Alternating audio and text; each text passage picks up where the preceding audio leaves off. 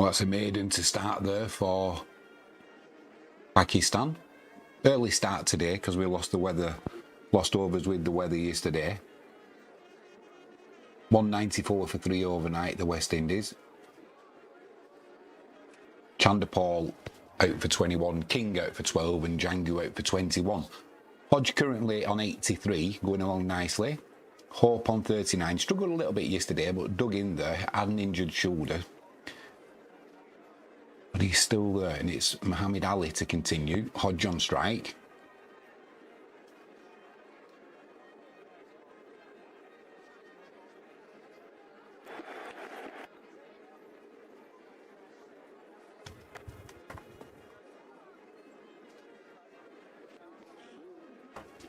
First run of the morning for the West Indies.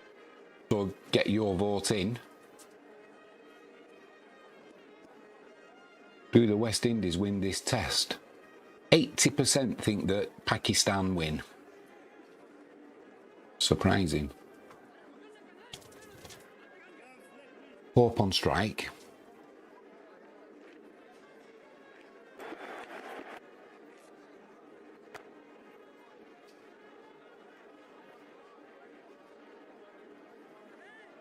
And a quick shout out before I forget, please hit that subscribe button, and if you can give the video a like, I'll be ever so grateful.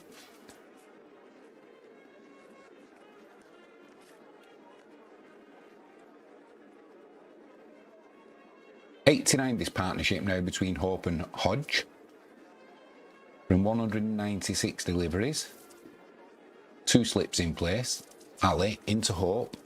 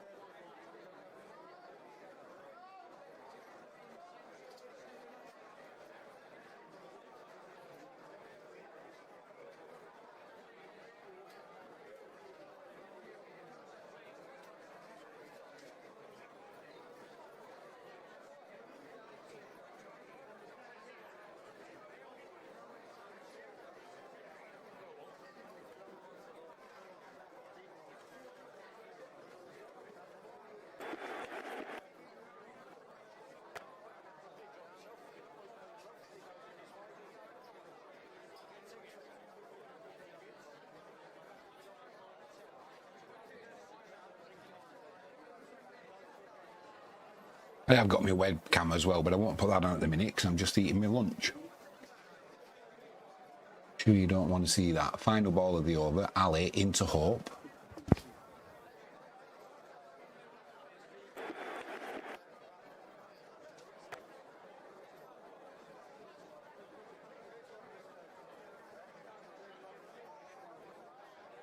End of the over, 197 for 3, the West Indies. 3 runs so far this morning.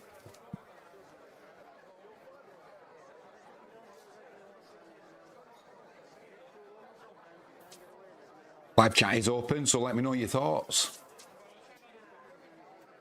Who do you think wins this first test? Day 2 just starting early. Like I said, we had a little bit of lost overs yesterday due to the weather. And a slow over it by Pakistan, to be honest, and that was with Usman bowling some spin. It's going to be Shazad to continue. Hodge on strike.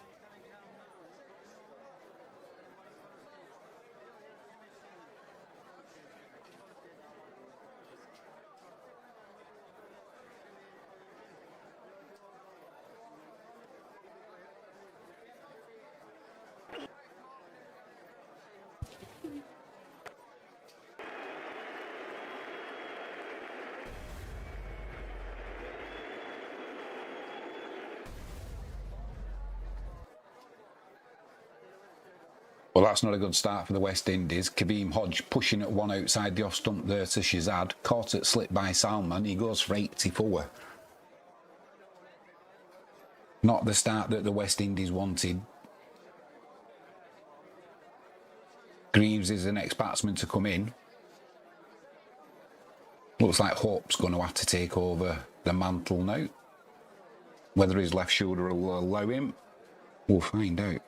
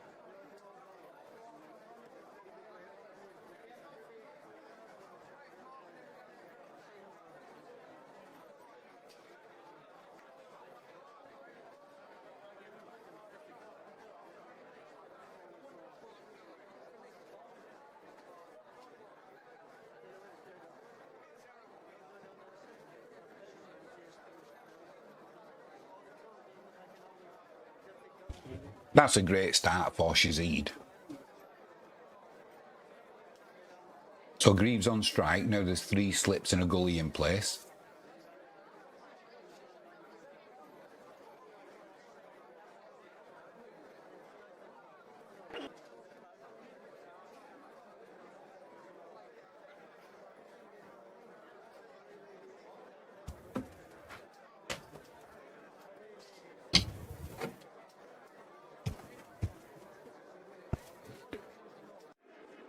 I was surprised that Hodge, I'm surprised he played that shot. He batted with so much patience yesterday. And then so early on to be pushing hard outside the off stump at a ball that he could have left.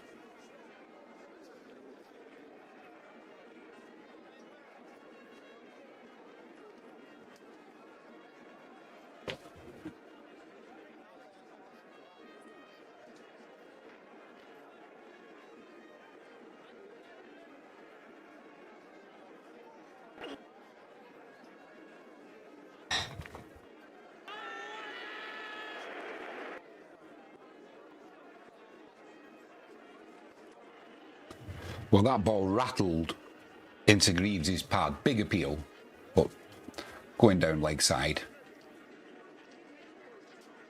Daz Reynolds in live chat. Hello, mate.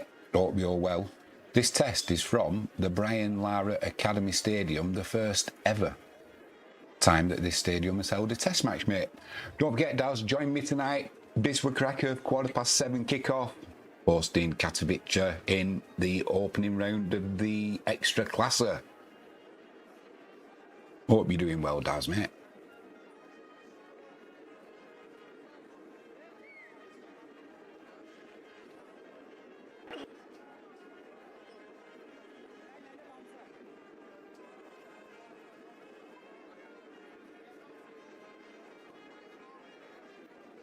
And it is from, the actual place is from Tarouba.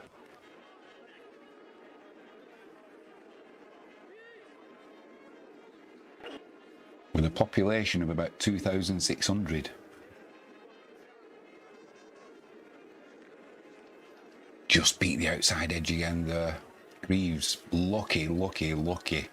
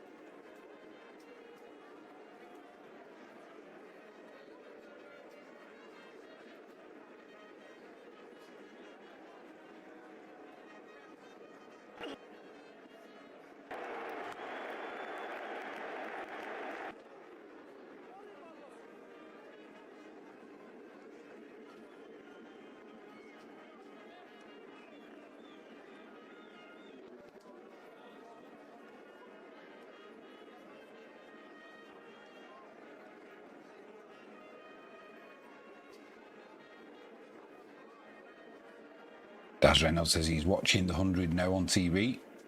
And we'll put darts on the iPad soon. You like your sport, you mate, don't you? Good on you.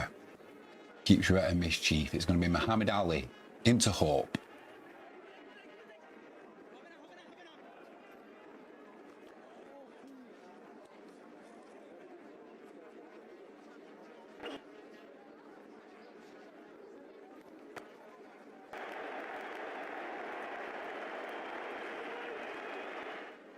.200 up now for the West Indies.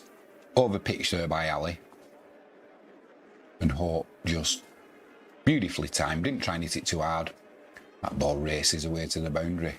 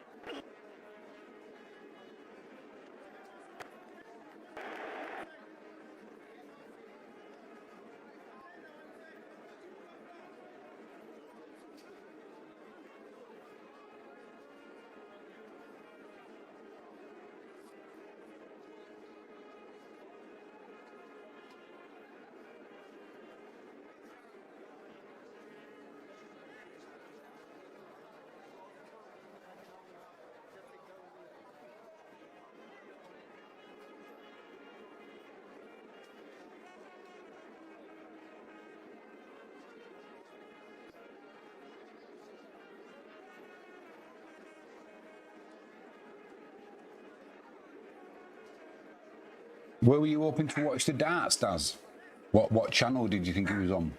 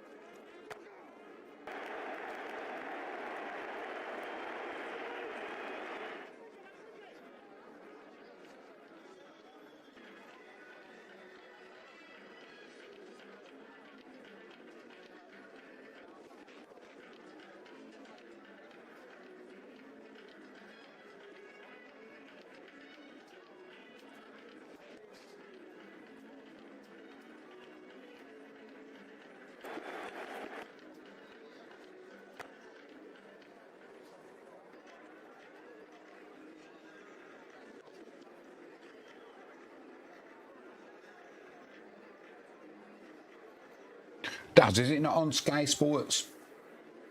Is it not on Sky Sports Plus?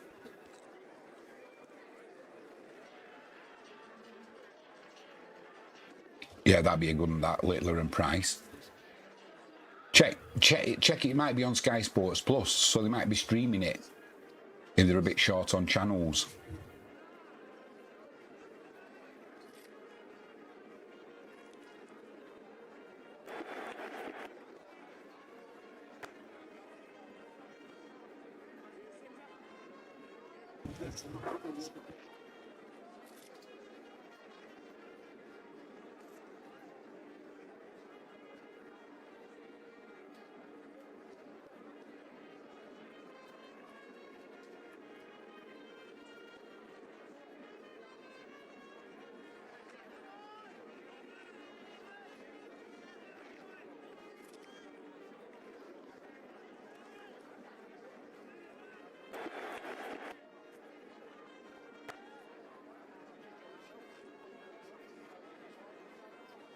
I've almost finished my lunch. I'll put my camera on then. Like I say, it's not a pretty sight watching Jimmy is mashed potatoes, carrots and swede, and a piece of steak. Perfect for a Sunday.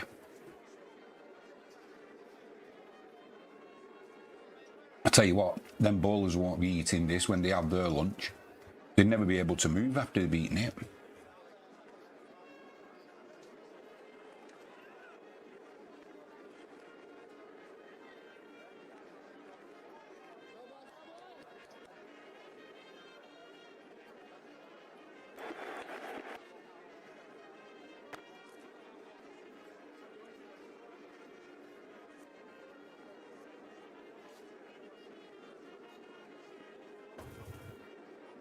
End of the over, 274, the West Indies.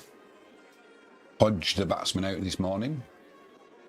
Playing at one outside of the off stump, got a thick outside edge caught at slip.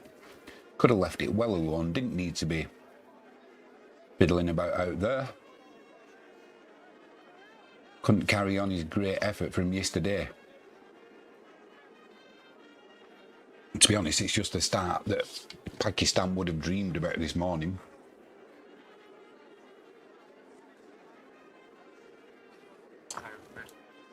Hodge is still in there. Sorry, Hope is still in there. He's on 47. Muhammad Ali into Hope.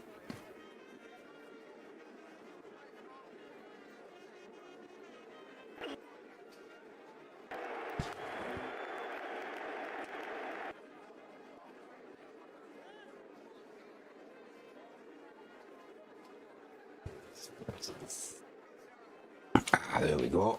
Not even brushed my hair this morning. It's not. It matters not.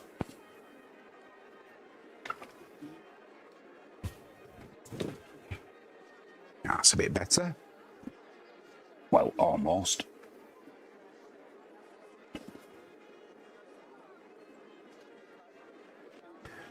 You know what I do have to do? Got to adjust that. I'll have to bring this closer as well. I can't see my live chat from there. My eyes aren't that good.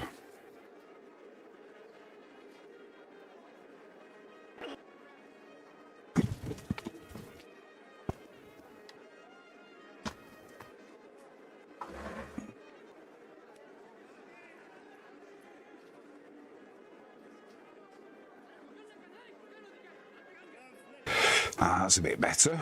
Right, what are you saying, Daz Reynolds? Don't know, it says Sky Sports Action.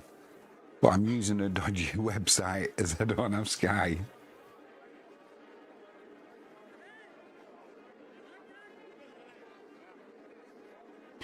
Ali into Greaves.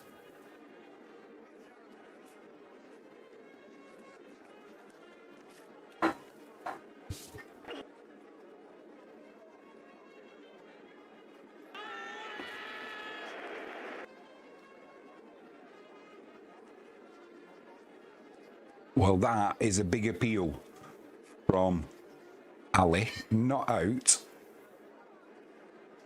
I think it hit him on the thigh pad on his back thigh. The line was good. The length just a little bit too short. Going over the top for me. Rizwan, he's appealing as well, as you would expect. Umpire unmoved. Baba says, no, we're not reviewing that one. Far too high. Rightly so. So Greaves survives. He's on strike again.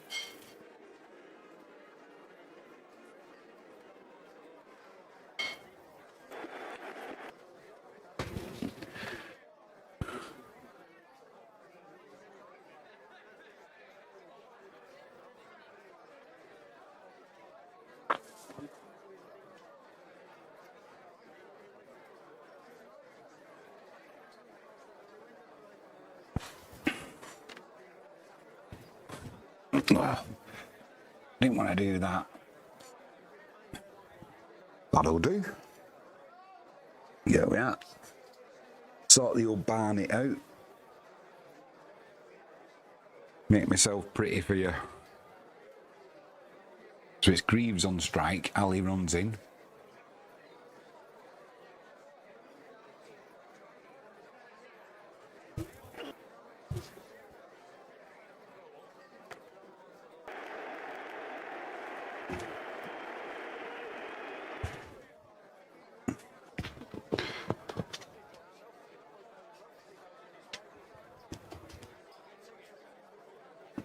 I don't know if you heard yesterday, Daz, or not. I had a great, well, I thought it was a great trivia question about cricket. And it was, what was the longest test match ever played?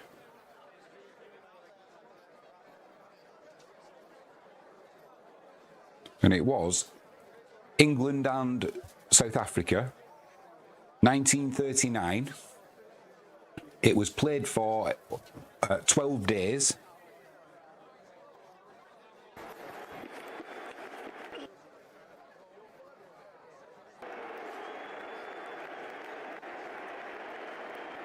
Nice friendly bouncer to end the over. 212 for 4, the West Indies. Yeah, it was the longest ever test match played. It took 12 days. It was between England and South Africa, played in South Africa. And England needed, it would have been the biggest run chase ever, 600 and something. And England needed something like 45 runs to win that test match, so they would have chased down the runs. And it was called a draw because England had to get to the port to catch the ship back home, otherwise they'd have been stuck there for months, which they couldn't do. So it got called a draw over 12 days. So short, 40 odd runs needed, almost 2,000 runs scored in that test match. But that is why now test matches are time limited to 5 days.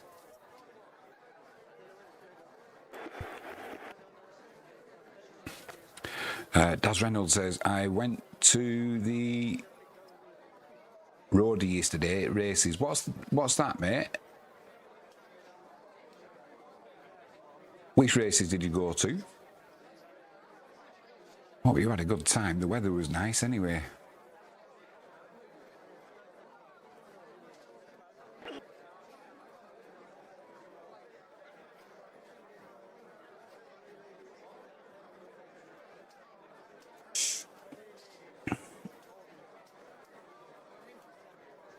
Yeah, imagine that, having a test match over 12 days.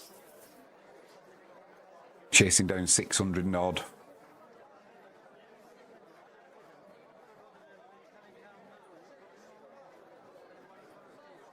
Chester races. Nice course at Chester as well. It's got that beautiful wall, hasn't it? Has it got the arch in it?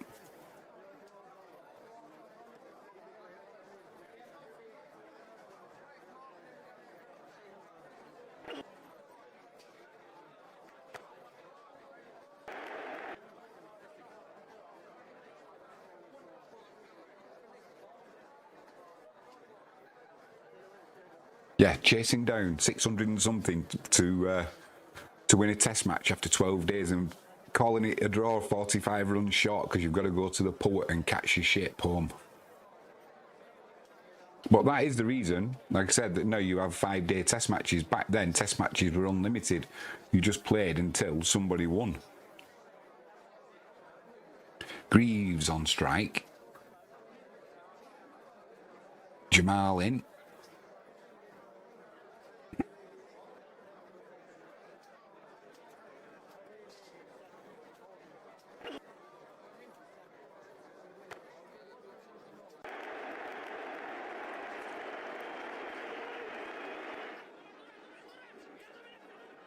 Well, that ball from Greaves has raced away to the boundary, but it was in the air. He stood tall. Fielder at backward point.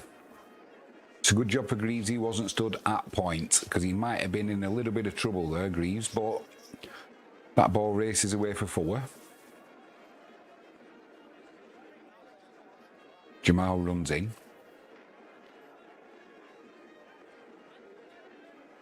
Daz Reynolds says, remember when South Africa hit 629 against us? Mate, straight off the top of my head, no, I don't. I don't. The numbers that were in that 12-day test match were something like South Africa got 600 and something, England got 500 and something, then South Africa got another 600 and something, and England had a mammoth 648 run chase or something.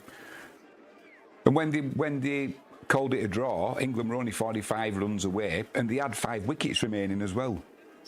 Like I say, you've got to catch your ship. Different times back in 1939, mate.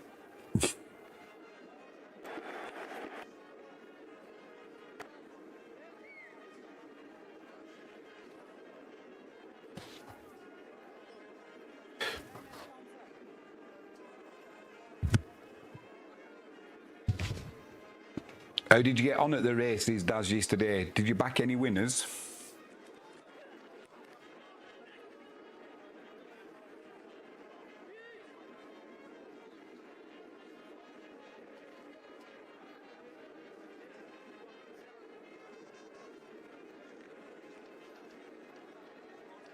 Oh, my Jack Russell's going to start barking any minute now.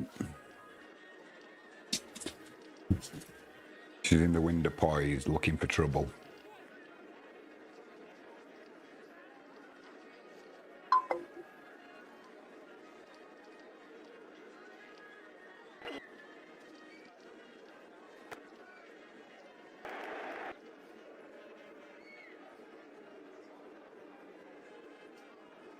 Well, that cut shot there for 2 from Shai Hope. He moves on to 51. Not the most convincing of shots, to be honest. I'll give him the benefit of the doubt and say it was a cut shot. I think it was more of a thick outside edge. But he'll take it, raises his bat. Bear in mind, he's got that injured shoulder as well. So he's going along nicely. Ali into Hope.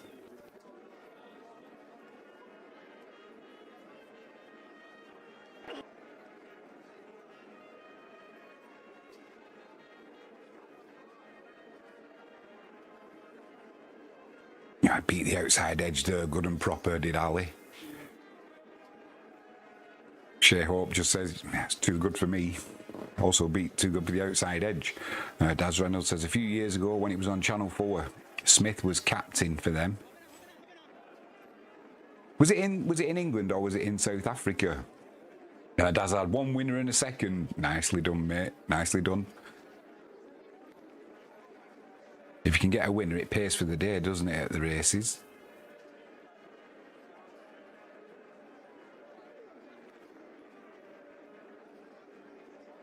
Oh, my word.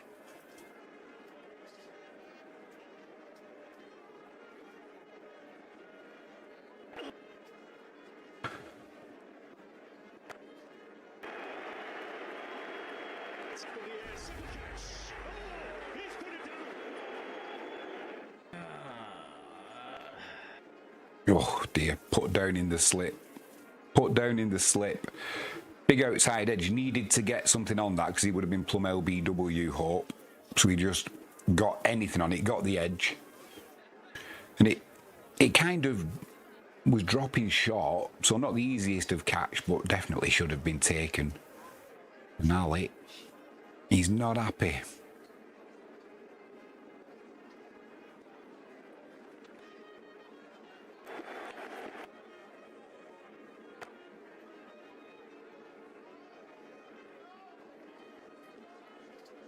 No Shai Hope there with that forward defensive shot. It's rattled him on his bottom hand. He pulls his fingers off the bat quickly.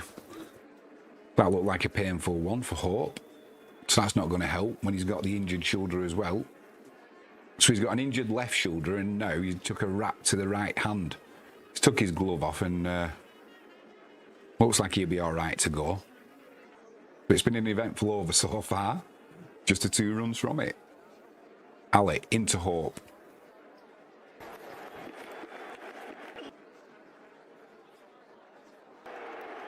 I think that's a bit of frustration there from Ali, banging that one in short. Hope just sways out the way of it. Daz Reynolds in live chat yesterday, he had 1 winner and a second. He follows a certain jockey. He was at Ascot. Nice one, mate. Nice one.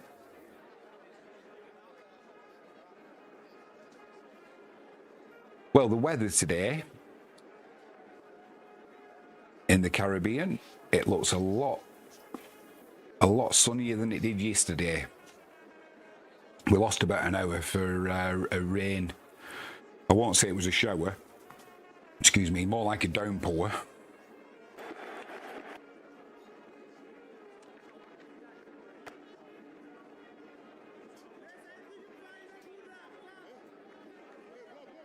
Single to end the over. 220 for 4, the West Indies.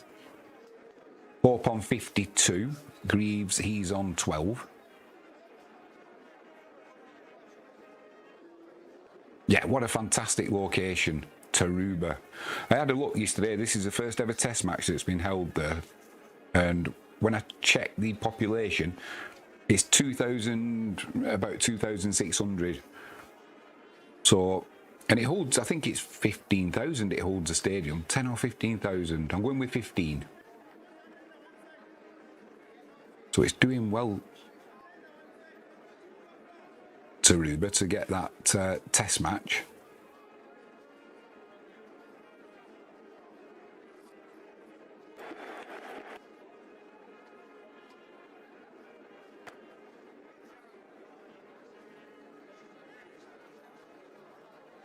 Rotating the strike nicely, the batsman. Do you know, if you didn't see yesterday, I don't know if you saw any of the cricket yesterday, Daz, but with this being the first test match that's ever been played here, there's no real history of how this wicket will play out over 5 days, assuming it goes 5 days. And as soon as the West Indies won the toss, straight away, we're going to bat. We're going to bat. We don't want to be taking any chances.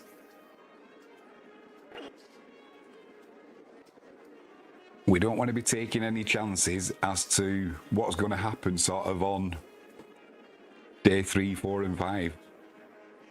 And I checked as well historically, when the ODIs and T20s, when those matches are played on these wickets, it tends to get, there's a big discrepancy between the first innings score and the second.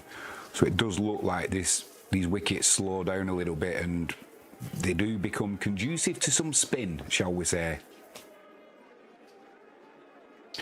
Daz Reynolds says, I follow Ryan Moore. It's been going some years now, mate. Do you know, I, many years ago, I'm talking back in 1980, where would it have been, 1980, about 1986, 87, I went to the evening races at Pontefract in Yorkshire, and I backed a horse with George Duffield on it. And George Duffield, he was parading. Then he went down to the start. So I'd gone down to the starts, watching him get stalled up and what have you. So I said to George Duffield, I said, come on, George. I said, I've got a few quid on this one, mate. You know what he did? He turned round to me and he said, well, you fucking ride it then. Honestly. I don't like swearing on my stream, so apologies, but that's what he said, yeah. So I'm only being friendly and, yeah, turn round. You can ride it then. Nice one, mate. Probably used to getting a bit of abuse and thought that's what was coming next.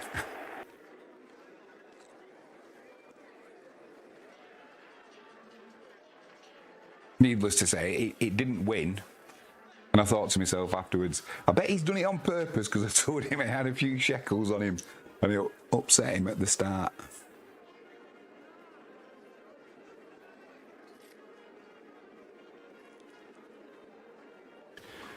Jamal into Greaves. 223 for 4 with the West Indies. Greaves is on 14.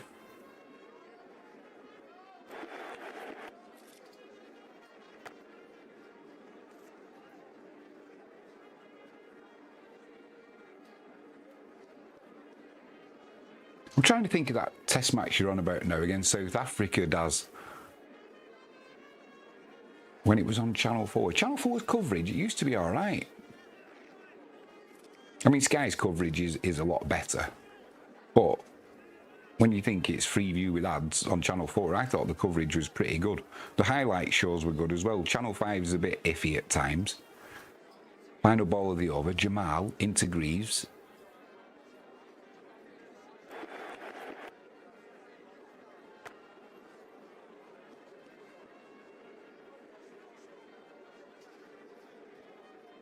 Daz says, I used to follow Kieran Farron before Ryan Moore. Yeah, Kieran Fallon. It was his party piece. Did they used to call him the Whistler? Because as he was, whichever horse was leading, as he was coming past them, he used to whistle as he was going past them. So they used to call him the Whistler. I'm sure that's right. Go, I'll tell you what though, Kieran Fallon, he got done sometimes, didn't he, for pulling horses up, and he was a bit bent at times. So my lawyers told me to say. Ali, into Hope.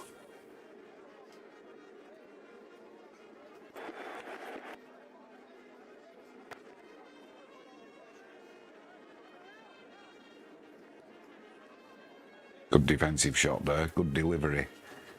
Riding behind it, Shai Hope.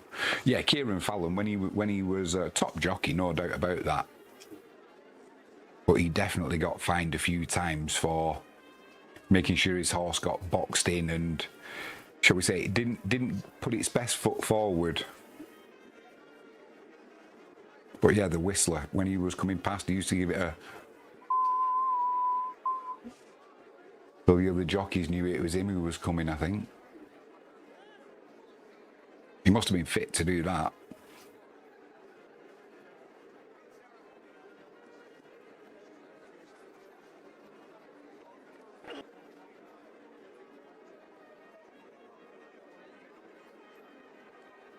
So this wicket, what does anybody know what? Because obviously this is the first test that's been played here. What is an expected decent first innings score? You know, certain wickets, you get 250, you're doing well. Other wickets, if you get less than 400, you're up against it. The ball is definitely not moving like it did yesterday. This ball for the Pakistani bowlers, once it got to about 15 overs and we'd had that downpour, it was getting some real swing, both in swing and away swing.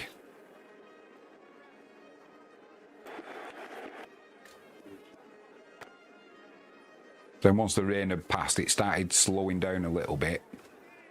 But there was a ball delivered yesterday. I can't remember which bowler bowled it. There was a way swing to the left-hander, beat the outside edge, and as it went past the edge, it then started swinging the other way. And Rizwan, initially going down the offside, ended up diving down the leg side to take the ball.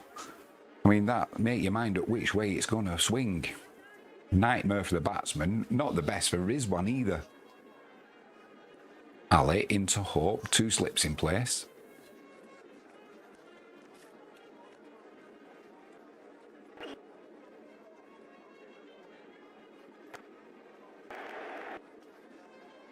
Well, he drove at that, Hope. Got the outside edge, but soft hands, and it dropped to good. Couple of yards short of second slip, but not a convincing shot there from Hope. Good delivery though from Ali, because it's a good line, a good length. You couldn't leave it. So Shai Hope doing all that he could with the soft hands, hoping that if it is an edge, it's not going to carry to the slip.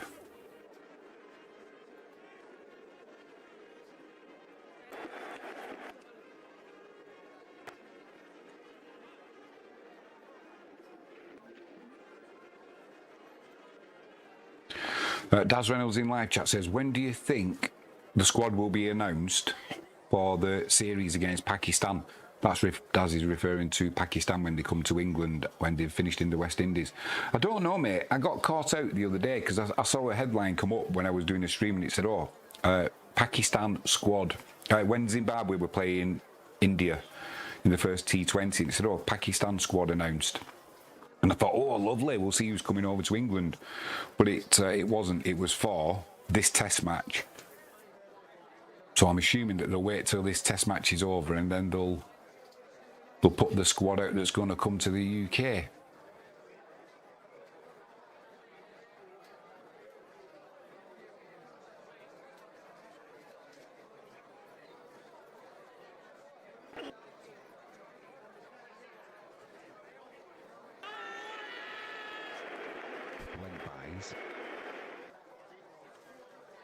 That's just gone down for a single to fine leg. Stifled appeal, definitely going down the leg side. It's almost instinct for the bowler and the keeper, isn't it, to go up in unison when the ball hits the pads. Do you know one thing I just noticed then? Rizwan, he fielded that leg bite, and when I know he's got the pads on, but when he was running for the ball, didn't look agile at all. He looked really... He looks stiff. It's going to be Jamal to continue. Hope on strike. Just one slip in place now. Quite wide, probably where a second slip would be.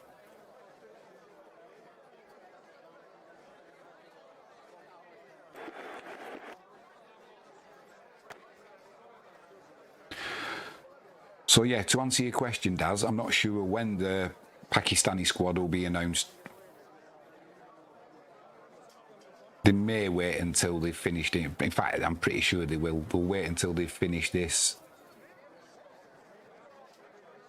trip to the beautiful Caribbean, and then they'll see who's fit and who's not injured, who's fit, who wants to go home, who can travel, and then they'll put the squad out, I guess.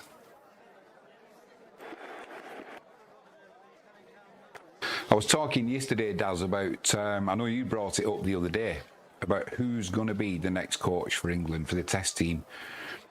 I know they're talking about Justin Langer, Jonathan Trott, Marcus Trescothick, Andy Flower. But do you know what? Do you know what, Daz? Which I think it's going to be a real issue for England. The fact that McCallum is still coach of the white ball cricket, so the T20 and the ODIs. I think that's going to be a big put off for a lot of coaches.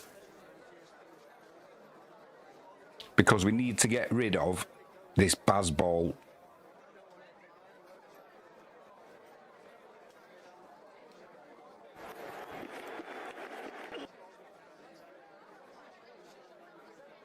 We don't often see that in Test cricket. Well, that was well wide down the leg side.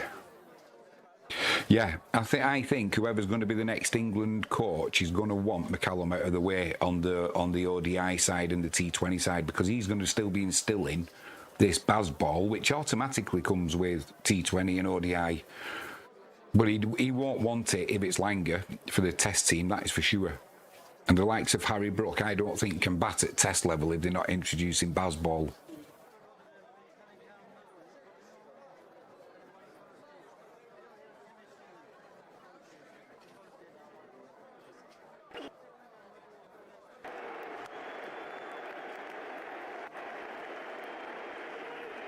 Jamal strained down the leg side there, and Hope just tickles it off his pads. It goes fine.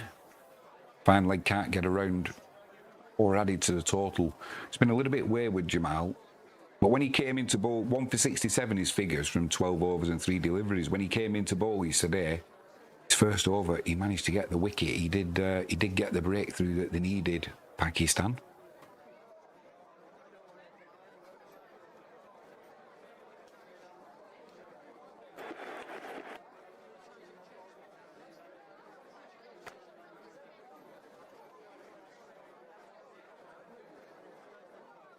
Daz Reynolds says, it was over in South Africa. We made 629 for 6 declared, 159 for 6, and they made 627 for 7. I do remember it now, mate. Yeah, I do remember it. I remember when Hansi Cronje, died in the plane crash, didn't he? Mysterious that. But I can remember him captaining South Africa and putting a declaration in, a dodgy one. Jamal into Greaves.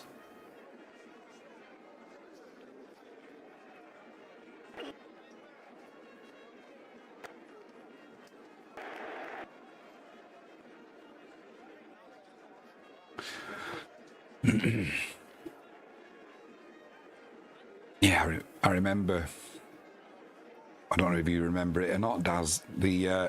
When Hansi Cronje put that declaration in, so that there was a chance for them to win, or there was a chance for the outcome, and everyone said, "Oh, it's good sporting, it's good." Turns out it was because there'd been a bet on the match, hadn't there? So it had nothing to do with him being sporting. Or I'll try and find out the exact facts on that in a minute. Jamal into Hope.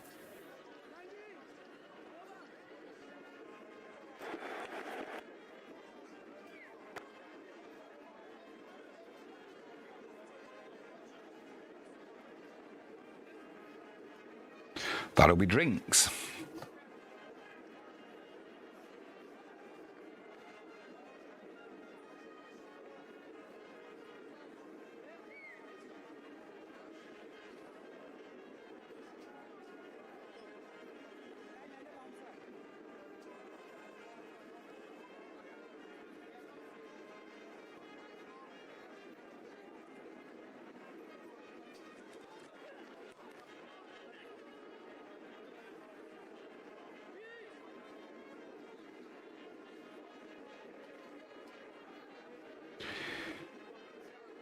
.231 for Fuller, the West Indies. So, yeah, Daz, I've got it up here, and it was...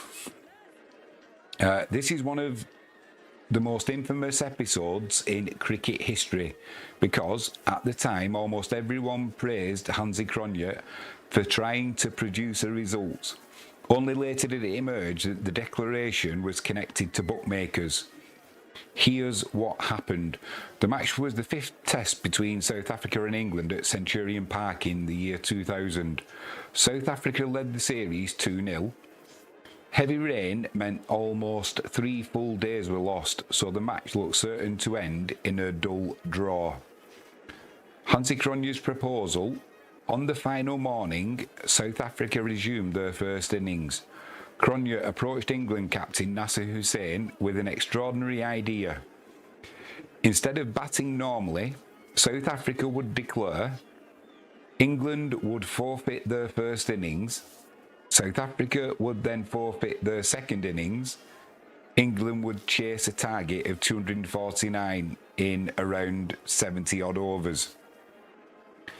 It was unprecedented, but England eventually agreed because it created the chance of a result rather than a rain-ruined draw. England completed the chase and won by 2 wickets in a thrilling finish. At the time, many people hailed it as great sportsmanship. So, where did the match fixing come in? Well, a few months later, the match fixing scandal exploded. Hansi Cronje admitted that during the rain delay he had been contacted by bookmaker Marlon Arenstam, who wanted a result because a draw would have ruined the betting markets. According to Hansi Cronje's evidence, Arenstam promised him 500,000 rand to charity if Cronje would engineer a result. He also promised Cronje a personal gift. Once England agreed, Cronje sent a message saying the game is on. After the match, Cronje admitted receiving 50,000 rand and a leather jacket from Arenstam. And the other question was, did England know? Well, the answer allegedly or officially is no. The subsequent investigations found no evidence that England or Nasser Hussain knew anything about the betting angle. Hussain believed Cronje simply wanted to make an entertaining finish to an otherwise ruined test match. Why was it so shocking? Well, Hansi Cronje had an almost spotless reputation. He was seen as one of cricket's most respected captains and a deeply religious man. When the truth emerged, Cronje confessed to multiple corruption dealings. He was banned from cricket for life. The Centurion Test became known as the first Test match proven to have been manipulated for betting purposes, even though the player still tried to win once the target had been set. One fascinating footnote to that former West Indian great Michael Holding later said he felt something wasn't right while commentating live. He even remarked on air that if the match had been played on the Indian subcontinent, people would already be talking about bookmakers. At the time, many thought it was him being overly suspicious, but history proved Michael Holding's instincts were correct. I can remember it well, and I can remember watching it. And everybody saying, oh, what a great way for the fans, you know, to at least try and get an outcome rather than it being a draw. But he did die, didn't he, Hansi Cronje, in mysterious circumstances? Was it a plane crash? I can't remember what year. Just got to adjust my camera as well. We're not missing anything. The players are just having drinks at the moment. Well, that's too much, isn't it?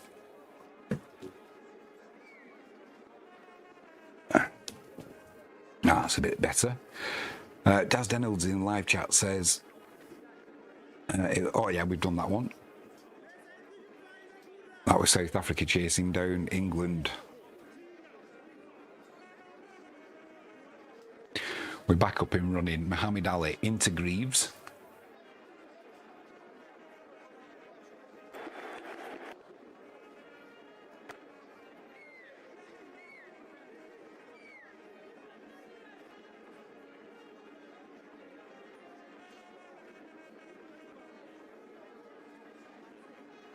It's going to be good over the festive period as well. Christmas, I'm talking about. England in South Africa.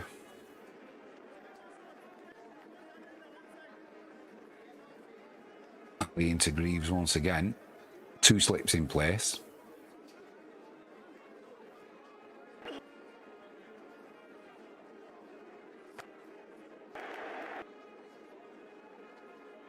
So yeah, Hansi Cronje, he died on the 1st of June 2002. Aged just 32. It was a cargo plane crash near George in South Africa's Western Cape. He had missed his scheduled commercial flight and accepted a lift on a Hawker Siddeley. While trying to land in poor weather, the aircraft crashed into the mountains, killing Cronje and the 2 pilots.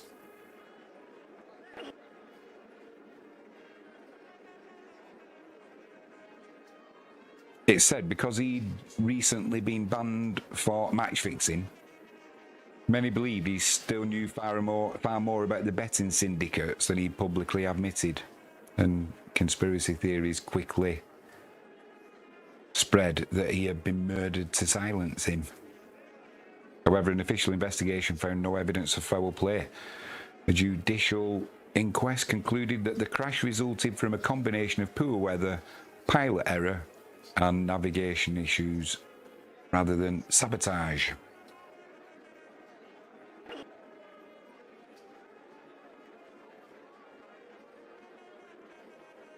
But, do you know, even despite that official investigation, the theories have never disappeared. Some former players, including Clive Rice, publicly questioned the official explanation. Others, including investigators and security consultant Rory Steen, have said they have never seen credible evidence to support the claims that Cronje was assassinated. It remains one of cricket's saddest stories. Ali into Greaves.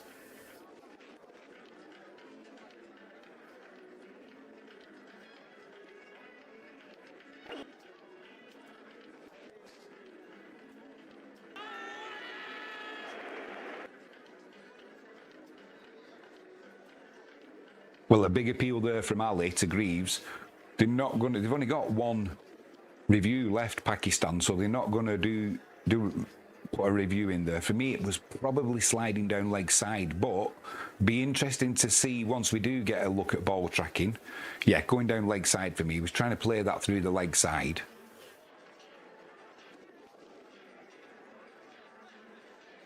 Muhammad Ali, he can't believe that the umpire's not put the finger up there.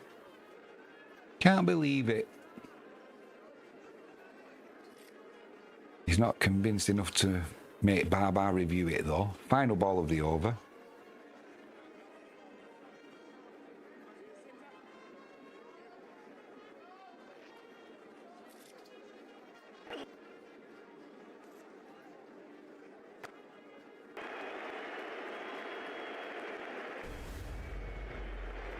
Well, it didn't matter because the very next ball up, Muhammad Ali puts a beautiful, beautiful shape delivery in. And Greaves plays at that thick outside edge, caught at second slip. So he survived that LBW appeal the previous ball, but he's got to go now. Justin Greaves, he goes for 15 from 31 deliveries, caught Salman, bowled Muhammad Ali. 231 for 5 now. Definitely having the better of this morning session on day 2, Pakistan.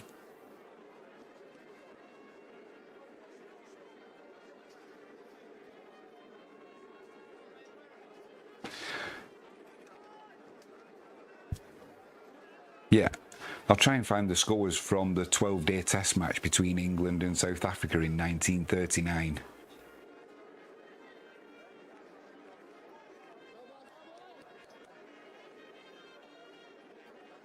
Yeah, I've got it here. One of the most incredible matches in cricket history. Roston Chase is the next batsman in for the West Indies. The 1939 timeless test at Kingsmead, Durban, lasted 12 calendar days with 9 days of play because of a rest day and 1 complete washout. Eventually had to be abandoned because the England team had to catch their ship home before the outbreak of World War II. The score was South Africa 530, England then 316, South Africa 481 in the second innings, and England chasing 696 runs for victory were 654 for 5, so just 42 runs short of what would have been the highest successful run chasing test history by a big margin. And it got called a draw because they had to go and get the ship home because of World War II. Jamal into Hope.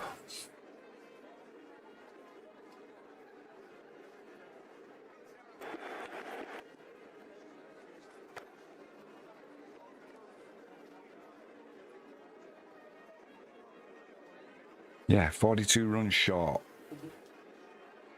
Bill Edrich made 219, Wally Hammond scored 140, and Paul Gibb added 120. The match was declared a draw by agreement.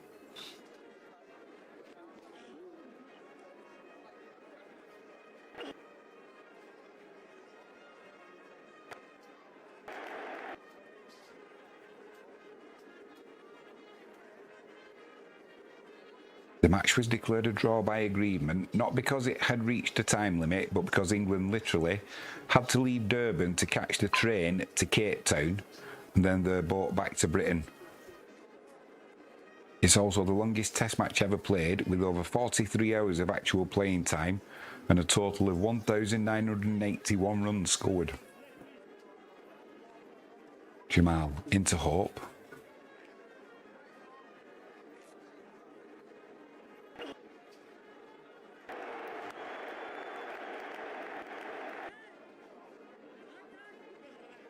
Clips that down to fine leg for a single, so it will be Roston Chase on strike.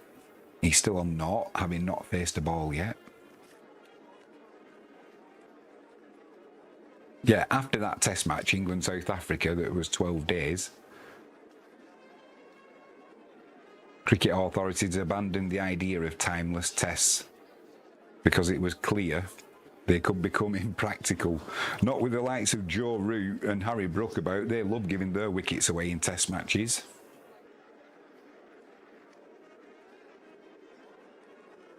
What can Roston Chase do now? Faces his first delivery. 2 slips in place. Jamal runs in.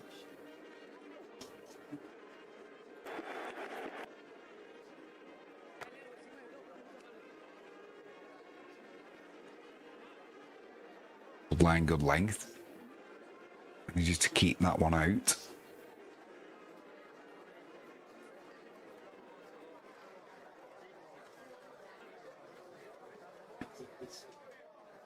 Yeah, quick shout out. If you haven't done so already, if you can hit that subscribe button, please. And if you can give the video a thumbs up, I would be ever so grateful.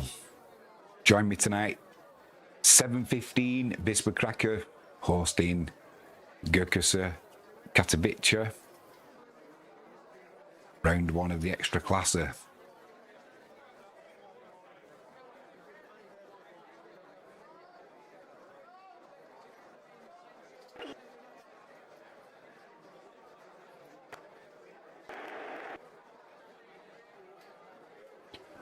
Well, Roston Chase gets off the mark there with a drive for 2. Quite big, these boundaries at the Brian Lara Academy Stadium.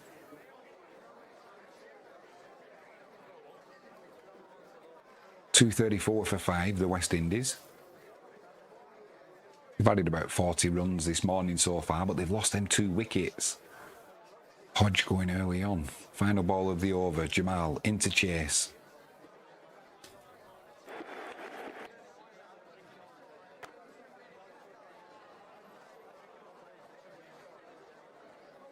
Gets in behind that. Dot ball to end the over. Jamal 1 for 72 now, his figures. He's bowled well from 14 overs. Been a little bit erratic at times, but when the ball was moving about yesterday, he was getting it to swing both ways, that cork ball. 80 overs gone, so the second new ball is available now. And it looks like Pakistan are going to take it straight away. 80 overs bowled, that new cherry comes out. And it's going to be Muhammad Ali who will get the first use of it. Be interesting to see if this new ball swings. Yesterday, it didn't. Conditions were very different yesterday, though. It was overcast. We had that rain. And once it got 15 overs on it, it started moving around. Today, a lot more sun about, so we'll see whether this cherry swings straight away.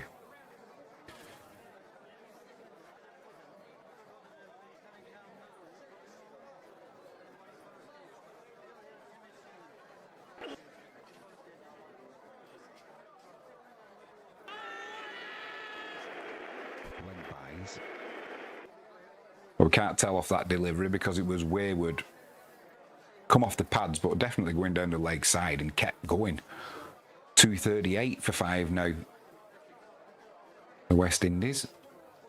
Fielder at fine leg, no chance of coming around cutting that. Cutting that off. And despite his best efforts, Rizwan diving to his left couldn't stop the boundary. So we'll see what Ali does now. Second ball with the new cherry.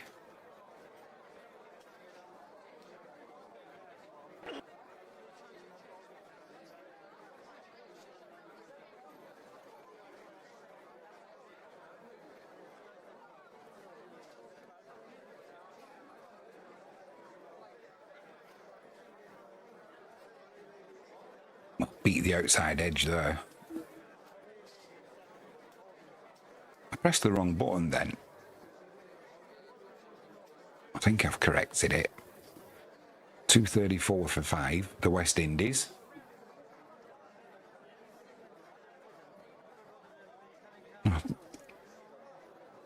It was 238.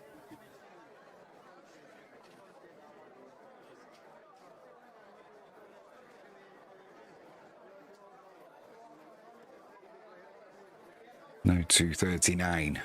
Just pushing that ball into the leg side for a single.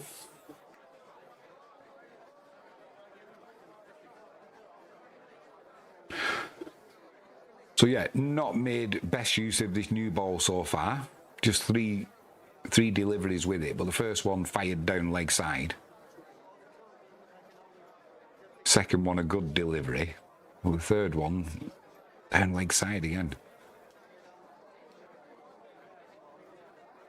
2 slips and a gully in place.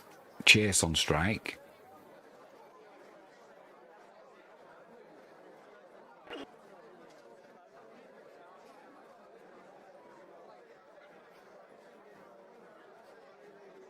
That did beat the outside edge there. Didn't actually push at it though, Chase, so in fairness he was just playing the line. Missed the edge by a good 3 inches or so. 2 balls left in this 81st over. 1 for 43 is figures for Ali, and it is Chase on strike. He's on 2 from 4 deliveries.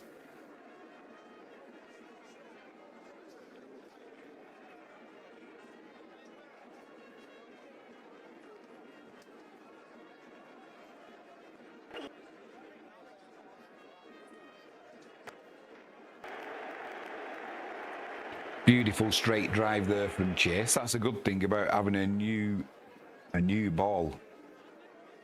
As soon as it comes off the bat, anything off the middle, even remotely timed, it flies to the boundary. I don't know if you can hear the cheering. I live right opposite a cricket field, believe it or not. So if you hear any cheering, it is from the cricket. I can't quite see it out of them windows, but I can hear it. It's right opposite me. Final ball of the over.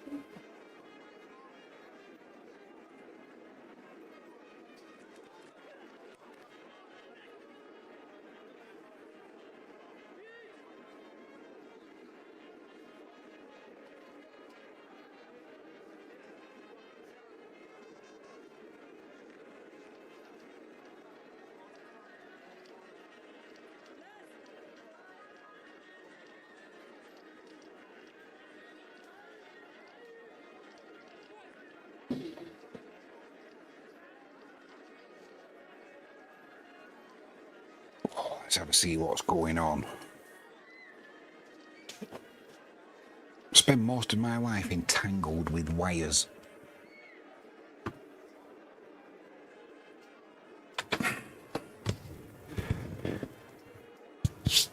That's a little bit better.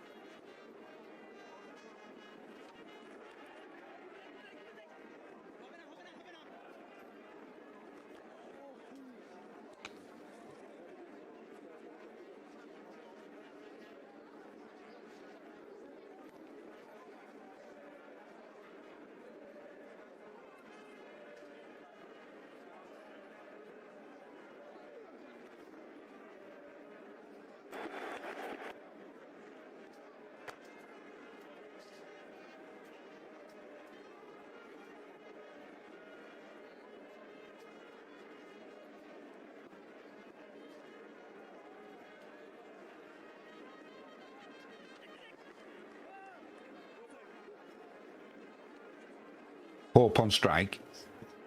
It's on 66. The Bass runs in.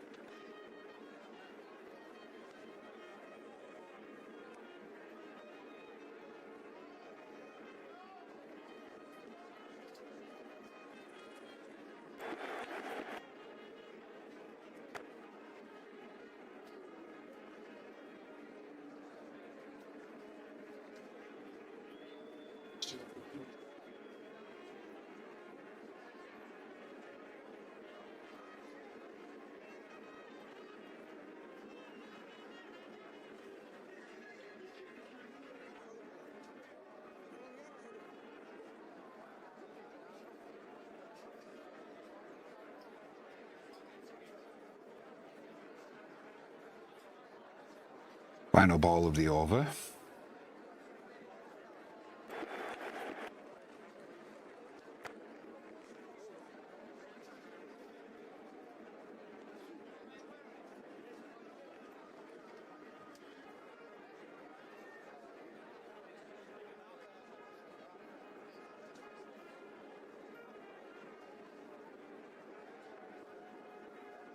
.245 for 5, the West Indies.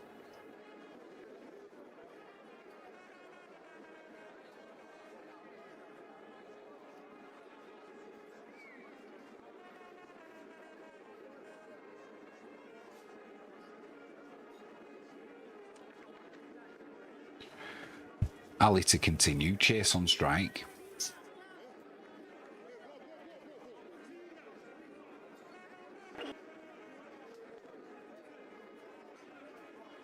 Beats the outside edge. No bat involved though.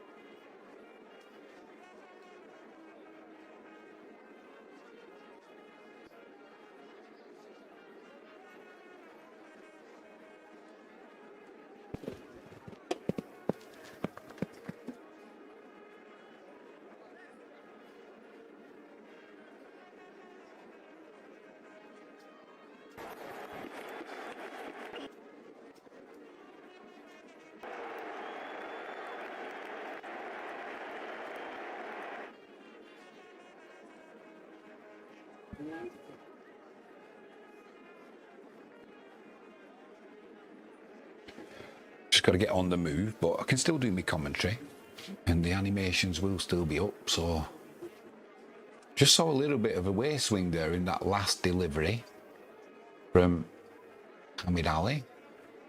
Chase on strike.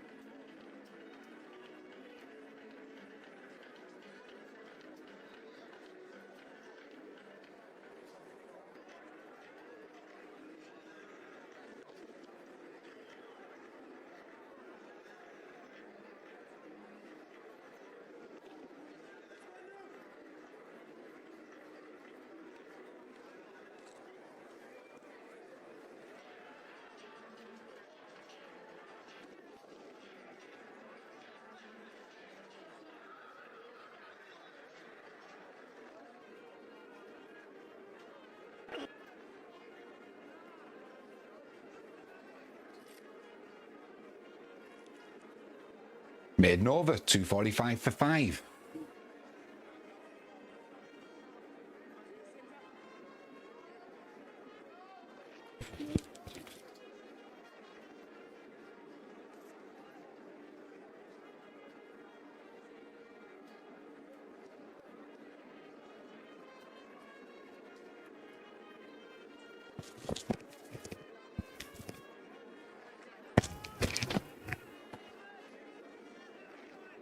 Now got my microphone cable wrapped around my phone cable.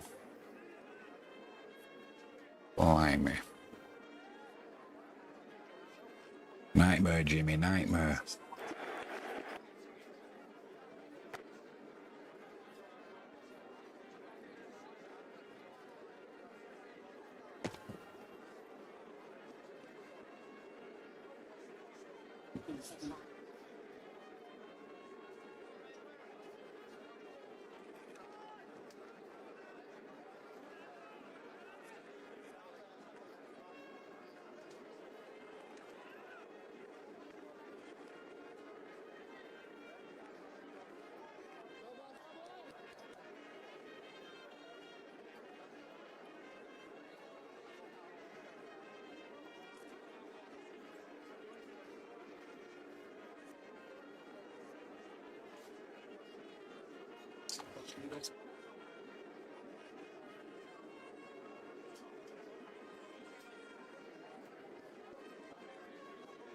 Pass into Hope. Rizwan's up to the stumps again.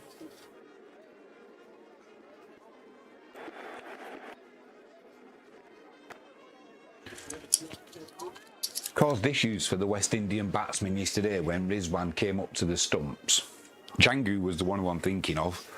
Almost second ball. He couldn't get out of his crease, caught in his crease and plumb LBW.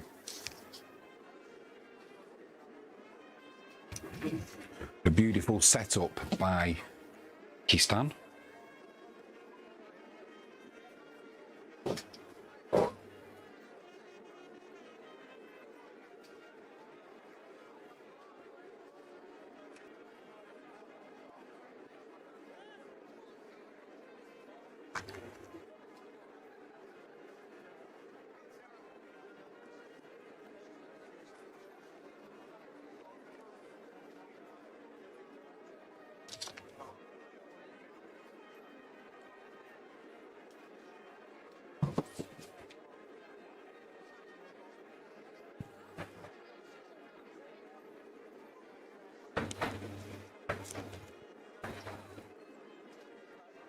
We're not missing anything at the moment. I'm on my travels if you can hear any background noise. But we won't miss the ball. We've got everything good to go.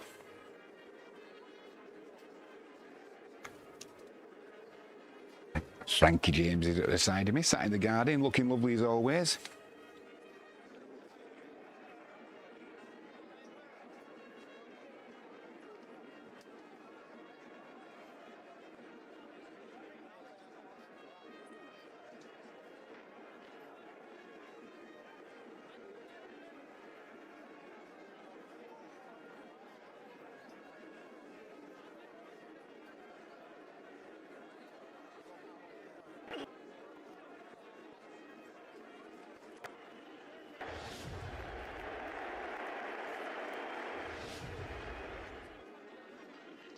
But what a time to get my stream back up and running. I'm back in my studio now.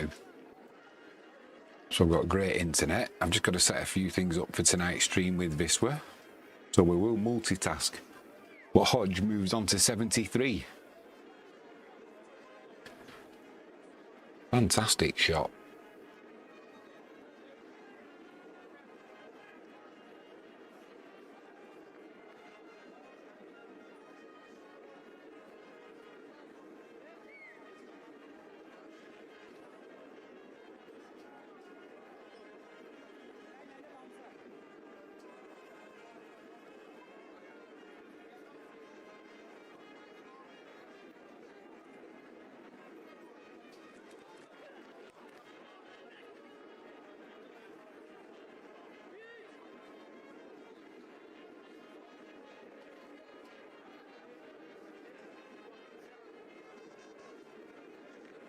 Shazad into Hope.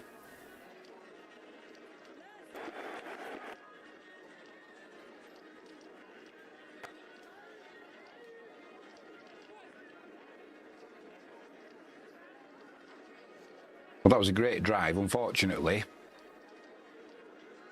the wickets at the other end stopped that going for 4.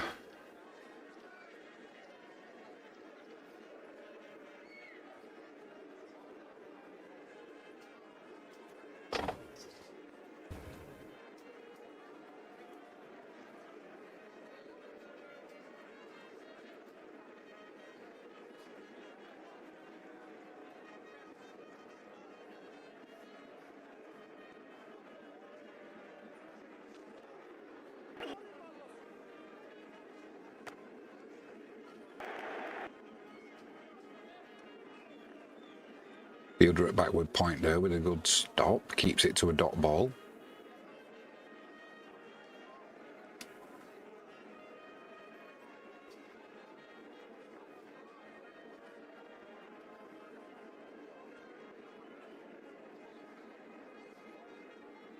Hodge on strike. Final ball of the over.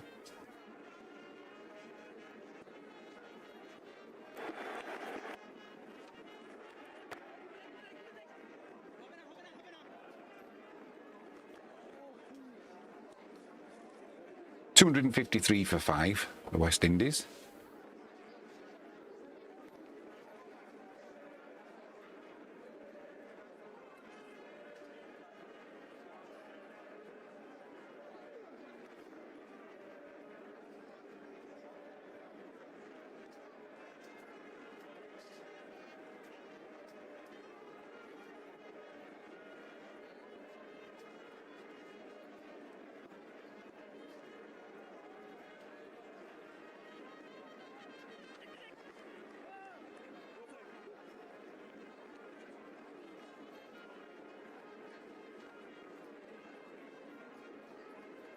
Going to be a Bass to continue. Chase on strike.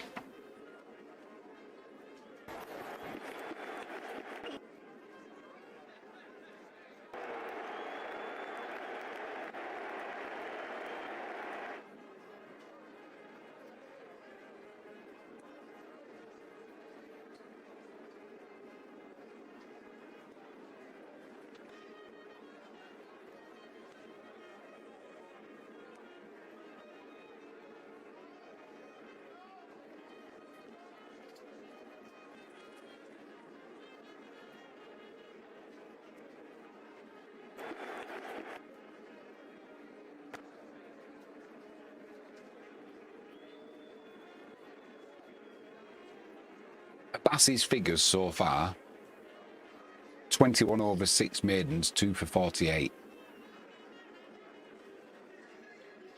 By far the best Pakistani bowler in this first innings, that is.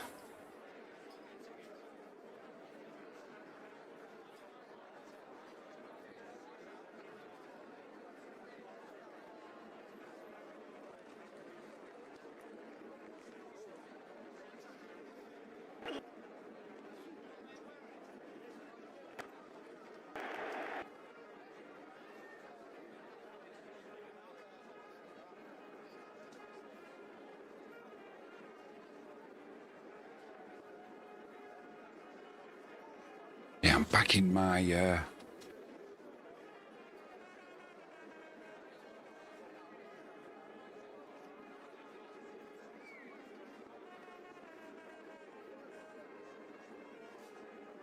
studio now, so I'll have to sort my camera out.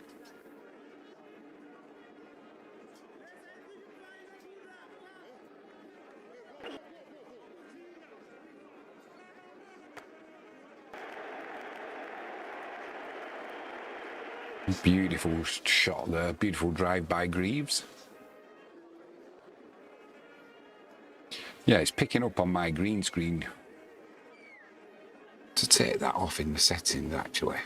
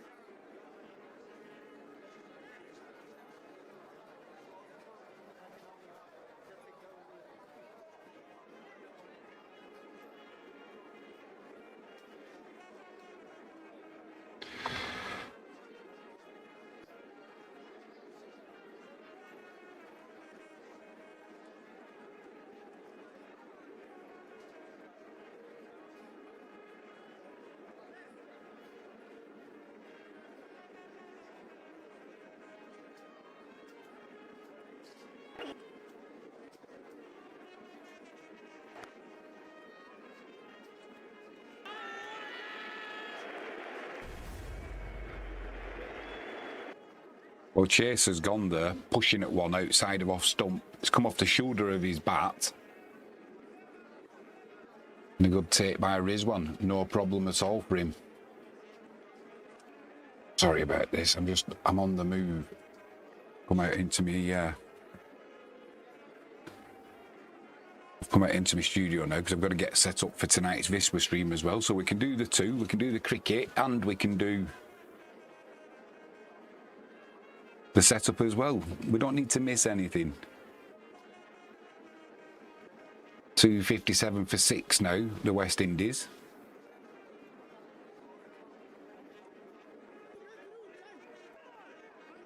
Chase goes for 10 from 19 deliveries. Hope still there on 73. The next batsman in is going to be Kemar Roach.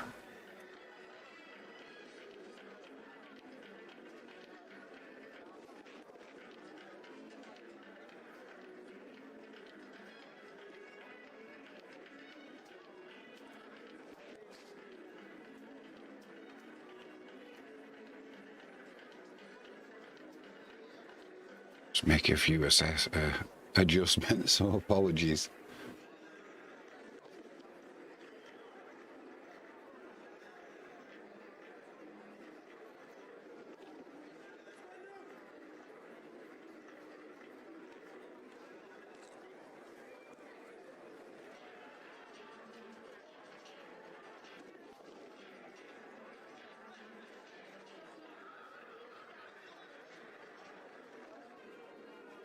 I think that's a little bit better.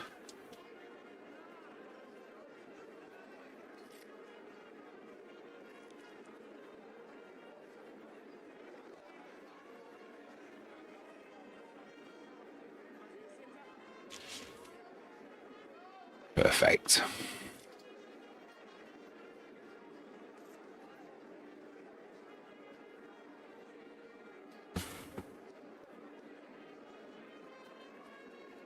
Well, almost perfect.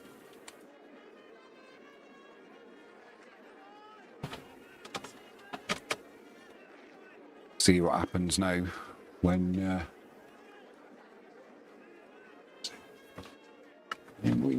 don't have to whisper. I'm on stream, but it's all right.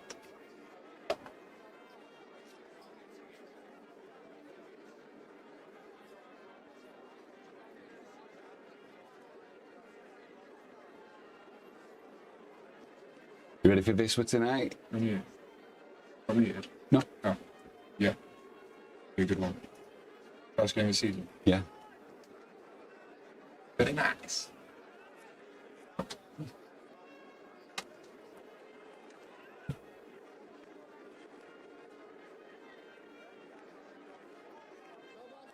Good. Well, here's Jimmy Jones. You're welcome, son.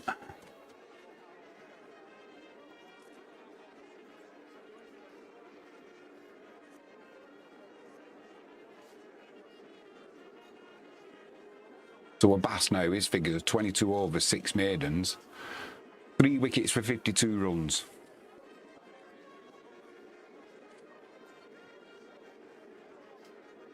Just got me extra classer season pass. €69 for every live game of the Polish Premier League, the extra classer.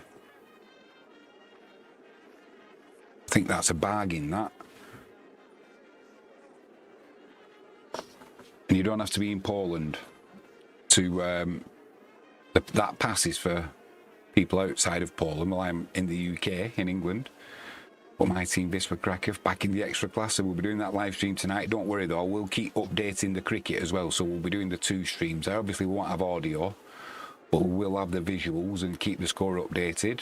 That'll be from about 7 o'clock UK time.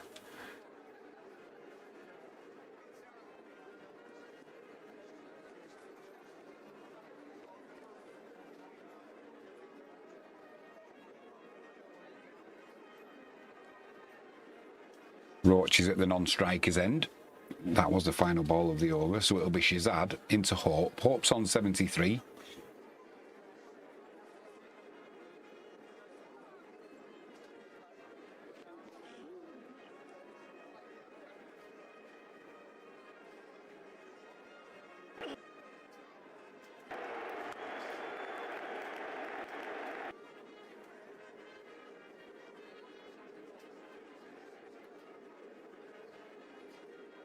Yeah, I have moved outside to my studio now.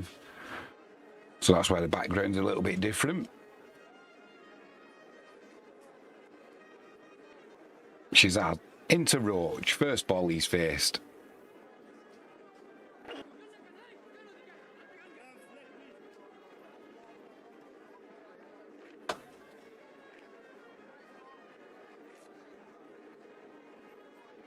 Nice teaser outside of off stump. Beats the outside edge.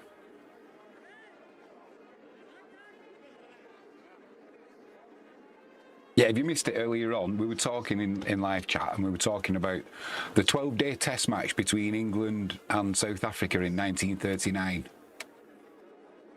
Crazy. Shazad into Roach.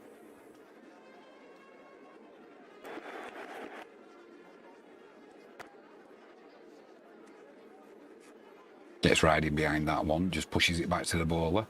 Yeah, England after 12 days, 9 days of play, 45 runs short of a massive 650 run chase, 45 runs short of that.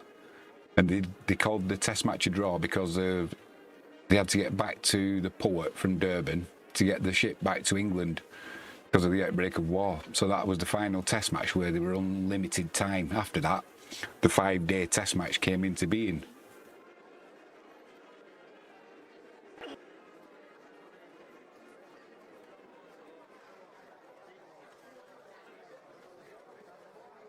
Beat the outside edge again there. So if you ever get that in a quiz question, what's the longest test match ever played? It was 1939, England and South Africa, 12 days. There was 2 rest days, and I think there was 1 day that was a washout with rain. But yeah, 45 runs short. Nope, we're going to the port. We've got to get the ship back because of World War II. Oh, crazy. Shazad back into Roach.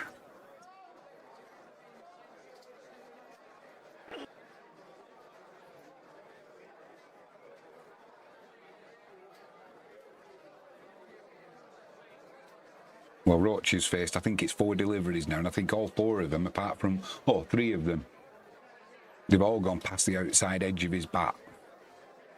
So he's hanging on in there, but only just. Yeah, this test match, because it's the first test match on this ground, I don't think anybody knows what a good first innings score is.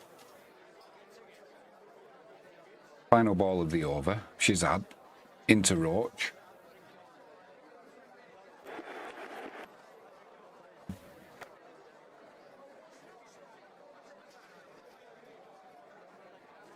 Finally gets bat onto ball.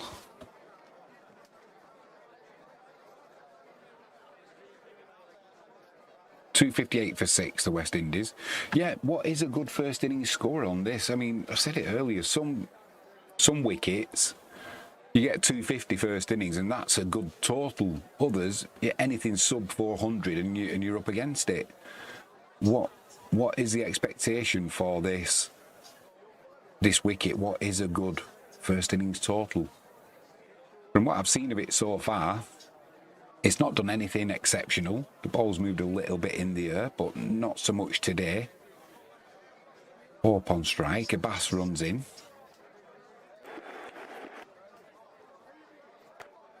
An exaggerated forward defensive shot there from Hope. Effective though.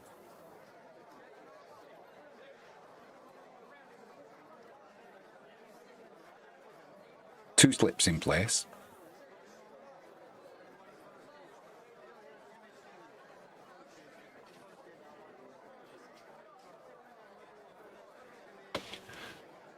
Abbas so far. 3 for 52.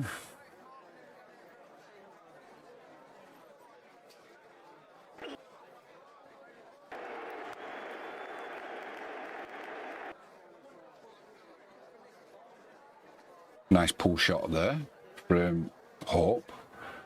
Takes the leisurely single. It'll be Roach on strike. He's faced 5 deliveries still to get off the mark, so he's got that dreaded donut hanging over his head.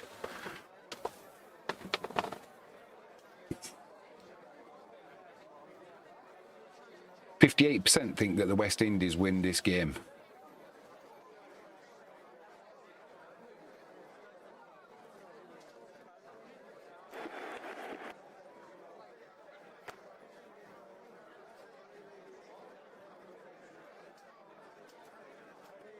Little bit of in-swing there from a Bass. What's this ball now? 7.5 overs old.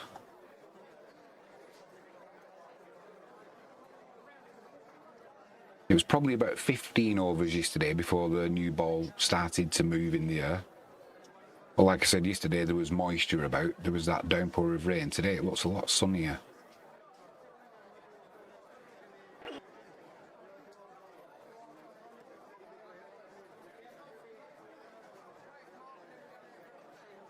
No rush there from Aamer Jamal.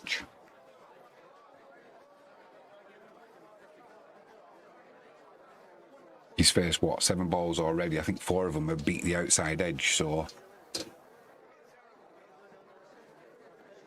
doesn't need to do anything drastic at the minute. Just kind of survive, play himself in. He will want to get off that knot, though.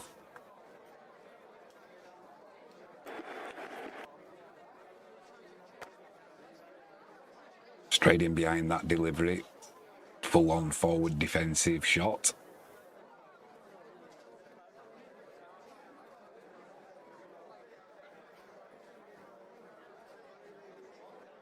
Yeah, if you're joining us late, we were talking about earlier on the 12-day test match.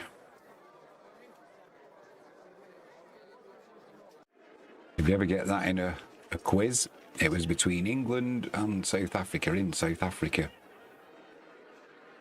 A Bass into Roach.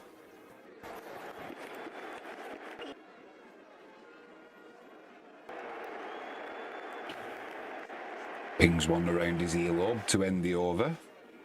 He stays on naught. 259 for 6, the West Indies. They lost 3 wickets in this morning session. They put about 70 odd runs on.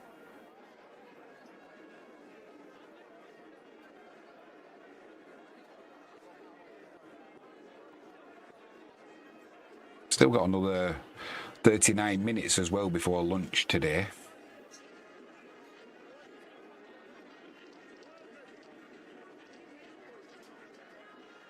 Shazad into Hope.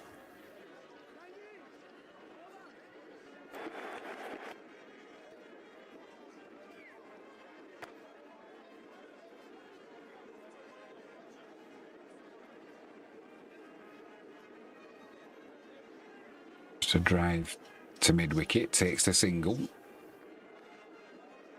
It'll be Roach on strike again, still to get off the mark.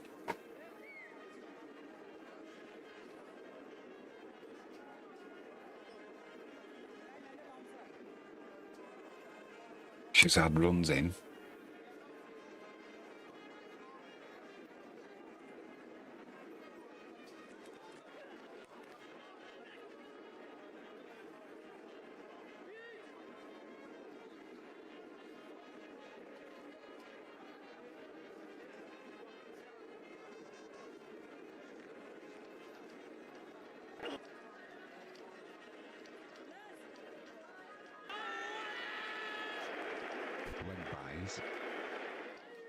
Well, going down leg side, couldn't get any bat on it.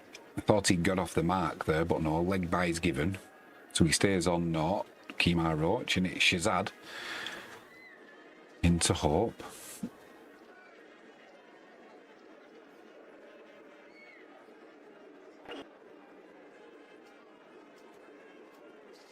Strain down leg side once again, so he leaves that ball alone.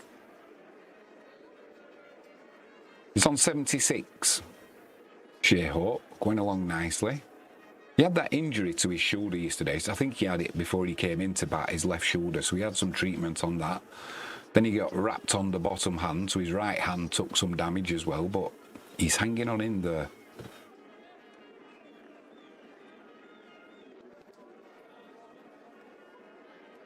She's adding to Roach, into Hope once again.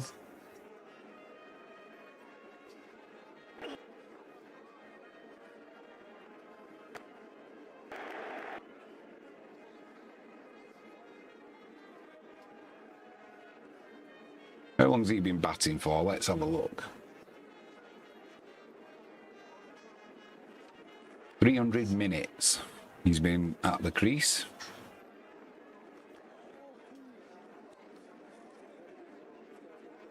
Struggled at the start of his innings yesterday, did Shai Hope, but he's dug in there, going along nicely.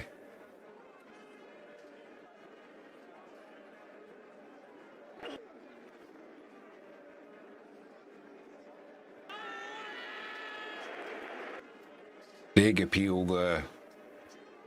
I think Shazad did hope for a little bit of pace. Maybe going down leg side though. They've only got one review left as well, the Pakistanis, so they're not going to use it up on that one. We're just having a look at the replay now. Probably too high. And probably missing leg stump, so... Cool. He felt that one though, did Hope. Hobbled after it wrapped into the top of his pad where there's not quite as much protection.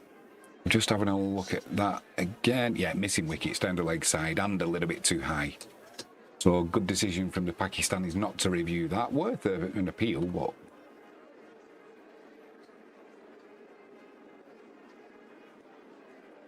She's adding again to Hope.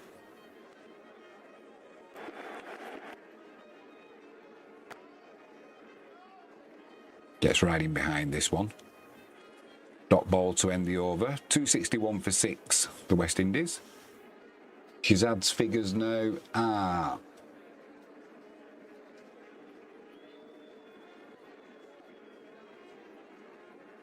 One for 44. Both 5 maidens as well. So he's... both opening bowlers for Pakistan have done well. Abbas, 3 for 53.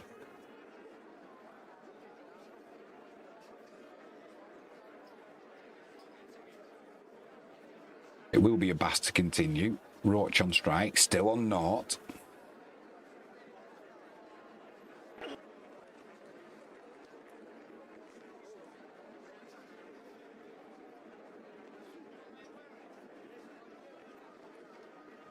Beats the outside edge again.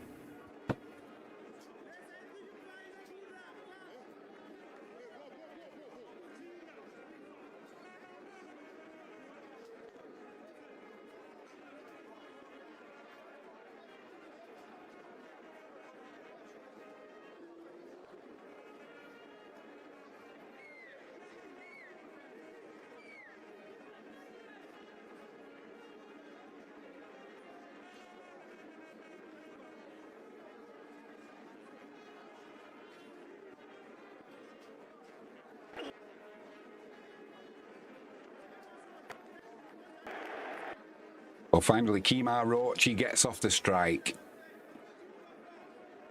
Just a push back past the bowler. Not timed perfectly, not out of the middle, so just the 2. But at least he's off that dreaded donut.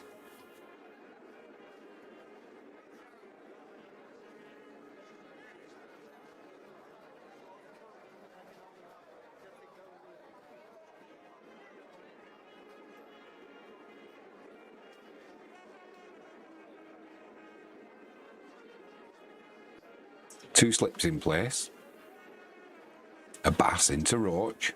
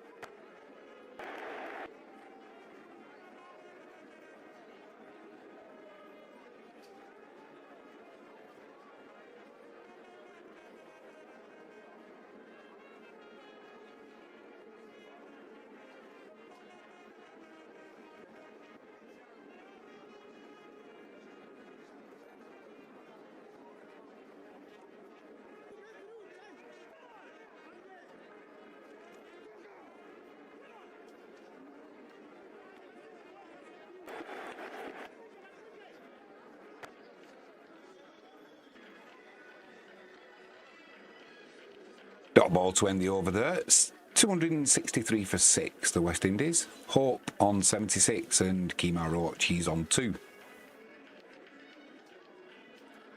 Got another 31 minutes, just under, until lunch on day 2. I won't be able to bring any coverage tomorrow. This will be the last coverage of this test match, actually, because I'm flying out to Poland. I won't be able to cover it on the move.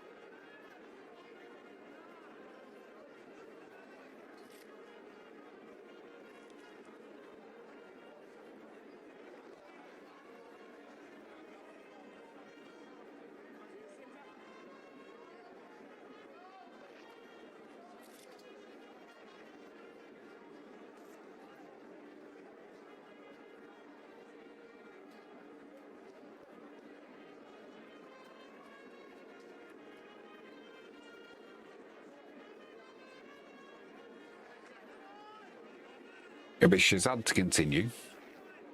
Hope on strike.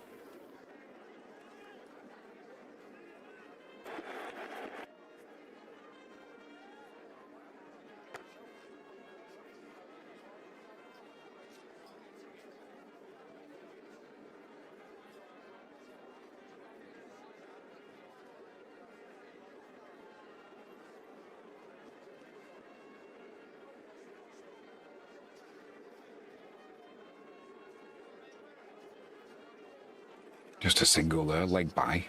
No bat involved. 264 for 6 now. Roach on strike.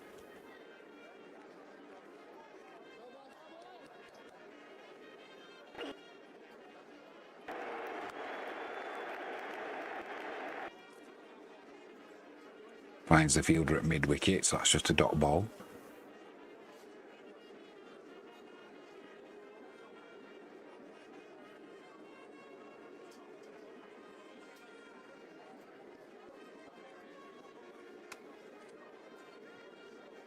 Roach will stay on 2. And it's Shazad. Runs in. 2 slips in place.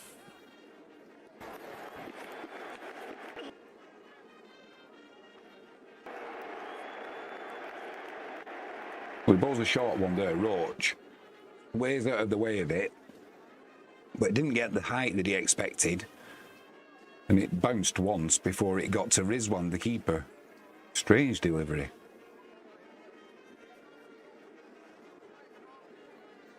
It's behaved the wicket though. We've not seen anything odd from it, put it that way. There's been no balls that have kept particularly low. A couple yesterday maybe popped a little bit from a length.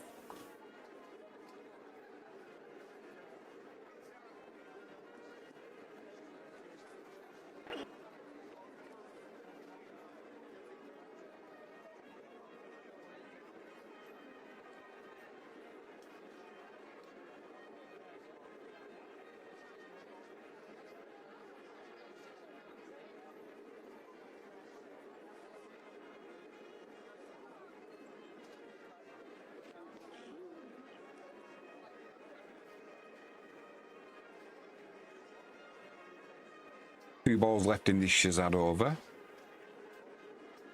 2 slips in place. Roach on strike.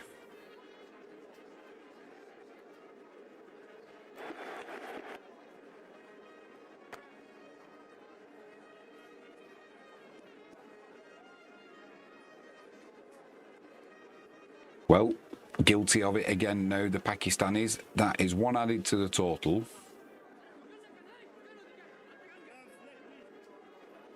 Overstepping the mark.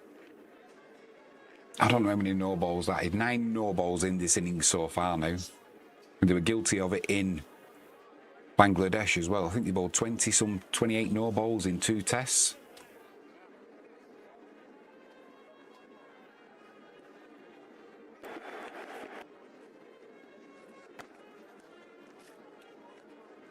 265 for 6. Still 1 ball left in this 91st over. Do you know Pakistan took the new ball as soon as it was available in the 80th over, and it's done nothing. All it has done is probably come off the bat a little bit quicker than the old ball was. Oh, I'll put my light on as well. It's a little bit better. Final ball of the over.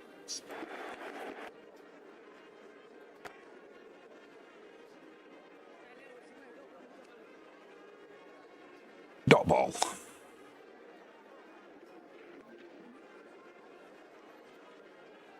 Doesn't look like we're going to have any rain interruptions. Well, not at the minute.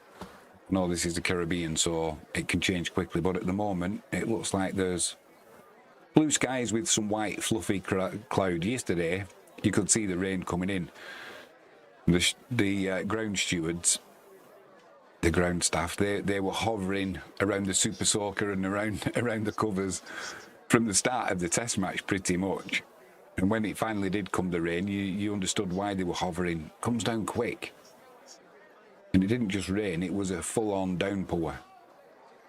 It'd be a bass into Hope.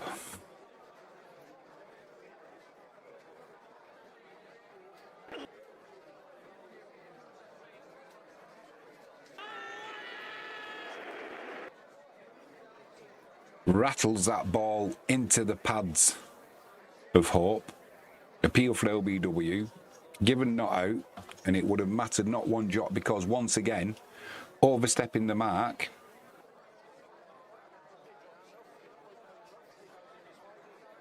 A no ball. That'll be 10 no balls for the innings.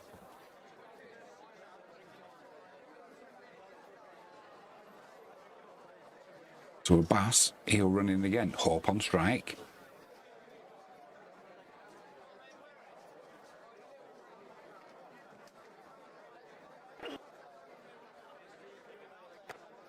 Puts that one right out of the middle of the bat. Finds the fielder on the boundary though at deep backward point, so just a single. 267. The loss of 6 wickets, the West Indies.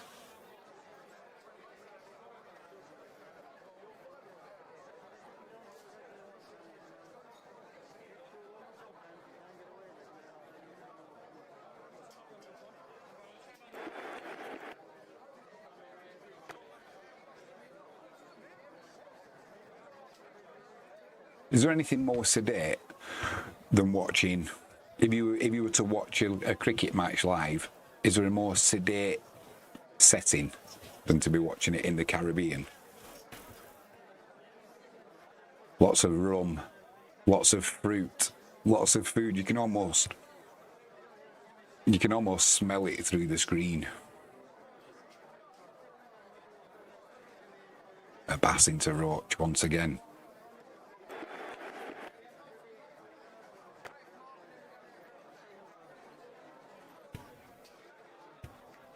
Straight in behind it, pushes it back to the bowler. Needs to do nothing exciting. Wait for that bad ball. Going along all right, 267 for 6, but like I said, is that a good first innings score on this wicket? Nobody knows. First ever test match played here, so there is no comparison. The one thing we do know is pass into Roach.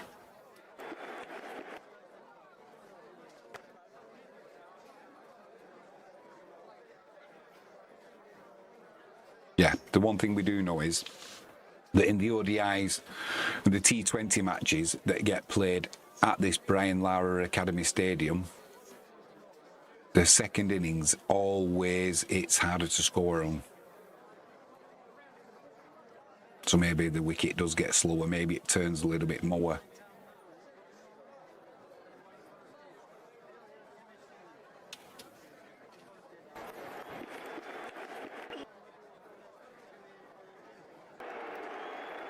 Well, the bass has Roach ducking under that one. Once again, though, it lands at the feet of Rizwan, the keeper. So it's not like the paces didn't get as high. I mean, ultimately, if he'd have stood tall, it would have been a nice pull shot, not even a hook, a pull shot to leg side, but he got low enough, Roach, to get underneath it. But the bounce not coming off the wicket like he expected, that's a couple that have done that since we've had this new ball.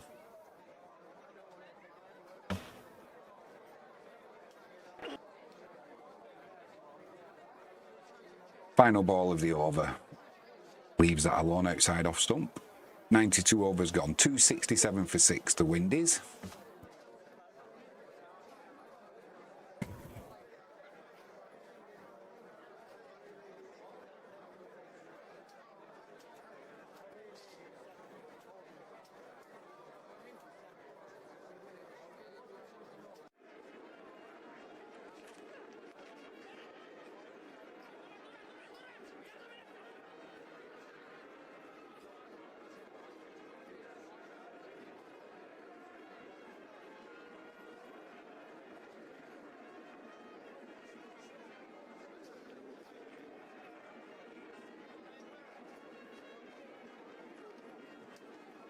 Feeling proper relaxed today. Going on some R&R tomorrow as well. Went to Poland for a few days. It's going to be Shazad into Hope.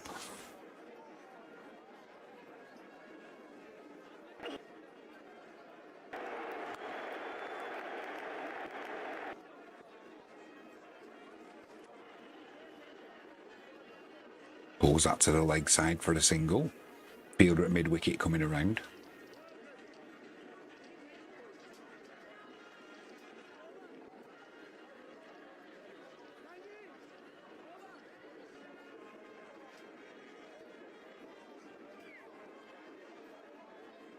Roach on strike. He struggled a little bit. He's on 2. He's faced 27 deliveries. He's hanging on in there.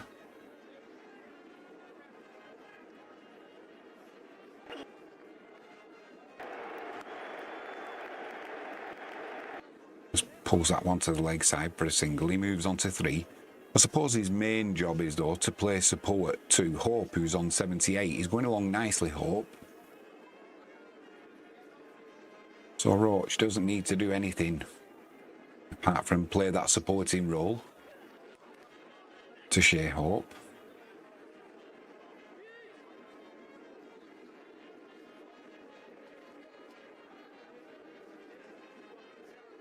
Shazad runs in.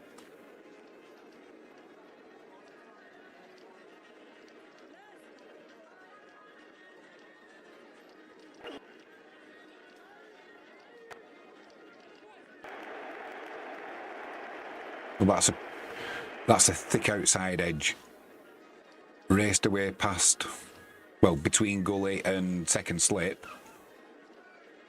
No third man. 4 added to the total. They've got 2 slips in place, Pakistan, but there's no first slip. So they kind of second and third slip and a gully. And Hope, he moves on to 82. 273 for 6 now, the West Indies.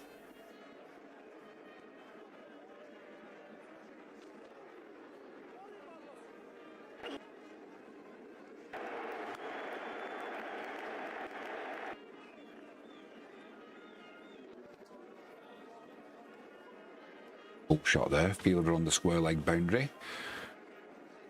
Ambles in as the batsman amble for a single. A lot of ambling going on. Don't blame him in the heat.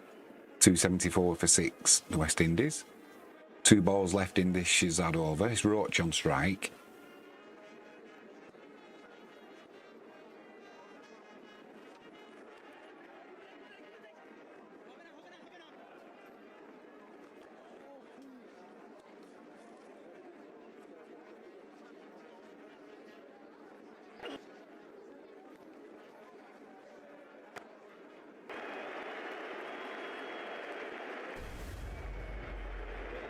Well, he's got to go. Just outside the off stump there. He had to play at that. Did Roach. And it came off the shoulder of his bat. Caught Barber at second slip, bowled Shazad, and he goes Kemar Roach for 3 from 29 deliveries. So 274 for 7 now, the West Indies. And this morning, 4 wickets they've taken, Pakistan. And they've put on, what have they put on? About 80 runs the West Indies have put on, roughly. So definitely, the better of the morning session has gone to the Pakistani bowlers. Next batsman in. It's going to be Jamal Warrican for the West Indies. And Shazad. His figures now, he'll have 2 for 52, 5 maidens in that figures. Still not quite as good as Abbas. Abbas has been the best bowler for the Pakistanis. 3 overs, 6 maidens. 25 overs. 3 wickets for 57 runs, 6 maidens. Ali Usman's bowled well, getting his test cap. 12 overs, 1 maiden, 0 for 34. So we'll see what Warrican can do now he's coming to bat. Probably try and do what Roach did and just play a supporting role to Shai Hope, who's on 83. 167 deliveries he's faced, so he's not sort of hung around. No, it's Shamar Joseph who's coming actually, so there's been a change in.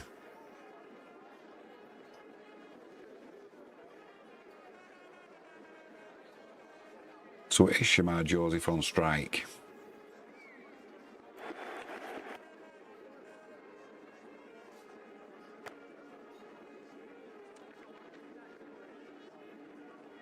Straight away he gets off the mark with a straight drive over the bowler's head in the air.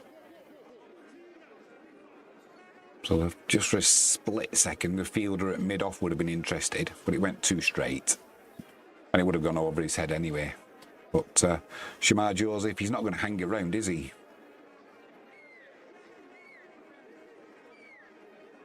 So Warrican was scheduled to come in.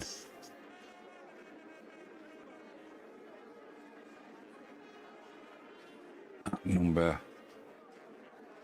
9 for the West Indies, but Shamar Joseph, he's been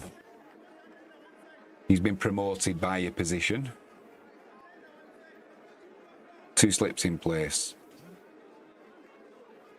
as Abbas runs in.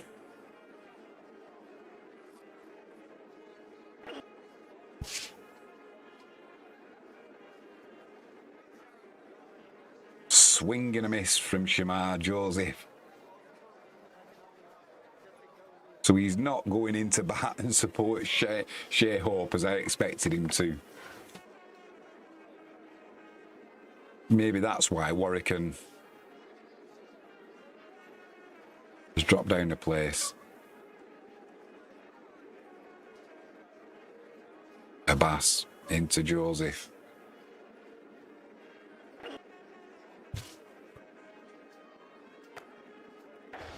My word. Hop, skip and a jump to the Indian pace bowler from Shamar Joseph.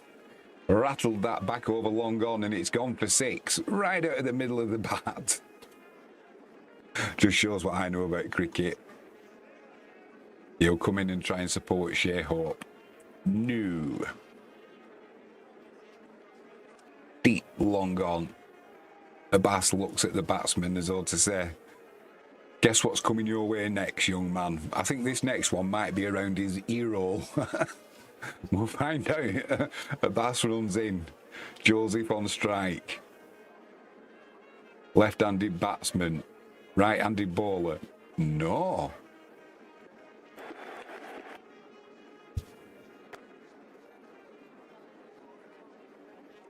Maybe he went for the double bluff because he pitched that one up. So Shamar Joseph just played a forward defensive to it. Maybe Shamar Joseph was expecting the one round his ear hole.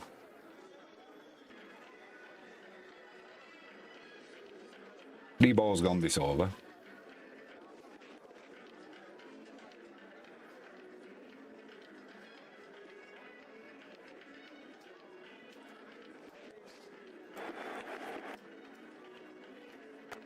And in the blink of an eye, West Indies, they move on to 281 for 7. Full of character, Shai Joseph, isn't he? I love it. When he first burst onto the scene and he was taking wickets and doing cartwheels and backflips. It's like he needed somewhere to go with his excitement. Youthful exuberance.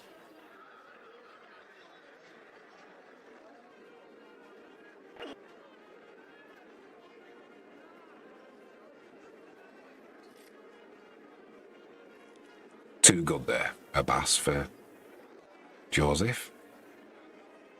Beat the outside edge.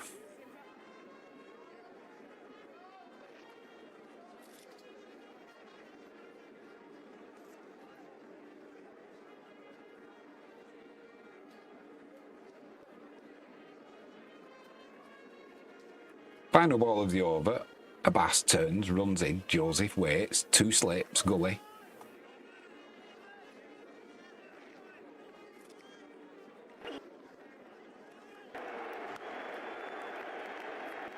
Well, that one slides down the leg side and he spins trying to pull it. Almost got the timing wrong and annoyed with himself there. Shai Joseph feels like he missed out on runs. Dot ball to end the over. 281 for 7. 9 minutes until lunch. Just under. Hopefully my battery lasts out that long. Should do. Apologies, I keep catching my mic there. I had a little itch under it.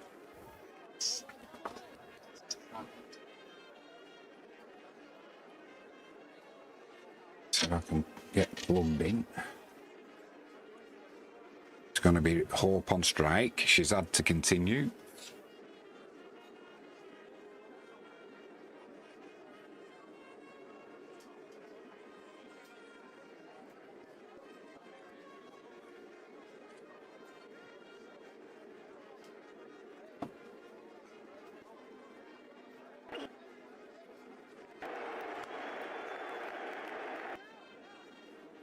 Two added to the total there for Hope. He moves on to 85.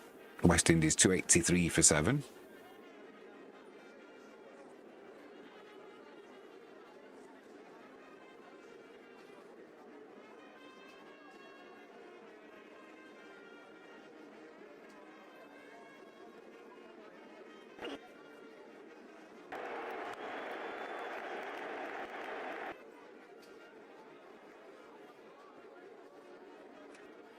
Rinse and repeat. I pressed the wrong button there. They did actually go for 2. So 285 for 7.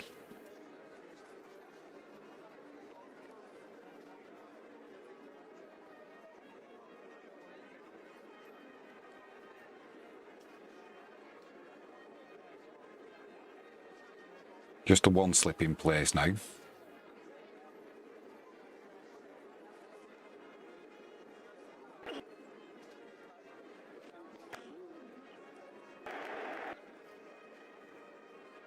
So Hope moves on to 88. Just drops that into the gap on the offside. It'll be Shai Joseph on strike. He's on 7 from 7 deliveries. He hit that humongous 6 about 3 balls into his innings.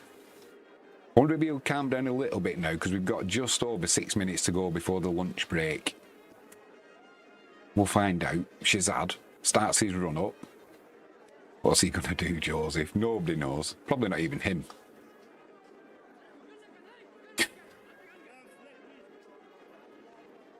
Well, we know now.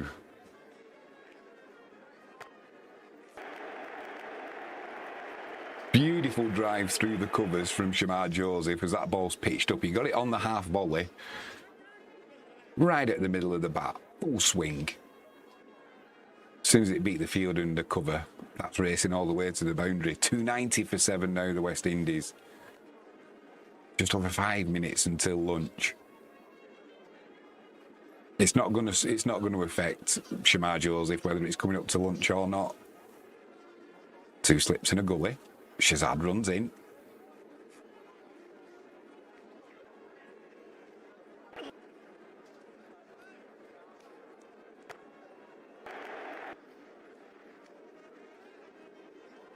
This time he finds a fielder in the cover, so a dot ball. Looks disappointed with himself, does the West Indian batsman.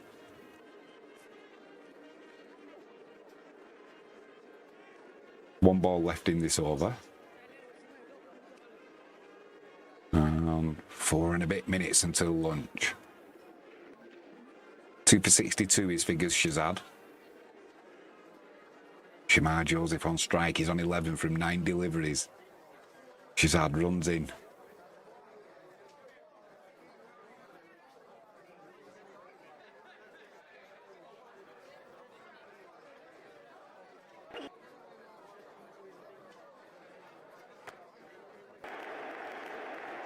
Well, to end the over, there was a little bit of width outside the off stump. He slashed and he slashed hard. As the saying goes, if you're going to flash, flash hard, and he did.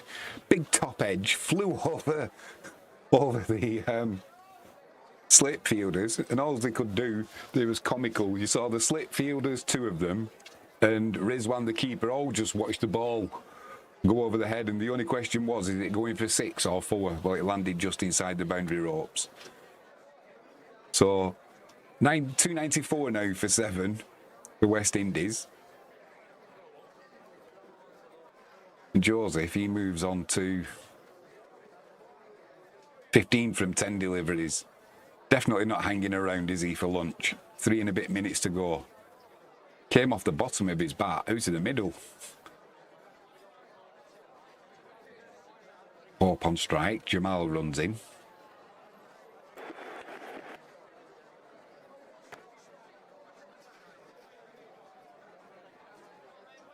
Normal services resumed. Just gets in behind that one, does Hope. He'll do nothing silly now before lunch.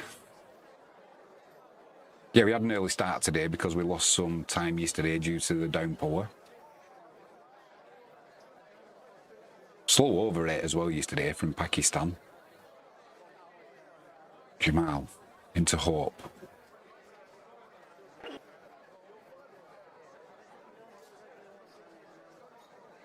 Beats the outside edge, but no edge.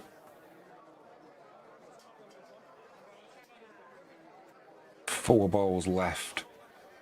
Should get another over in.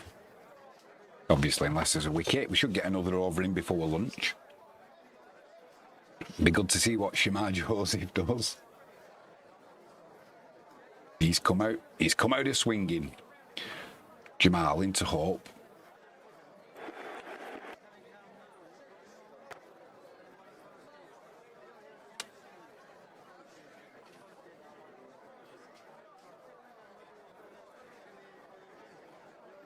Yeah, just over 2 minutes. But we will get another over in.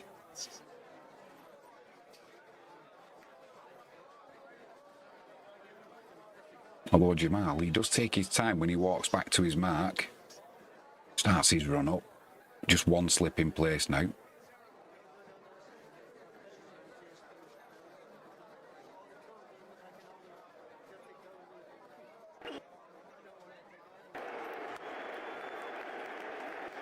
Pulled off his hip there, down to fine leg for a single for Hope. So it will be Joseph on strike. 2 balls left in the over. Now, the only way we don't get an extra over in before lunch, if Shai Joseph launches it over the boundary ropes again and they've got to look for the ball. He's coming swinging from the hip. 15 from 10 deliveries faced. You're just walking down to Hope now, having a word. Maybe they're just trying to slow things down, make sure this is the last over before lunch. Yeah, 2 balls to go. It will be. So maybe Hope's just said to him, listen, Shamal, don't do anything stupid now. We've got 2 balls before lunch. I want to get my century. He's on 89 at the moment. Which Jamal into Joseph. It fell on deaf ears, whatever he said.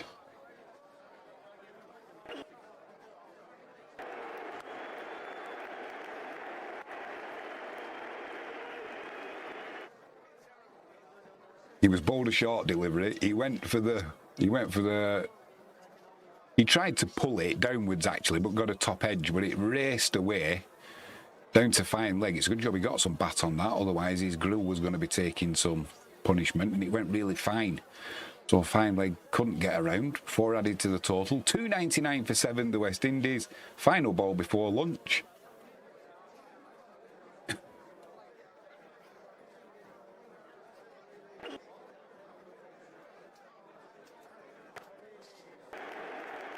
Well, Shamar Joseph there. Final ball before lunch. He took a step to leg side as though he's playing in a T20 game. Clubbed it, got a big thick inside edge that flew through mid-wicket, raced away to the boundary for 4.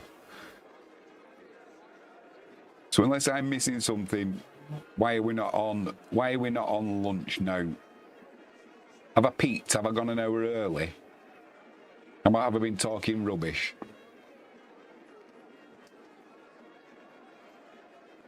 We're just looking at that yellow bird. It's like a parrot or something. No, it is lunch. The bails have come off. So at lunch on day 2, the West Indies, 203 for 7. Hope not out on 89. And Shamar Joseph come in, 23, a quick fire 23. Off about 2 deliveries. Felt like that. Right, while we're on lunch, I'll put some tunes on for you. I'll go and do some of my jobs and join me for the afternoon session. It's been entertaining so far. Thanks for joining me. Please hit that subscribe button. If you don't want to subscribe, you can just give us a thumbs up. I really would appreciate it.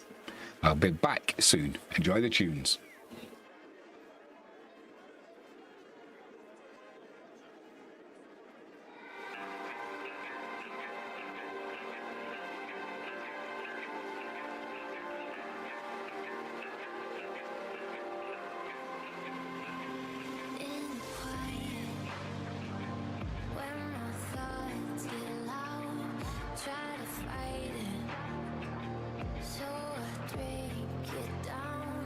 Till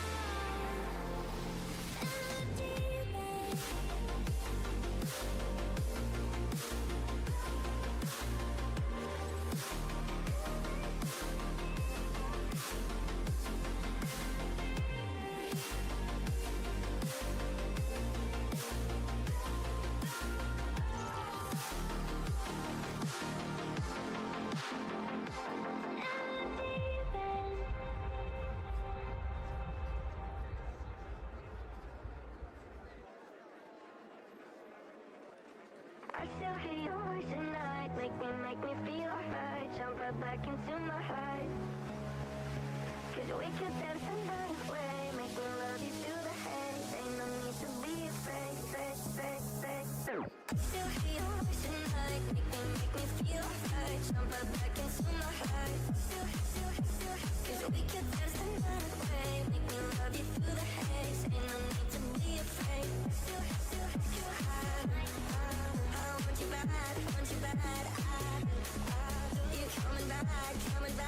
Cause I still hear your voice at night. Make me feel right. Jump right back into my life. Give me something else to do than thinking about. Are you thinking about it too? Don't need. I knew that we were bound to fall apart, but always kept you deep inside my heart. Maybe someday you'll forget the past. Still hear your voice at night. Make me feel right. Jump right back into my heart.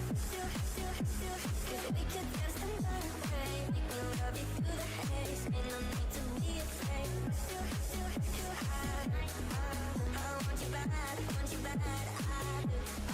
You coming back. Cause I still hear your voice at night. Make me feel right. Jump right back into my life. I think about you. I really do. I keep on running back. I'm running back to you. I think about you. I really do. I keep on running back. I'm running back to you. Still hear your voice at night.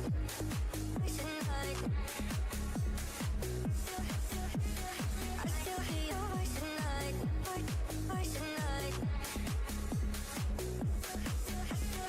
I still hear your voice at night. Make me feel right. Jump right back into my life. I do.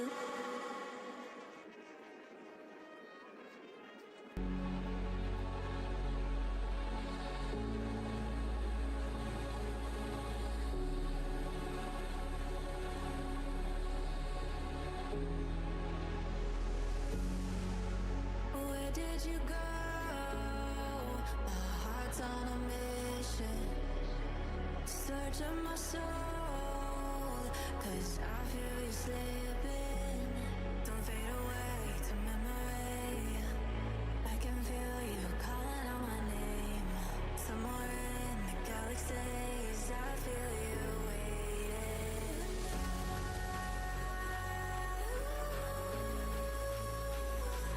I'll run back for you.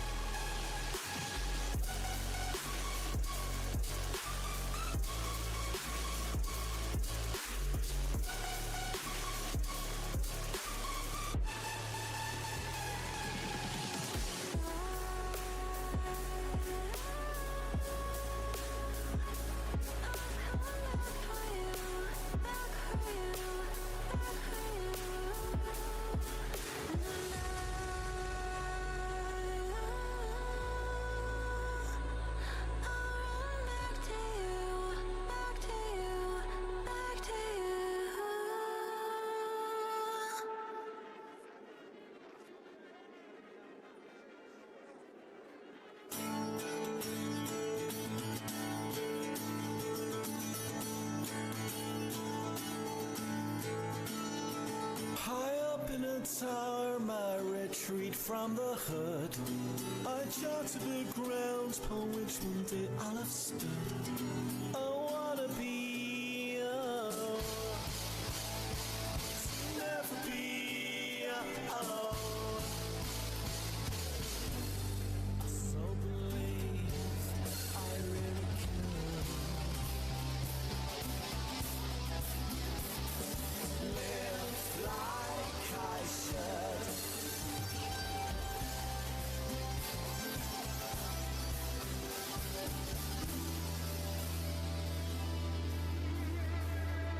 I'd call around now if I thought that I could. Shake about how I'll be misunderstood if I wasn't real so naturally.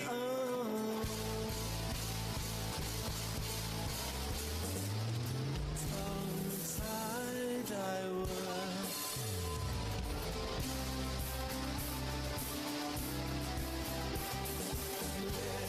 Like I should.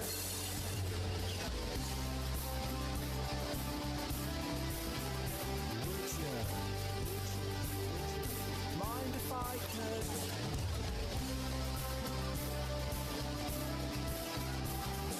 Live like I should.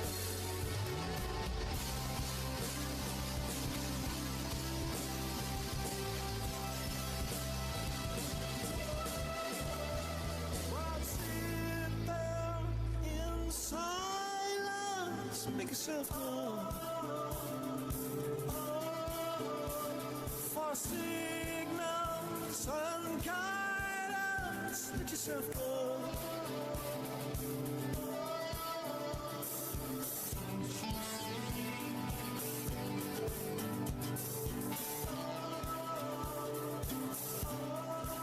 Supposed to be.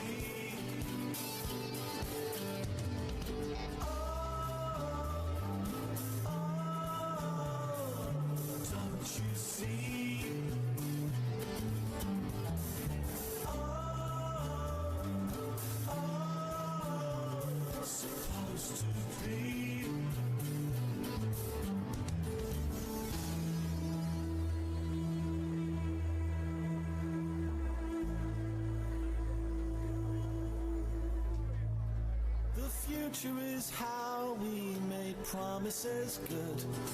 The promises now will turn bad into good. No c'est la vie, no. With destiny, no. So say that you could.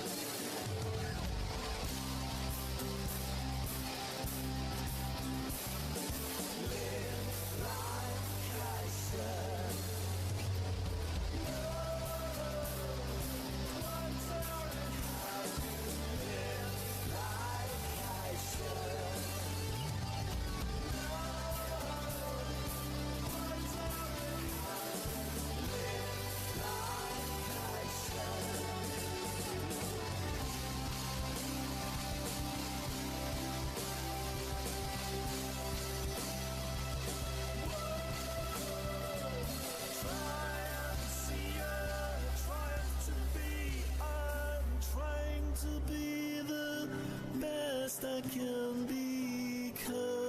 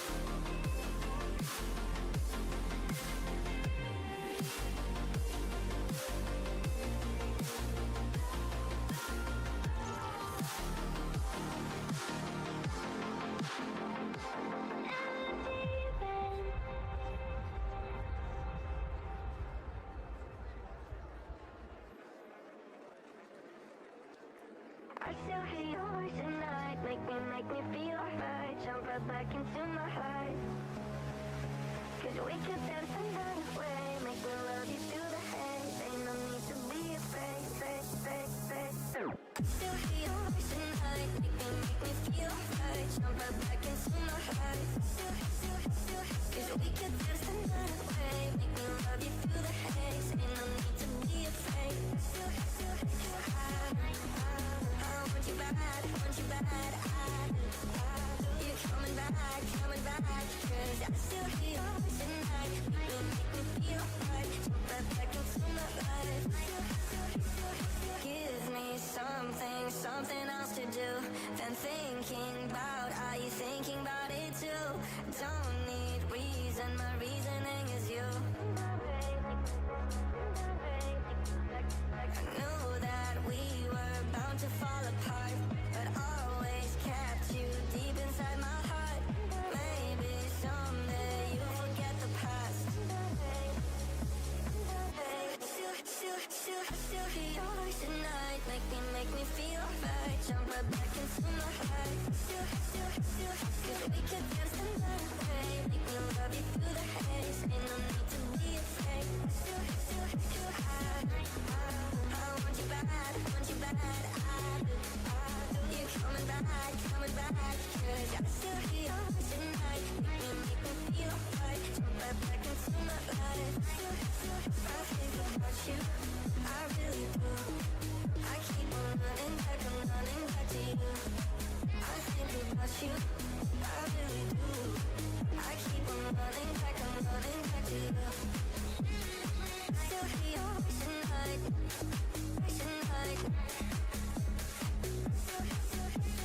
I still hear your voice at night,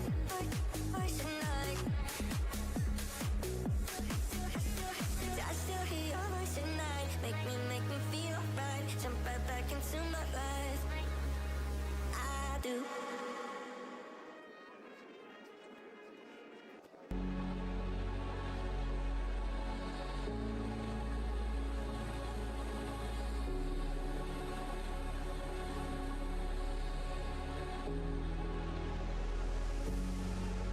Where did you go? My heart's on a mission. Search of my soul, cause I feel you slipping. Don't fade away to memory. I can feel you calling out my name. Somewhere in the galaxies, I feel you waiting.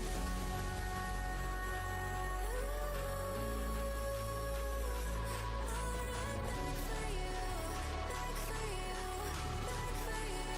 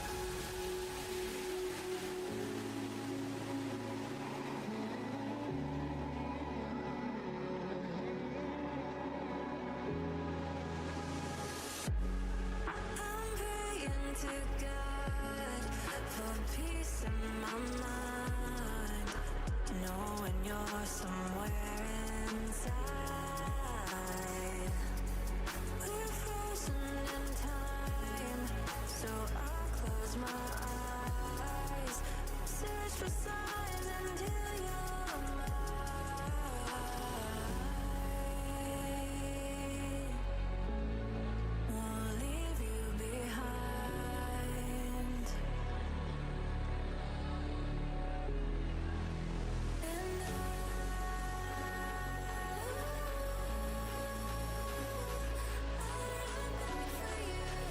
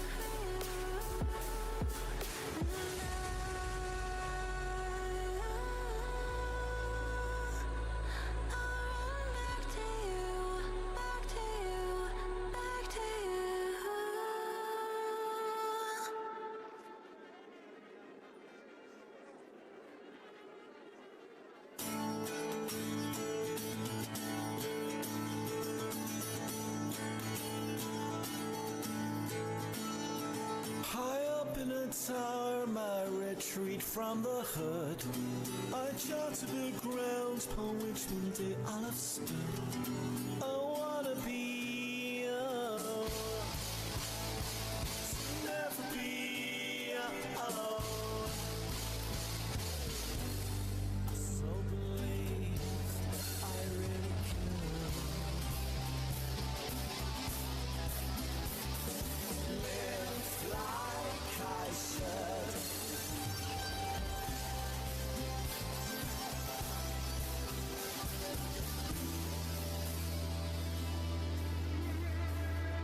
I'd call around now if I thought that I could.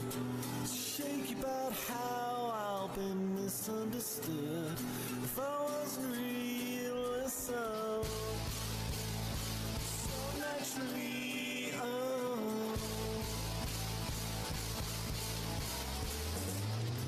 tongue-tied I was.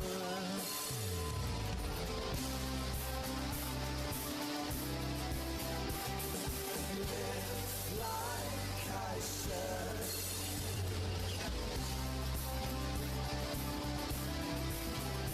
Would you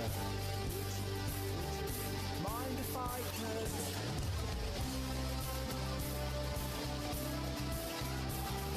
Live like I should.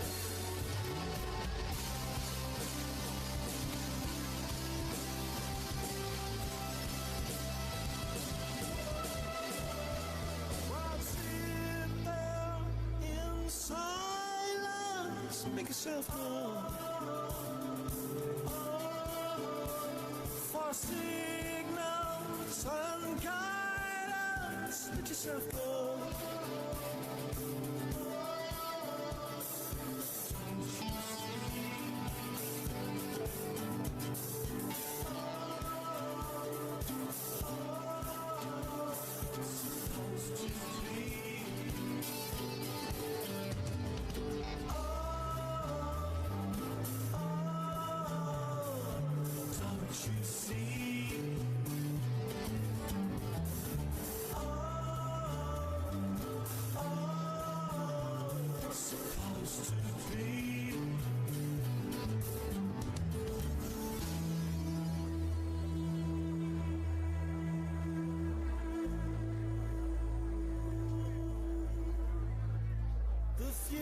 Is how we made promises good. The promises now will turn bad into good. No c'est la vie, no. With destiny, no.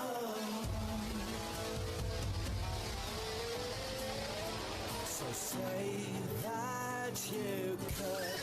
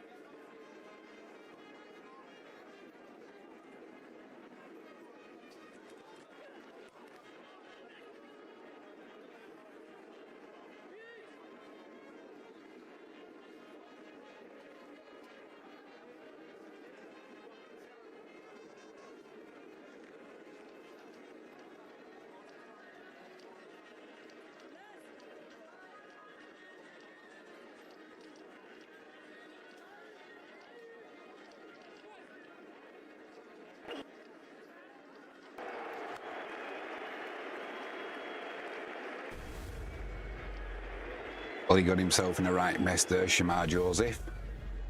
Tried a wristy hook shot. That ball arrived a little bit quicker than he expected from Ali. So it was a top edge, caught Salmon at leg slip. And he's got to go. 304 for 8 now the wind is. Shamar Joseph goes for 23. And I'm assuming the next batsman in is going to be Warwickon this time. It is indeed.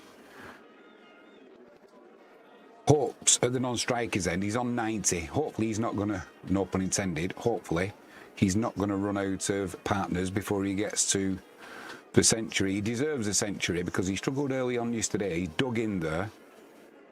And in the morning session, he's carried the West Indies as they lost wicket after wicket. Warwickon on strike. Ali runs in.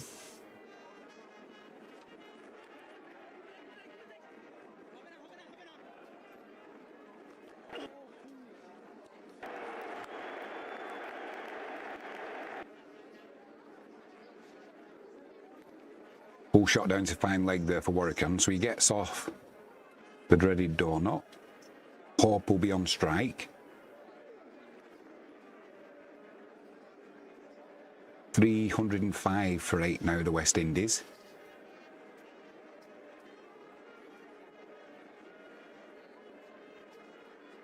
Put my camera on, can't I, while I'm waiting? Hope on strike.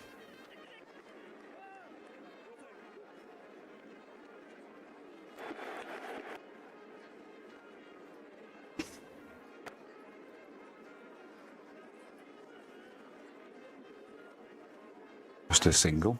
Just get, you can ignore this. This is all for tonight's stream, the Viswa Cracker extra classer football match that we'll be covering. So we will keep the data coming through for this second day of the first test. It's just there won't be any commentary or camera because that will be on the football stream. Looking forward to this one. Ali into Warwickon.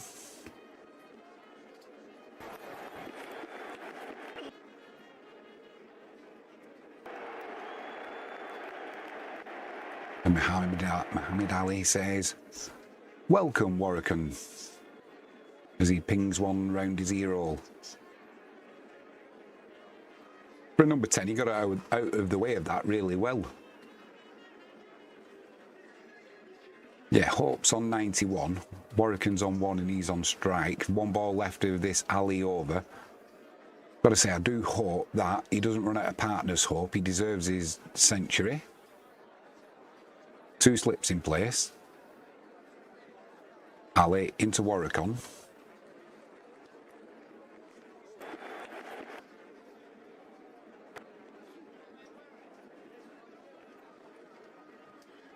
Survives that final ball of the over, so Hope will be on strike at the start of this 98th over. I suppose he's between a rock and a hard place, really. I mean, what's he going to do? Does he go for the runs quickly? Or does he just keep going as he has been? Does he trust that Warwickon can hold his end up once he's on strike? If not, he kind of may as well. May as well try and go for his century with every opportunity. It's going to be spin now for Pakistan as well. It's going to be Ali Usman into the attack. 12 overs, 0 for 34 so far, but he's bowled well on his test debut. It will be Hope on strike. There's a short leg in, a slip.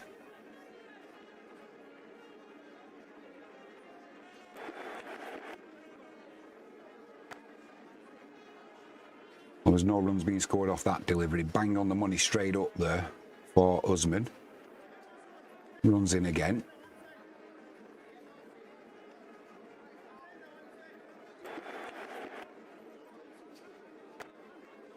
And again.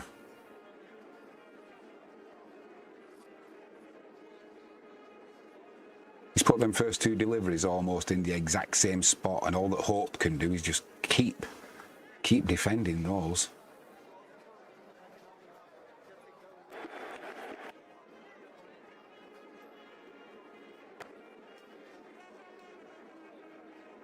Well, he manages to get that one away to long on. Just a leisurely single. But it's going to be Warwick on strike. He's going to have to be concentrating straight away here, Warwick, because Usman's been bang on the money with the first three deliveries of this over.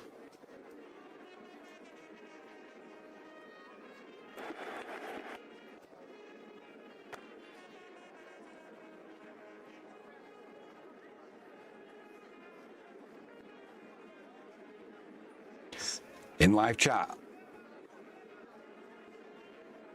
Aamer Hadj says, Pakistan won, bro. Pakistan have won nothing yet, mate. They've won nothing.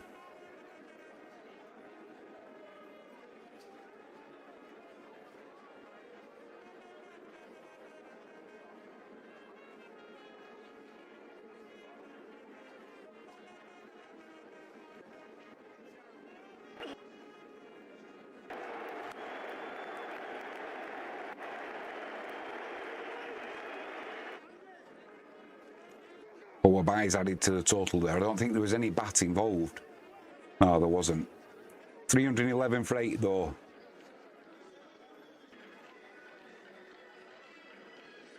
Mohammed Minhaj. Pakistan won, bro. What have Pakistan won, mate? We're on day 2. 52% think that the West Indies will win this test. Get your vote in. Warwick on. Final ball of the over.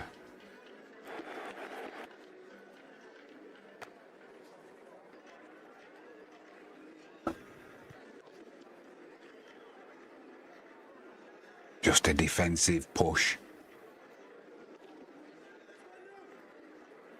So Hope is on 92. 307 minutes he's been batting so far. Like I said, he first got in yesterday. Didn't look completely fit. He had the physio on after a couple of overs, putting the cooled spray on his left shoulder. Today he got wrapped on the bottom hand from one that took off. So he's kind of been in the wars, but he's done really well. Rode his luck at times. When the bad ball's been there, he's tried to put them away. It's going to be Muhammad Ali to continue. Hope on strike.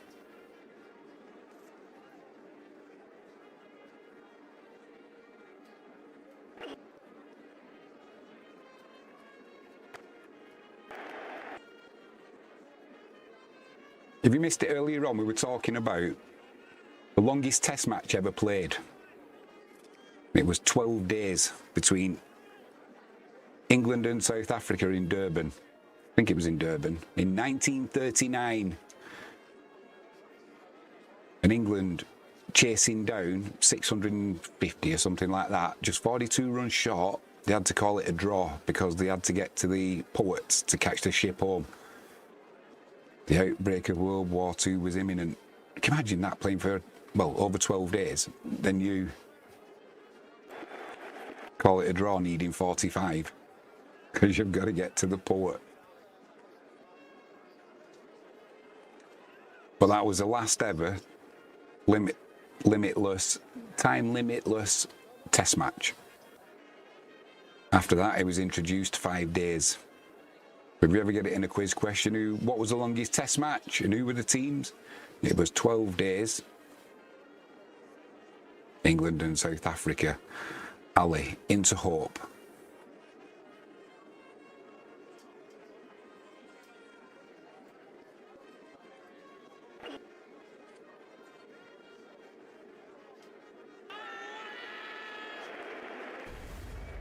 Well, that ball's rattled into his pads and the umpire's finger's gone up. Hope has gone. However, he is going to review this. He reviewed it straight away. I don't blame him. Nothing to lose, has he? It looked pretty good to me, I've got to say. Whether there's an inside edge that's going to save the batsman, no, there's not. So it's going to be on ball tracking. I'm pretty sure that, yeah, there's no inside edge. They're going to save Hope. It looks pretty plumber than a plum thing from Plumsville as well. Height below the knee roll. The only thing is, did it continue down the leg side? I don't think it did. I think he's going to be out on 92, Hope. Here we go. Plumber than a plum thing from Plumsville. He's got a full set of red. He's got to go on 92.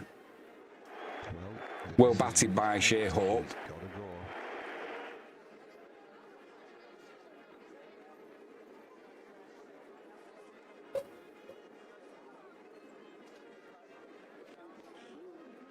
He's faced 182 deliveries for that 92.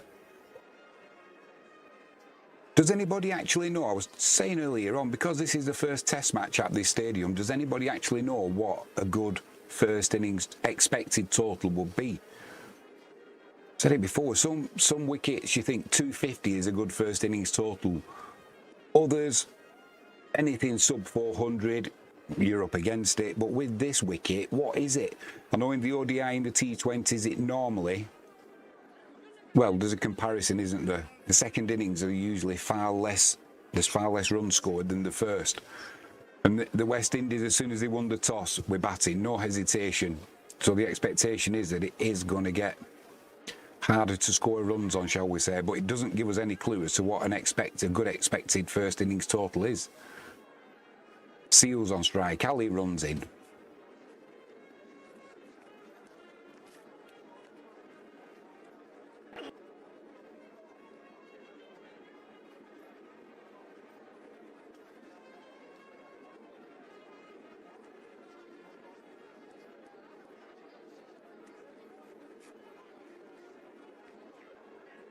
Just seen that LBW decision for Hope.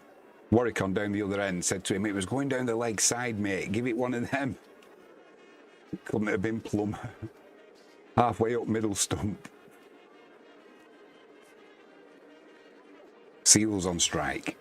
Ali runs in.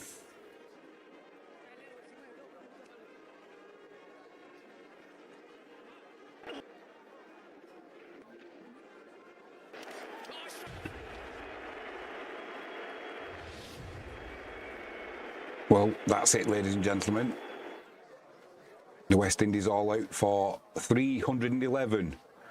Seals bowled. The stumps have been absolutely demolished. In fact, the off stumps come out of the ground. I'm not sure if it snapped it or not. But now we know. Now we know. We'll find out whether 311 is a good first innings total or if it's a bit suboptimal, shall we say. We just don't know.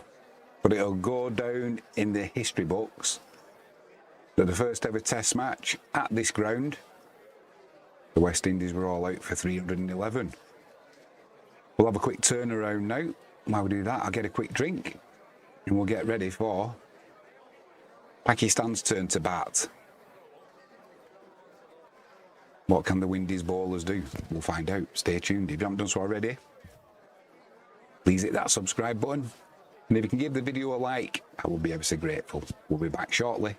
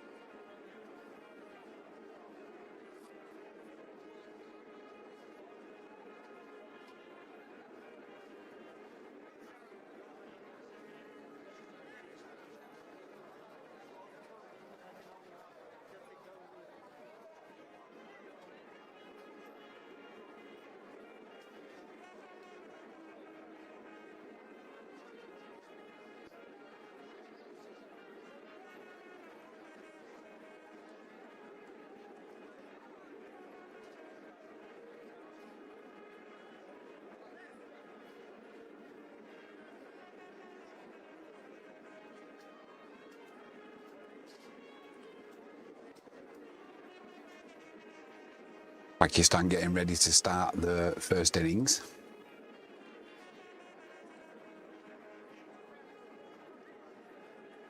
It's going to be Kemar Roach into ball. Azan on strike. 4 slips in place.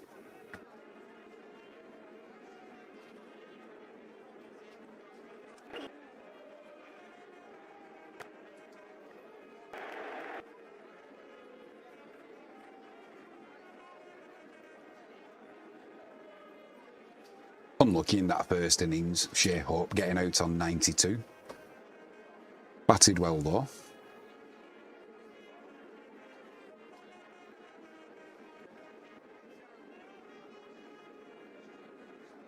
Azam Alves and Imam ul Haq, the opening batsmen for Pakistan.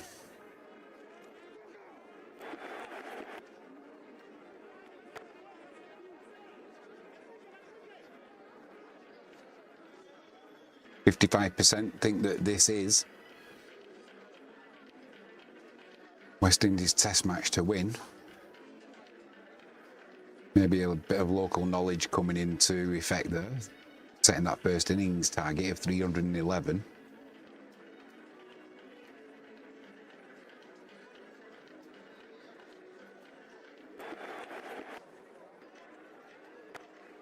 Roach straight away, bang on the money.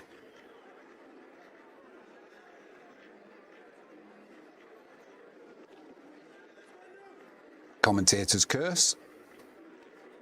He oversteps the mark. And no ball, overstepped by some distance there, that's not even close. Pakistan were guilty in the first innings of bowling about 10 no balls.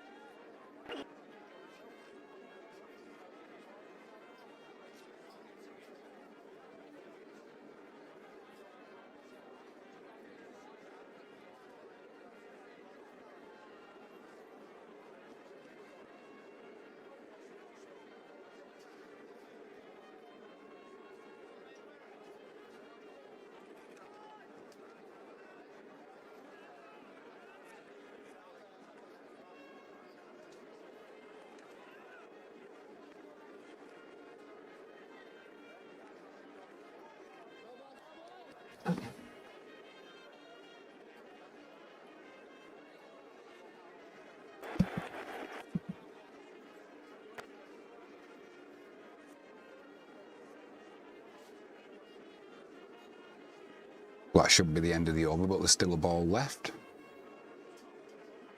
Roach overstepping the line with his third delivery.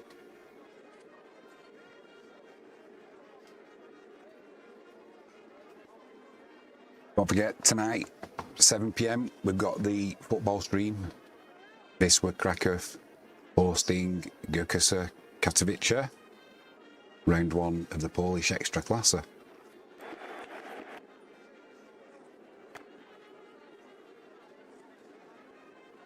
This stream will continue, there will be updates, but there just won't be any audio or animation. End of the first over. 1 without loss.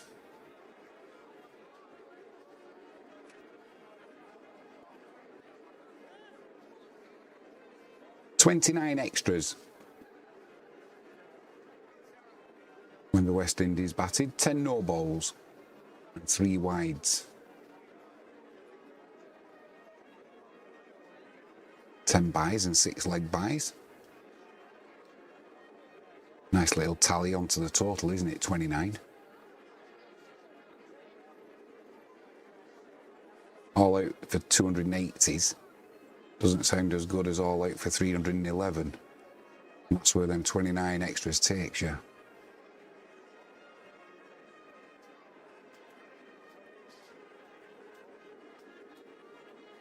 Going to be Jaden Seals to continue. Imam on strike.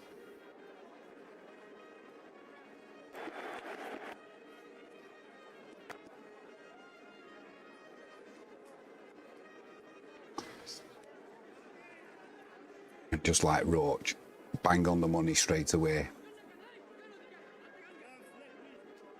Hopefully that's not the kiss of death and he'll overstep the line now for a no ball. The quiz question of the day has been, what's the longest test match ever held?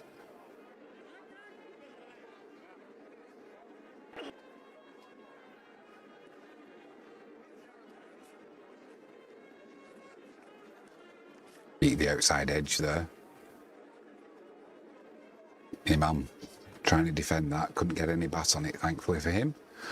Longest test match ever held, England and South Africa, 1939 in Durban. England chasing 650 or whatever it was.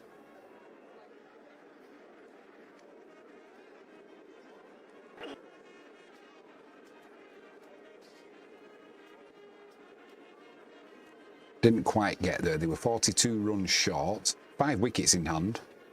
Well, they had to call the test match a draw because they had to get back to the Poet to catch the ship. That was the very last limitless test match. After that, 5-day limits were put in place. And I was thinking to myself, surely they could have stayed, but the outbreak of World War II was imminent.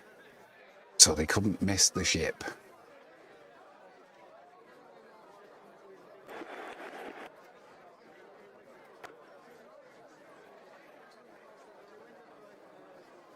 Seals is just getting a bit of a warning here from the umpire. Just struggling a little bit with his follow through, running down the wicket slightly. So the umpire is just giving him a friendly warning.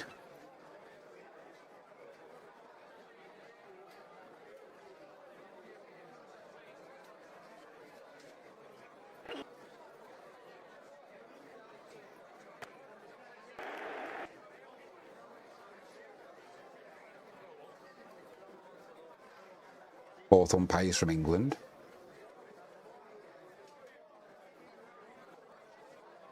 Pakistan coming to England when they finish in the West Indies. England's test team in disarray, still no coach. Final ball of the over, Seals into Imam.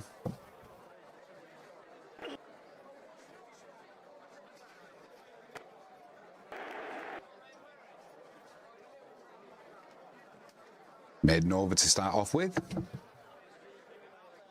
Didn't stray in line or length. Imam still on the dreaded donut, as is Azan actually. The only one run came from that no ball from Roach in his first over. Beautiful clear skies in the Caribbean, just a few white fluffy clouds around, so should be no interruptions with rain. And it's Roach to continue. Azan on strike.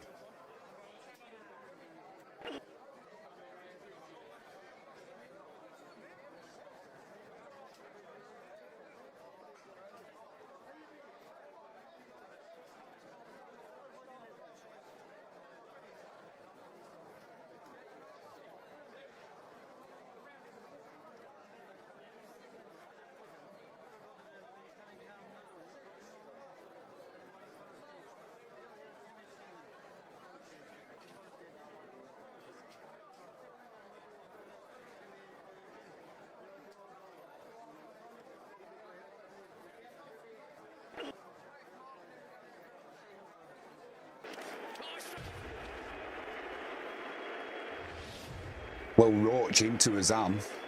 He tried playing a forward defensive shot to that, but the ball's got through his defences. The stumps have been clattered. Absolutely clattered.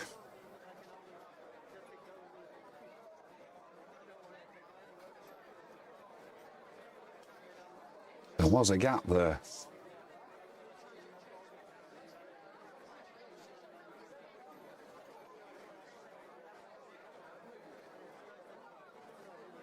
Pakistan 1 for 1.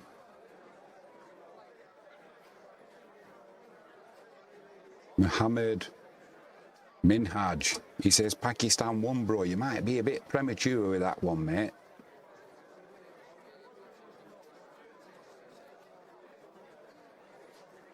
Get your vote in if you haven't done so already. Just favourites. 56% think the West Indies will win this. Good start though for Roach. 1 over. 1 no ball. 1 wicket.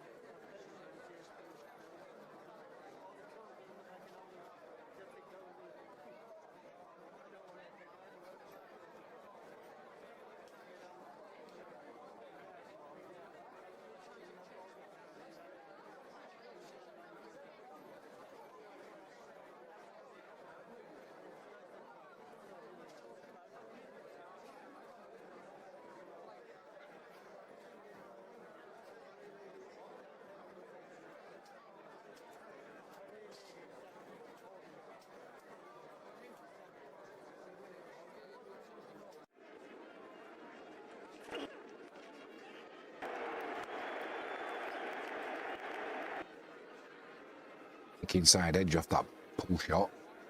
Missed the leg stump by a matter of inches.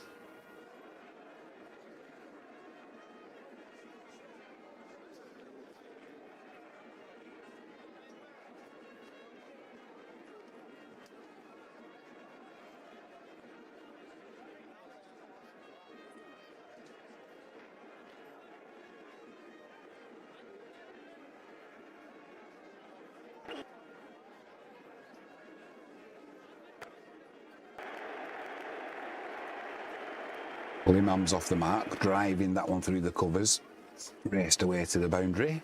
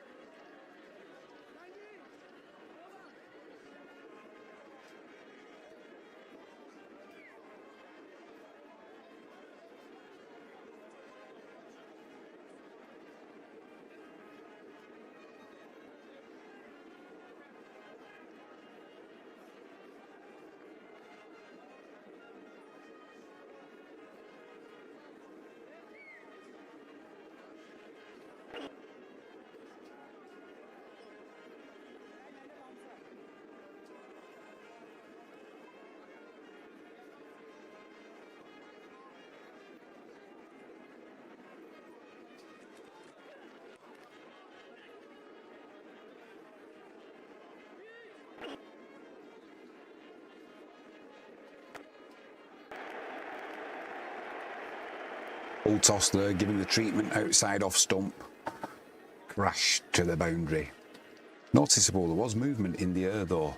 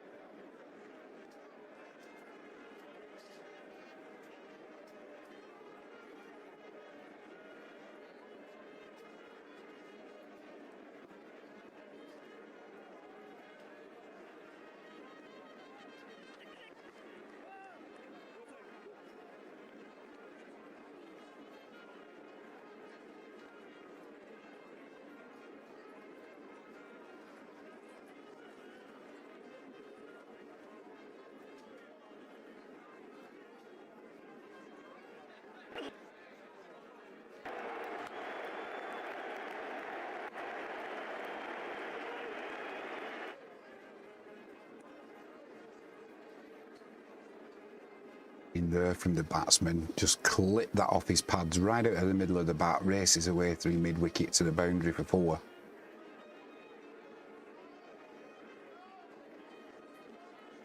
Just a little bit too straight there, Seals. And Shan, the new batsman, he moves on to 9.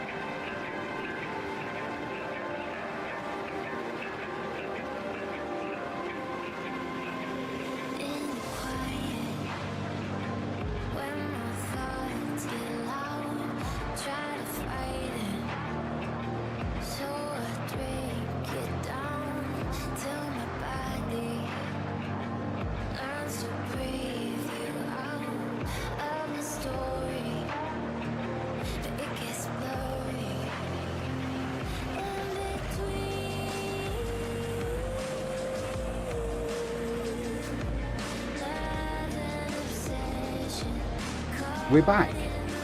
We are back. Anybody excited much late? Oh, I am. Oh, I am. I had a panic then because I've got a stream going on. I've just got to check it. I did have a cricket stream going on and I can't have two at once, so apologies. Bear with me 1 second.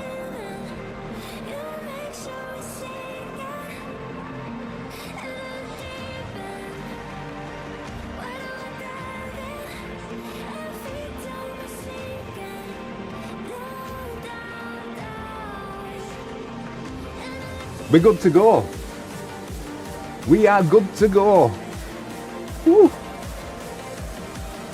Right, ladies and gentlemen, Wisła Kraków hosting GKS Katowice. Let's go through the team lineups real quickly. So, GKS Katowice, they go with Kobliak. A geezer's in live chat. We are back indeed. Get those poppers ready. Party poppers, a geezer. Party poppers. We don't want any anal expansion. And then they go with Resta, Jedrick, Clemens, Shkurin, Lubasiek, Gallen, Vasilevsky, Markovic, Novak, Volsky, Wisła Kraków, the mighty Wisła Kraków, crashes in live chat. He says, hello Jimmy. Kraków club started the season with a loss and a draw. Time for a win, it was indeed. And how did Cracovia not win last night? They rode the luck a little bit, but a glorious header towards the end of the game, straight into the keeper's arms. They blew it. They absolutely blew it. And the irony is, I'm flying out to Kraków tomorrow. If I could have just got plane tickets for today, I would have been at the game live, but sadly not meant to be. But the good news is I can stay here and watch the game with you guys. Let's go quickly through Wisła Krakow's lineup. They go with our new goalkeeper, Marcel Wubik. We've then got Geiger, Alan Uriger, captain once again, Maisonneuve, Krizanovsky, Kaziemka, Igbakim, Duda, Duarte, Bozic and Jordi Sanchez. Let's go with Marius Jopp. Let's go with Marius Jopp. Obviously Ridado played some of the friendly games. Probably not quite 100% fit yet, but he's on the bench.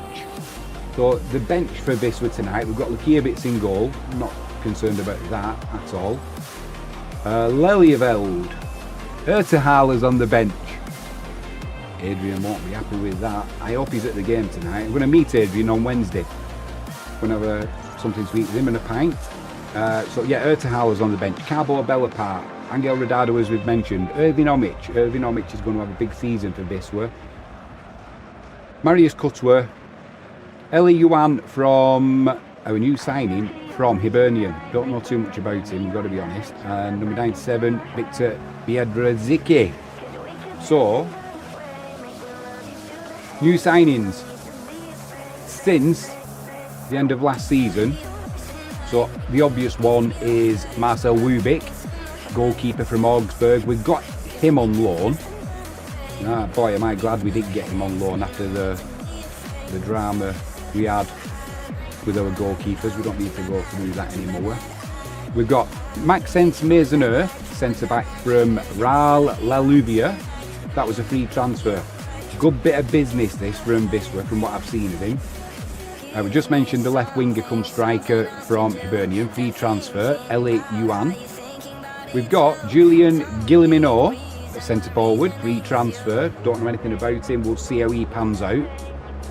Confirmed departures, Joseph Colley we know about, Triana, Chichkan, Broder, David Oliaka's gone. Kavala's gone out on loan as well. He doesn't fancy Kavala, does he, Marius Jopp? He never has done. Since he came on as a substitute and got sent off after about 30 seconds, he just never fancied Kavala as a striker. So he's only a young lad, so send him out on loan, see what he can do there. We've got 2 minutes until kick-off. Daz is in live chat. Just got to tell him, check the footy stream.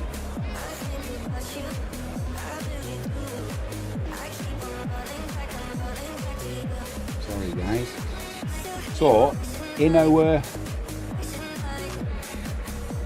pre-season games, we had 3 victories, 2 defeats, 2 draws. So, yeah, not bothered about that really either.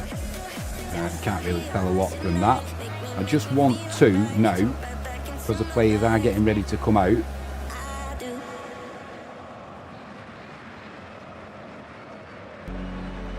in our new kit with Super Bet across the front. Do you know what? I'm liking the looks of Marcel Wubeck. He's got the height, he's got the physicality. Where did you go? My heart's on a mission. Searching my soul. I just want to do Daz Reynolds in. Big up again, mate. Big up again, he says. Daz, it was my is it still streaming, my cricket stream? I hope it is.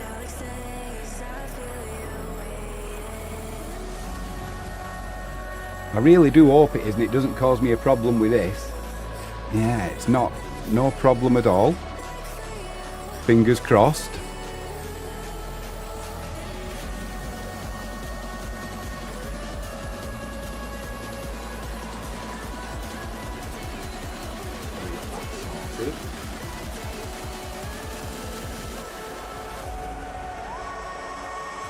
We're not missing anything, guys.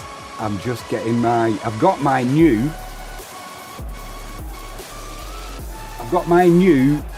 extra classer season pass sorted, cheap as chips. Any of you guys want a season pass? It's about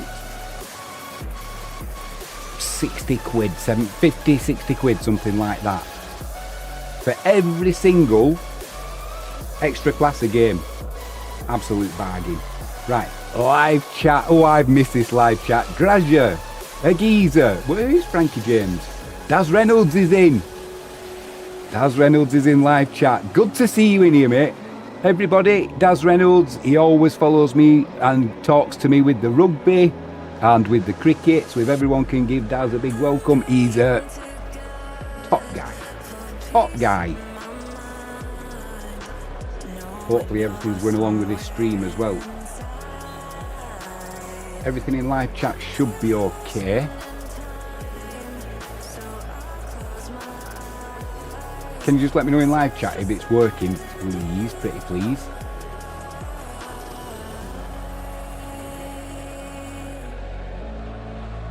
Daz Reynolds says, any ex-Premier League players we will see? Sadly not, mate. I wish they would be at Viswa. I wish they would be. But no, they're not. They're not. I've got that sorted. I've got that sorted. Hopefully, everything's all right with the stream. It looks like it. The only thing I can't do is have my studio to tell me there's a problem because I've got 2 streams going at once. The Viswa fans have got the scarf. Oh, I can't put my scarf on. I'm absolutely scorched. In fact, I'm going to have to open the door. Frankie James was supposed to be helping me, but she had a few glasses of champagne this afternoon, so she's a little bit. She was supposed to be helping me with the cricket. That's not happening, let me tell you. So a geezer says, where is Frankie James? He is about, mate. Anybody wonder what a geezer looks like? This is a geezer in live chat. Anybody want to send? Anybody want to send a picture? Send it through on email to catchitlivefirst@gmail.com, or if you're brave, you can put it on the community page on YouTube. We can get your face up then.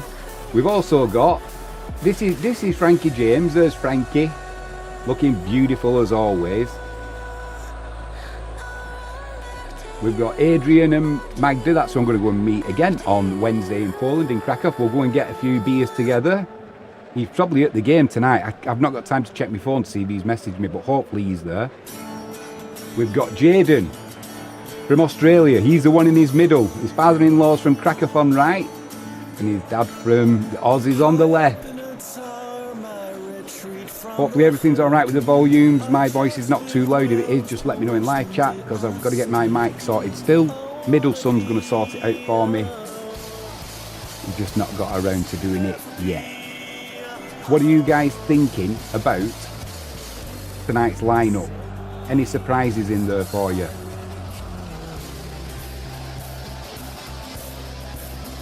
Adrian, hello all. Enjoy watching the match. Adrian, are you at the stadium, mate? Are you watching it live? Hopefully, if you can get time off on Wednesday night, we'll go out for something to eat. I'll buy you dinner. And if you can bring your young lady as well, she's more than welcome. We'll go to the Sue restaurant on the square. I'll treat you to lunch or an evening meal by the time you finish work. But I'll get hold of you before that anyway. So keep your eye out for your messages, Adrian. Who else have we not put up there? We've done Adrian and Magda. We've got Frankie James. Hopefully she's sobering up. We've got a geezer. And we've got Jaden. He was messaging me in the week. Only 5 sleeps to go, Jimmy. Only 5 sleeps to go. Like a kiddie waiting for Christmas. Right, let's get rid of them tunes. We're almost good to go. 85 for 1. Pakistan in the cricket. Oh, I can't wait for this. I can feel me, honestly, I can feel my heart. Literally. Is Marius Yop up to managing in the extra classer? We're going to find out. Daz Reynolds says, I'll switch to my phone, putting the darts on my iPad soon. You've been waiting for that all day, mate. Let's hope you find it. There's Maxence Maisonneuve. Looking forward to seeing him playing with Alan Uriger. From what I've seen of him, his videos, he's got the height, he's got the pace, he's got the aggression. I don't say he's the most skillful, but he's not that kind of player, and that's not what we need. Look at that stadium. The lights are on. The only thing that's missing from that stadium is me. God, I wish I was there. Adrian says, I'm watching from home with friends. Thea, yeah, look forward to it, mate. Biswa. Oh, we need a good result tonight. I'm going to have to calm down, or else I'm never going to last 90 minutes. Graji says, sadly, Ridado not ready to start. Yeah, but the good news is he's got the operation out of the way, mate. He's got the operation out of the way, and he's good to go. Daz Reynolds says, I found it on the website. Get it on. That'll be the darts. And we're off. We're underway. And I'm behind already. I've not set my... I've got to remember to set my clock going. We're up and running. In the extra classer. Oh, how we've missed it. Oh, we've missed it. Just got to get my clock ready to go. There we are. The clock's good to go. All I've got to remember to do now is add the extra time on.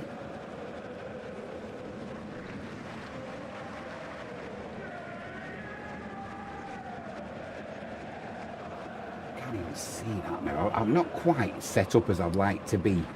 You know what I mean? First game of the season, everything's just a little bit naff at the minute. And trying to do 2 streams at once, that's never easy. Yeah, I don't know where Frankie James is. I'll have to give her a call in a minute because she's missing this game. Frankie James, if you're there, there's a seat at the side of me. Come join. Katowice coming down the left-hand side. Cleared up nicely. And the ball is back with, what's he called? Marcel Wubick, number 1 from Augsburg on loan. Our pitch is looking a little bit patchy again. I hope we've not got that disease that we had last season. We're playing it out from the back. We're giving it away, as we do. And I don't know if it's because of the kit colour or not, but Katowice, they look bigger.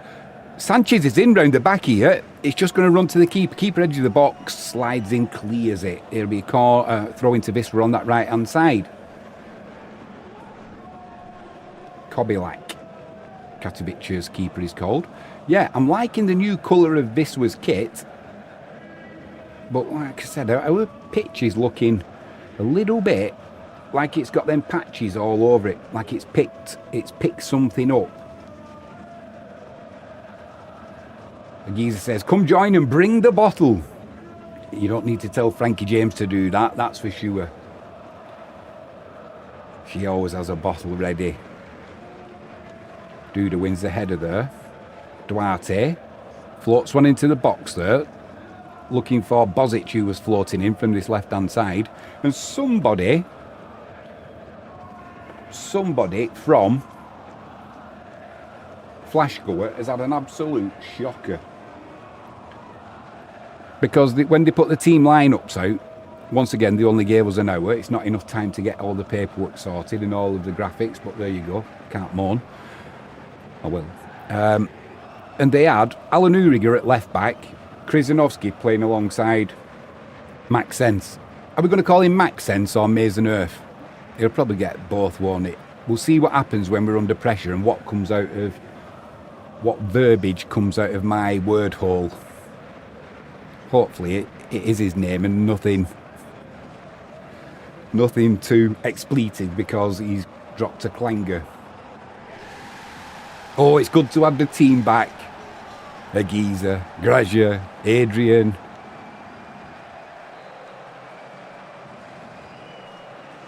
Jaden will be watching hopefully somewhere. I think he went on his brother's stag do this weekend. What could go wrong there? Will we ever see him again? Who knows? Krizanovsky comes across well there. Do you know who I'm expecting a big season from? Always seems to play better the better the opposition is. And that is number 12, James Igbekeem. Always plays well when we're playing better opposition. Marius Jobs looking like he's got that nervous look on his face. Now he's scratching his head. Katowice, they had a good season as well last year, didn't they? They finished, was it 5th? So they've also got that European distraction as well. But it could also mean that they're slightly ahead with the preparation as well. So that's going to be a long throw from the right-hand side. Yeah, for some reason, they seem to have, whether it's because the yellow is standing out more, I don't know, but they seem to have more players on the pitch and bigger players. Maybe it's just Max Sense doing well there, using his side. Oh, there we go, Max Sense. See, it rolls off the tongue easier than Mason Earth. Perhaps if I was French. I'm definitely not. Oh, dear me. Frankie James, where are you? I'm going to have to message her, aren't I? She'll be missing it. 5 minutes gone. Still 0-0. Everything looking as it should do with the stream. One thing I haven't done.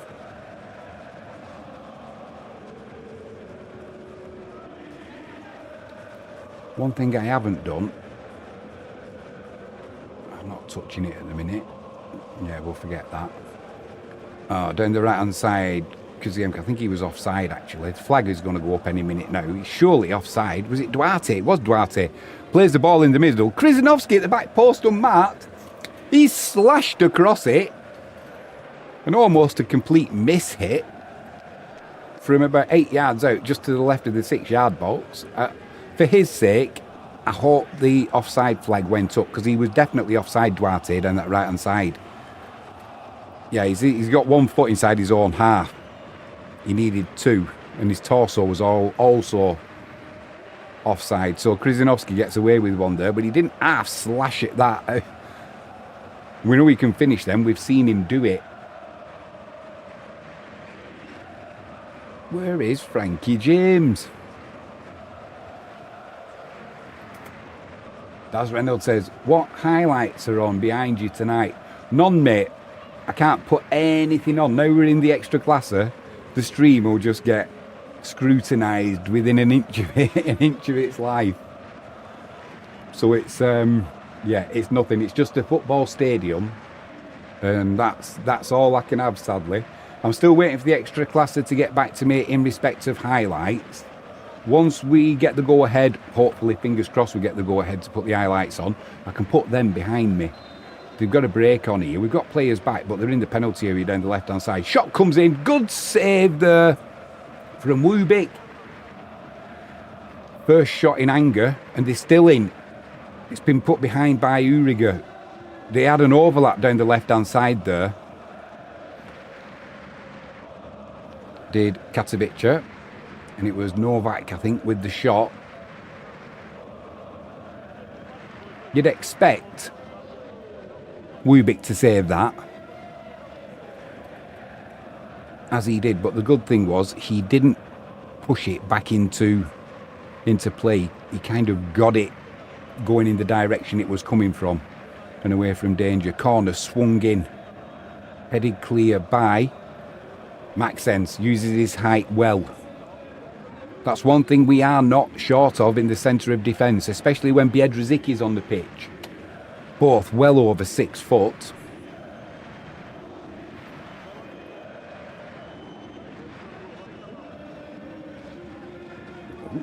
Message from the airport. Don't forget to bring me keys. Well, how can I forget to bring me keys for parking? How am I supposed to get there if I forgot my keys? Not quite sure how that works, but very nice of them to remind me. Duarte takes it on his chest, plays it back to Duda. Now it's with Krzyzanowski. Grazier says, Wubik is considered one of the best, if not the best, in the extra class. Well, we'll find out now, mate, because they're in. And that ball, there's a foot been stuck out by somebody. I'm not convinced, though, that he got his angles right, Grazier. Just as that message came through, playing it out from the back, Mazenov trying to find Duda. Duda got dispossessed. A lucky deflection. And he got a knee on it. But he showed far too much of the goal to his right-hand side. I'm no goalkeeping expert, but when I put the highlights up of this, we'll do a highlights stream of it and see how we go with I've just seen who's coming live chat. You survived the weekend, mate. But he definitely left too much space there, did Wubik, to his right-hand side. Then he stuck a long leg out. The ball went over the crossbar, but that was the first chance there for Katowice. My word. My word, my word, my word. That was almost the opening goal. Jaden Ward's in live chat. Jaden Ward says, G'day all. Here's to a new season in the top flight. So far the first 10 minutes has shown me. Thank fuck we have Wubik. What a few saves already. Mate, if you saw that then, did you not think he was his positioning was wrong, even though he put it over the crossbar? He left far too much to his right-hand side. It was glaring. It was glaring. Anybody wonder what Jaden Ward looks like? Jaden's the one in the middle. I bet you regret sending that now, don't you, mate? Yeah, I'm not convinced with his positioning at all, but he got his stuck a leg out and put it over the crossbar. But yeah, no mugs, Katowice. They had a good season last season, finishing 5th, qualifying for Europe. Cross comes in there from Bozic. Duda, edge of the box. Jaden Ward says he loves it. I should think you do, mate. If I was as handsome as you, I'd love my photo being shown. Edge of the box, Igbakim, first time shot. Oh, blimey. A Katowice player threw himself at it. He creamed that and kept it down, and it's walloped him right in the boat race. He's rolling around on the floor now, holding his face. I don't blame him. The referee's patting him on the back like, I think he's going to say, oof, and he didn't miss either. Right on the bugle. That's called taking him off the team. But the referee's patting him on the back, like almost poking him, saying, well, do you want the trainer on or not? And now the referee's over him like, nah, he'll be all right. No, it's all right, mate. He's definitely not play acting though. That was flush on the snoz. What can we do from this corner? It's going to be Duda to take it. Right in front of the Ultras.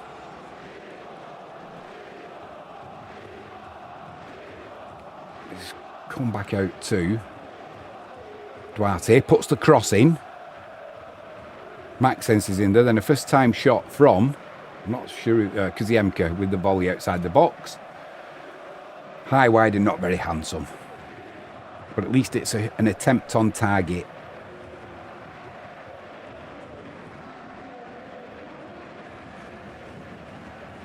He's got a nervous look on his face as Marius Shop. I keep getting the feeling I forgot something. I'm not sure what it is. Daz Reynolds says, Daz Reynolds says, do you play FPL? What's that, mate? FPL. I'm not down with the youth if it's a young thing. Do you play FPL? Is that like something like an Xbox game or a PS4? Because that's potentially coming up at some point. The lads keep saying to me, my lads, they're like 30, 20, 28 and 22, and they say, when you do them streams and you're giving the managers shit, they say, do you think you could do any better? And I said, well, I don't know, I've never had the chance. And they say, well, why don't you get FIFA and see how far you can take Wisła Krakow? So whether we'll do that one day, I have no idea. They're in again down the left hand side here. Geiger will cut that out. Daz Randall says Fantasy Premier League. Jaden says Fantasy Premier League, I think you mean. No, I don't, mate.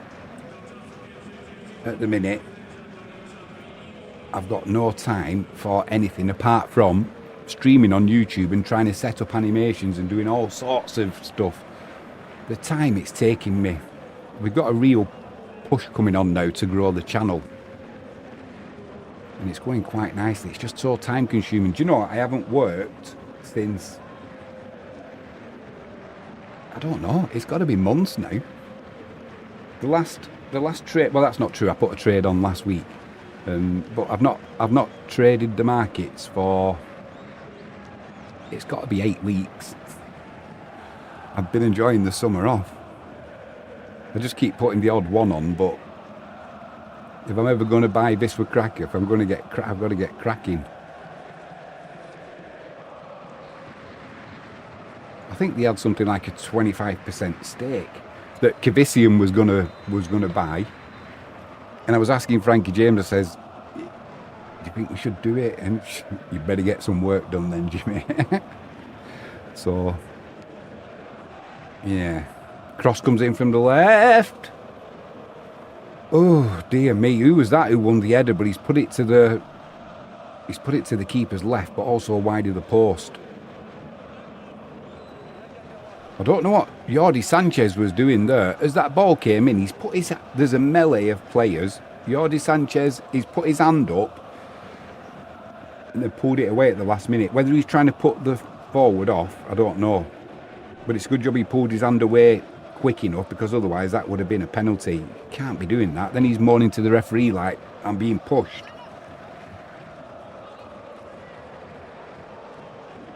Looks like there's a good crowd in as well at the Cinerise Henrik Raymond Stadium. I'll be there on possibly Tuesday, maybe Wednesday. Go and get in the club shop, get some merch.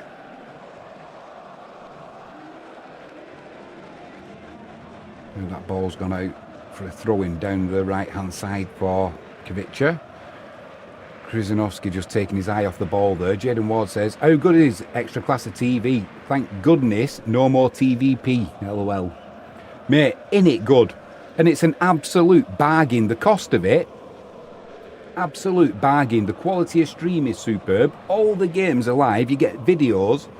If you haven't got extra class of TV and you want to watch Viswa or the extra class as a whole, I can thoroughly recommend it. I have no links to it at the minute with any discount codes. I'm waiting for the extra class of getting back to me. But for what it costs, I think it's about 60 British pounds, so that's about 400 US dollars at the minute. Although it's not at the minute because the dollar's strengthening. Have a word with them, geezer. Ball down the right hand side, overplayed. It'll be a goal kick to Viswa. 17 minutes gone, still 0-0. Yeah, what are you guys thinking live chat about? Was there any surprises when you saw today's lineup? I was a little bit surprised. There was two. There was two that stood out for me from the starting. Went out from the back again. It's me nervous, so nervous. There was two that stood out. One of them was, that'll be a free kick to Viswa. Bozic, it was upended. He's going to have a massive season for Viswa, Bozic. Superb the end of last season, especially when Ronaldo was out. He kind of stepped up, as did Duarte. Yeah. I'm surprised that Duda started with Igbekeem. Thought we might have gone a little bit more lovely from Bozic there, just weaving his way through the Katowice players. Igbekeem spreads it right now to Duarte. Duarte out to Kaziemka on that right hand side. Back to Duarte in the penalty area, but it's intercepted, put out for a throw into Viswa. Are you serious, or are you saying that to wind me up, Jaden Ward? Jaden Ward was surprised that Ertehal was not starting. He's in the best place on the bench. He's all right coming on as a substitute, he will be. But to start, no. Deep cross to the back post, kept in by Bozic. Ball's bouncing around. Can we get a Viswa boot on it? No, and it's cleared by Katowice. Yeah, I was surprised that Duda started purely because I thought we might want to shore up our midfield a little bit. Jaden Ward, he's laughing. He's doing it on purpose. Now, if Adrian would have said that, Adrian, he loves Ertehal. And don't get me wrong, I'm not against Ertehal. I'm genuinely not. And it always sounds like I'm having a pop at him, and I'm not. But last season, he was having games where he knew himself he was struggling, and he was lucky to get in the team. The keeper's out to the left-hand side of the penalty area. The centre-half's just outside the 6-yard box, and we're putting him under pressure. It's one of them as he tries playing it to the keeper who's at the left of the penalty area. If you can stick your boot in there, it's going in, it's going nowhere else. And I think it was Duarte maybe who just couldn't, or it might have been Sanchez, just couldn't block the clearance. Living dangerously though, Katowice. Jaden Ward says, you know me too well, Jimmy. Daz Reynolds said, 30 minutes till the dart starts on stage. Have you had a wager on that, mate? You're waiting for, who was it? Littler and... was it Luke the Nuke? Oh no, it was Price, wasn't it? Gerwin Price. 20 minutes gone, 0-0. Been chances for both teams, but I've got to say, Katowice have probably had the best of the two chances so far. Their two chances have been the better chances. That'll be a corner to them down this right-hand side. Yeah, I didn't think Duda would have started. I thought we might have started with Carbo. And the other one that I was a little bit surprised at was Krisanovsky. I'm nothing against Krisanovsky. I think he's fantastic. But I thought we might have just gone with Lelyeveld. Just because of his experience. Corner comes in. Maxence gets his head to it. So we can see from corner straight away he's a massive asset. Duarte gets fouled and it'll be a free kick to Viswa down that right hand side.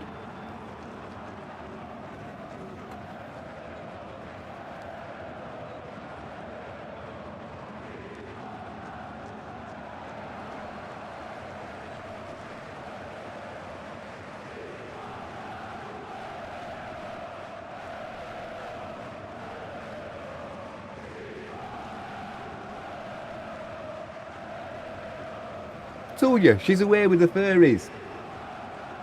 She's away with the furries, Frankie James. I said, the match is kicked off, you know. Hey?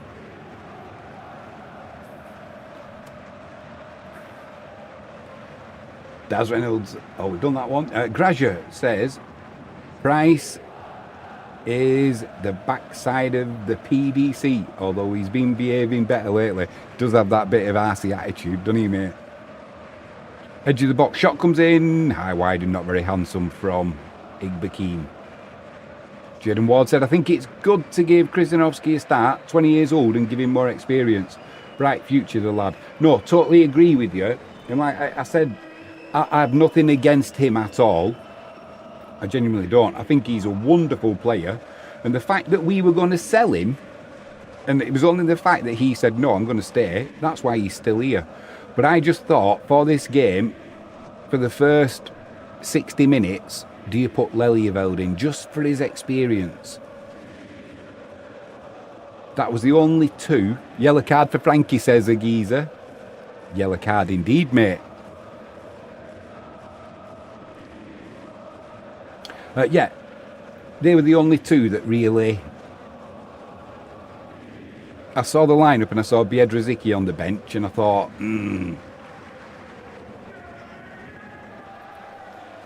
Frankie James is in live chat. What could go wrong? She say hi to a geezer. Double trouble in there. Cross comes in. Oh!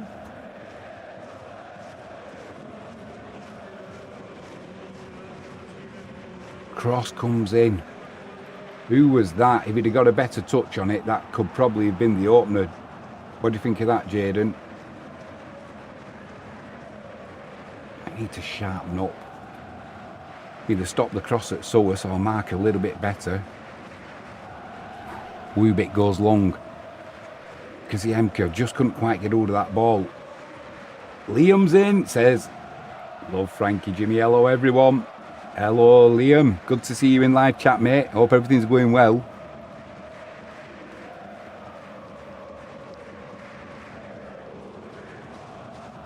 Yeah, anybody want to know? Frankie's in live chat. There's our Frankie James. She says, hi, Liam. Jen Wall says, Jimmy, make sure to check out that new R22 bar when you get there this week too. Looks mental. Yeah, I'm going to try and get there on, depending what time I'm done at the dentist on Tuesday, either try and get there on Tuesday. Have you had food there, mate? It's run by the fans, isn't it? Would be nice to go and have a meal there or something, get some food, a couple of beers. Daz Reynolds says, hi, Frankie. This were battling hard in the midfield. Is anybody else watching this game with me? Have you got the extra class of pass? Bozic! Twisting and turning. Then there's a little push on Krzyzanowski. Duarte edge of the box.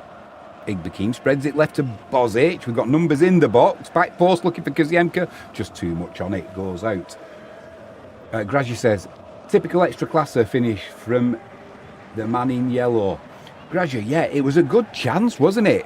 If he'd have got more on that, well, he hardly got anything on it. If he'd have got pretty much something on it, that could have been the opening goal.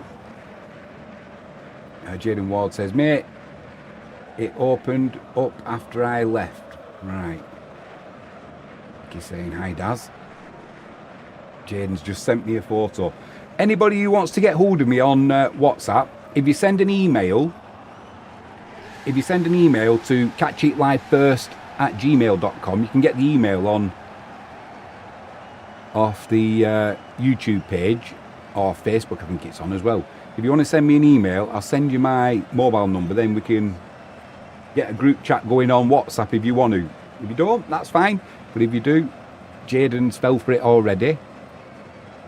Mate, I'm surprised you survived that weekend with, was it your brother's stag do? I hope you had a great time, pal. I'll have a look at what you've sent me in a minute. Oh, who's that? Oh, he's getting up, he's alright. Didn't make a meal of it. It's been pretty even, this game, so far. does. Reynolds says, Price Littler to win most 180s. Not a bad bet. Frankie James says, let's get a group chat going. Jaden says he's still hungover. Must have been a good one, pal. So at the minute, Frankie was supposed to be helping me with the cricket. Not a chance. I saw her looking at this tablet with cross eyes. She says that's a good sign of a good stag. Edge of the box. Duda lays it off to Bozic. He's got Krizanovsky on his left. Cuts inside, back to Duda. Katovic doing what most teams do now, it seems, going narrow. Means there's plenty of room on the right hand side there for Duarte. Gets it back to Kaziemka. Duda, sorry, puts a cross in. What's Kaziemka, sorry? Duda was waiting on the edge of the box. I'm trying to get used to these new kits, and do you know the other thing as well, and I'm not joking or using this as an excuse, I need to get my glasses sorted. My eyesight's getting worse.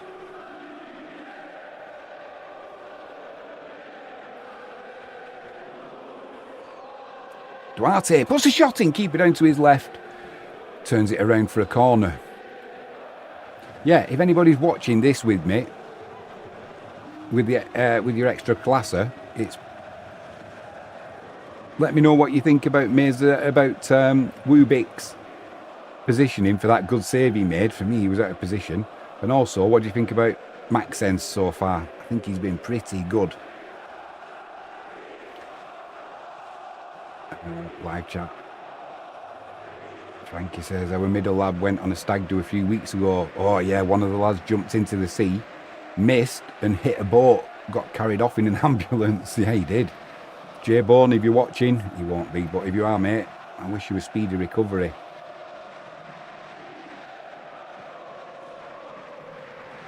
Gradually says that was nice little tiki-taka from Bisway. It was, mate. It looked snappy, didn't it? It looked quick. Frankie saying hi, Graz. Jane said, I think the stream is 2 minutes faster for some reason, Jimmy. I have to keep my reaction intact until you react, so not to spoil it. Better check that mine's up to date.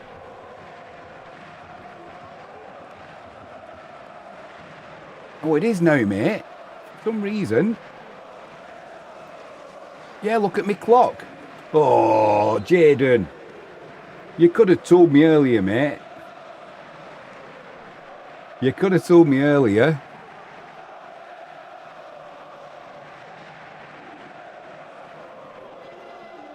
I've got to get...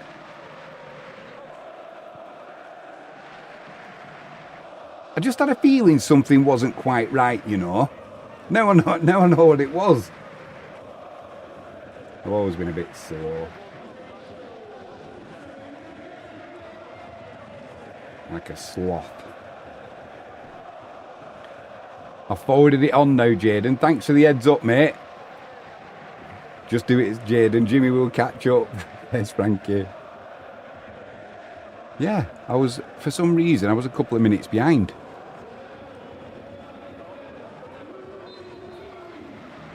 That'll be the first time ever. Jaden says in live chat, I thought maybe Australia was just in the future.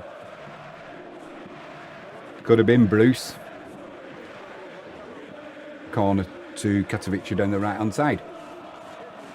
Frankie says in response to the cricket, good at talking, not a clue about pushing a button. No comments, please. You've always got to take it into the gutter, haven't you? I'm still doing both here now. In fact, I've got to change that because they're just having the tea.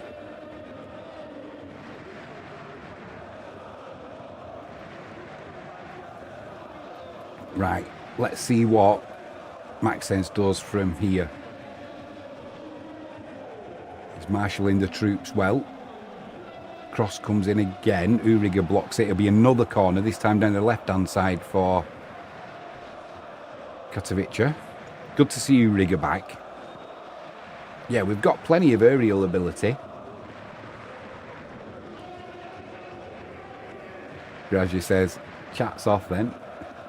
Good to life. Oh dear me.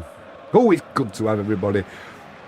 Send them emails in, and as soon as you do, I'll email you back with my WhatsApp number.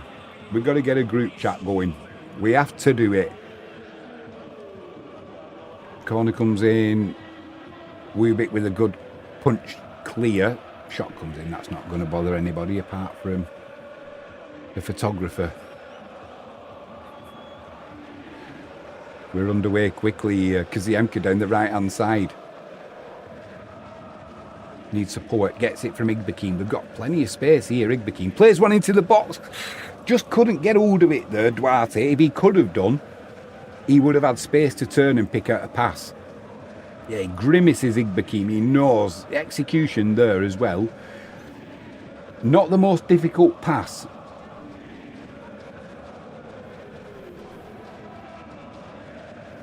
Frankie James says we need to. Lots of stuff in everyday life. Yeah, there certainly is. Most of it not repeatable for YouTube. It's all right in a WhatsApp chat. Switching play well there, Katowice. Where's that? Come on.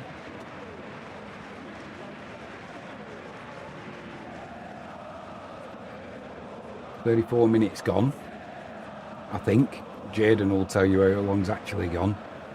That ball's played through the middle, cleared up by Maxence. Even the Jack Russell's having a go at someone now. Again. Space down that left-hand side. Geiger comes across.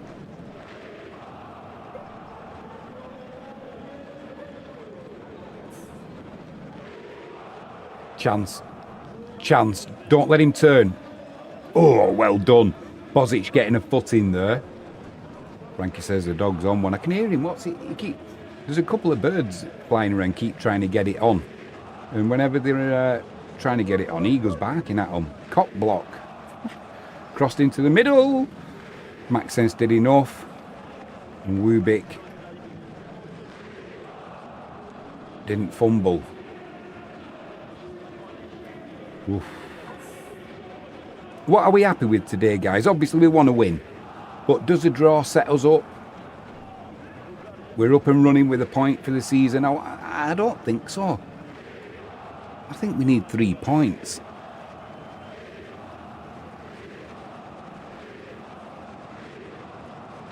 Straight away, though, you can tell that there's a difference in class in the opposition from the Betclic one, and I know it sounds obvious, but they just look more composed on the ball. The pace of the game is slower, which suits Wisła. You know, and we're not looking outclassed. We're looking like we're where we should be. But it's been a pretty good first half, I've got to say. Plenty of space on the pitch. Geiger does well on that far side, on the halfway line, wins a throw-in. Been a good signing for Wisła, hasn't he, Raoul Geiger? As soon as he came in when Jarrett got injured. I don't think Jarrett gets back in this team, you know. I know we've given him a new contract, but I think that's why he's recovering from injury. I wouldn't be surprised if he departs in the January transfer window.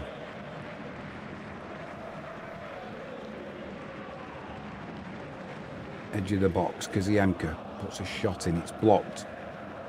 It's picked up by, nobody wants to pick it up at the minute. Finally, Katowice hoof it clear. Maxence wins the header. Bozic in possession down this left-hand side, wins a throw-in.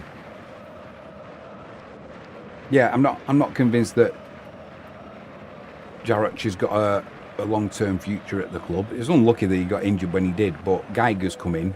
And there's no way on God's green earth does Jarrett get in this team ahead of Geiger.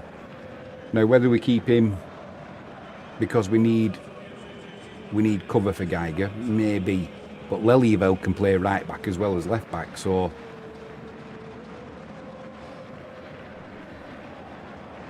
Frankie James says R22 new bar. I missed the Goss. Jane says, like Gray said, Katowice are coming off a very short break. from the Conference League match, so we'll be tired. Sorry, I missed that one, Graja. Yeah, Katovic had to play 3 days ago. We have to go for the win. Yeah, we do, mate. We do. Also, at this stage of the season, though, does that game give them that little bit of extra sharpness? Are they just slightly further on than where we are? Room for Krizanovski, pulls it across. Cleared by Katovic, taken by Duarte's diving. Referee's not having any of it, so he jumps up. Now he tries playing a little ball to Bozic, but that gets cut out. Not his finest 30 seconds there from Duarte. Saw a lot of that at the end of last season where he was diving, trying to win free kicks, trying to be the professional, play that professional game, and the referees are not having it. Yeah, good point, Gray and Jaden. In respect of Katovic playing 3 days ago.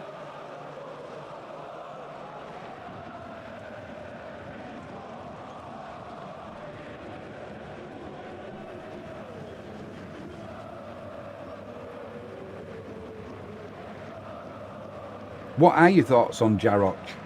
Do you think he goes in the January window? Or does he stay at Wisła, you know, and fight for his place? I just don't see how he gets in the starting 11 ahead of Raul Geiger.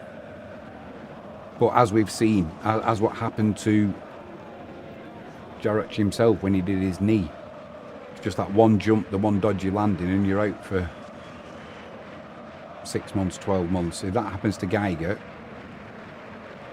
like I said, Lelyveld can go right back if needed, but do we have any more cover then? So maybe Jarroch, he stays in the squad. But it's whether he's happy kicking his heels on the bench. Ridardo's warming up. Do you know, he looks trim. He looks like he's had a good pre-season, Ridardo.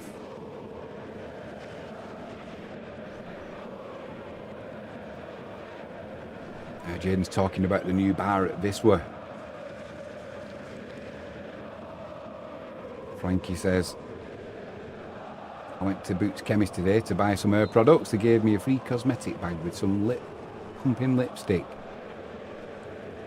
Don't try it.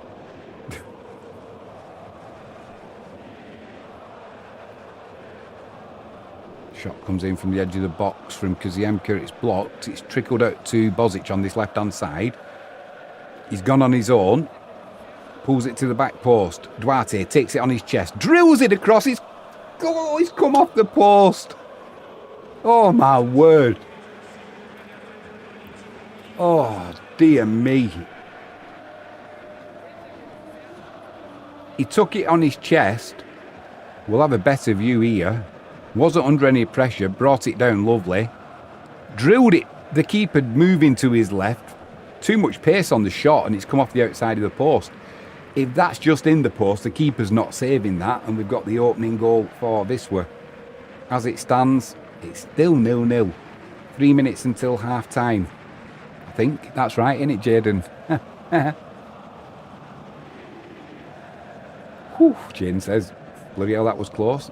Duarte almost had a screamer.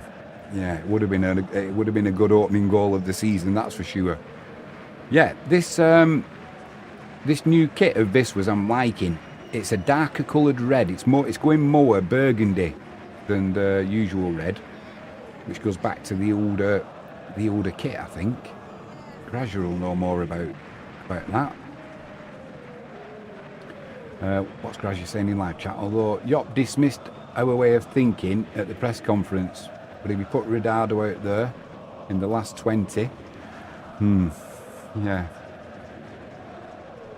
Gradual, you know when Yop does his press conferences, can you understand the Polish that he's saying? I've struggled and I've tried getting the translator out there and it doesn't always work. Even Google Translate, even YouTube Translate, it's like, it doesn't quite make sense. I need to up my Polish, especially things are looking good with getting a Polish daughter-in-law, by the way. They're still going strong.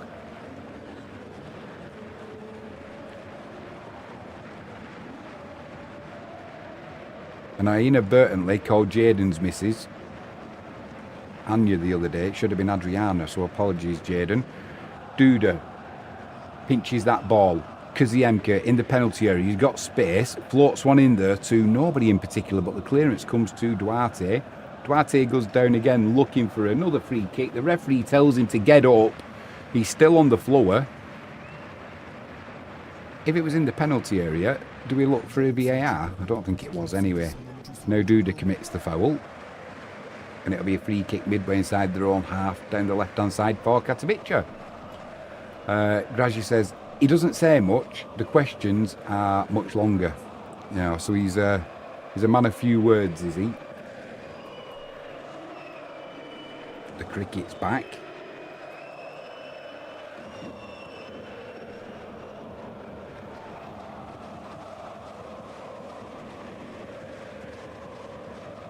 $99 for 1 Pakistan. Right, now I've got to get... Oh, Mason Earth's been given a... Oh, Mason Earth, not Maxence. He's been given a yellow card there. He just gives it one of them Gaelic... Yeah. What was that for? We'll have a look. Let's have a look. Yeah, he stood on his ankle and he's got hold of his arm. Maybe a little bit unlucky. You'll see worse than that doesn't get carded.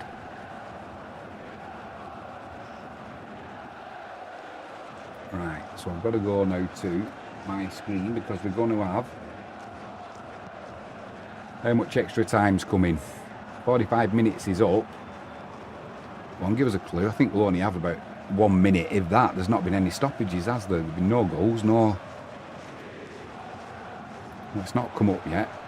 Free kick comes in. Posits challenges. Wubik comes out and clears up. Well, come on, tell us how much extra time there's going to be. I'm ready. Well, that's it. There is no extra time at the end of the first half. So it's 0-0. Decent first half from Biswa. We've not looked out of our depth at all. Both teams have had chances. Huh?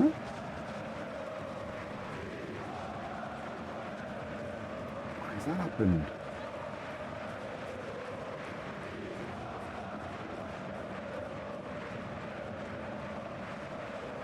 Don't panic. Don't panic. Here we go, reset. There we are, ready for the second half. So, ladies and gents, if you're watching that, what are your thoughts of the first half? I thought this would have done pretty well.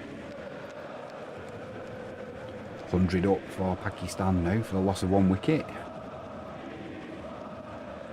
So all I've got to do is set that going in the second half.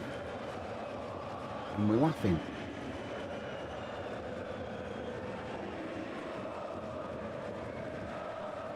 Right, don't touch anything else now, Jimmy.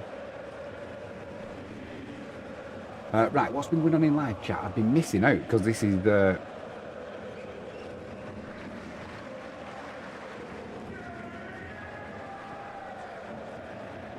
Jalen says, I bet Frankie corrected you, Jimmy. See, my mind's moved on now. I don't even know what that's in relation to, Jaden. Tell you what I will do. Let's have a look at that, what Jaden Ward sent us. He sent us a photo.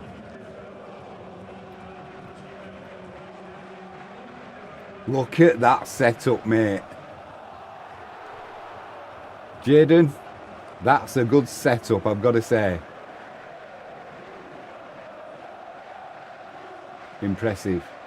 Impressive.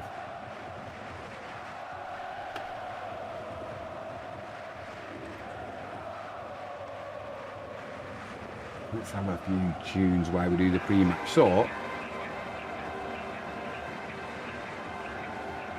I've got a question for you as well, Jaden. In Australia, it's nothing to do with the test match next year. England are in disarray, mate, at the minute. Disarray. With Anya and Adriana, yeah. Yeah. My daughter-in-law to be is called Anya. And Jaden's wife to be is called Adriana. She must be patient. She must be patient. Why is it, this is open to anybody by the way, why is it in Australia women are called Sheilas and blokes are called Bruce? Where does that even come from? And I know this is a football stream, but I've got to tell you this, because I only learned about it yesterday. But it's a trivia fact as well. So if you ever do, if you ever go out and do a quiz night anywhere, and they ask you, what's the longest Test match that's ever been played? It was in 1939, England against South Africa, and it was played over 12 days.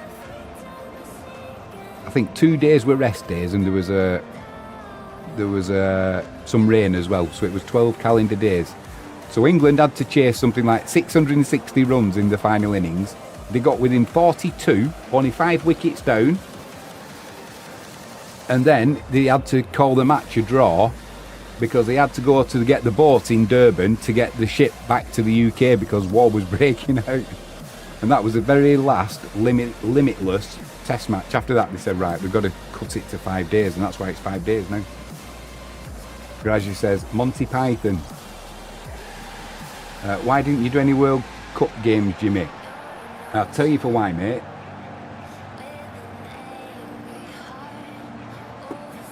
Firstly, I was really disappointed with the World Cup. Let me know your thoughts in live chat if it's just me being a grouch. But I'll tell you why I didn't do any. Good question, Graja.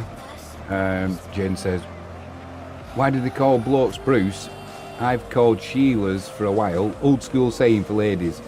But that bloke one is new to me. Yeah, Aussie blokes are called Bruce and the women are called Sheilas. I don't know why. Tina's friend Andrea, she lives over here now, she's an Aussie, and I just call her Sheila. She answers as well, so it must work. Going back to Grazia's question, why didn't I do any World Cup games? One, I was just so busy doing other stuff with the trying to build the channel up, so with the rugby league, with the cricket, and trying to get stuff sorted. And secondly, it kind of gets done to death a little bit. You know, over here there was that's football with Goldbridge. He was doing games and what have you. And the other thing was the times of the games. Normally we're used to the games being on in the UK, so you'd have your first game 3 o'clock, your next game 5:30, and your final kick-offs like 8 o'clock. These games were, early hours of the morning. The times are all over the place, and I just couldn't kind of work it in with doing a game that I would have wanted to do, with being able to stay awake. Because Frankie will tell you, I don't really get much sleep as it is. I probably get about 4 hours sleep a day or something like that. I'm just always busy doing stuff, so sleep kind of gets in the way. Then I've been doing stuff on the house as well, trying to help Frankie out. So we've had a new. She stitched me up really. She said, Jimmy, she says, I want a new kitchen putting in and what have you. And it's a pretty big kitchen, to be honest.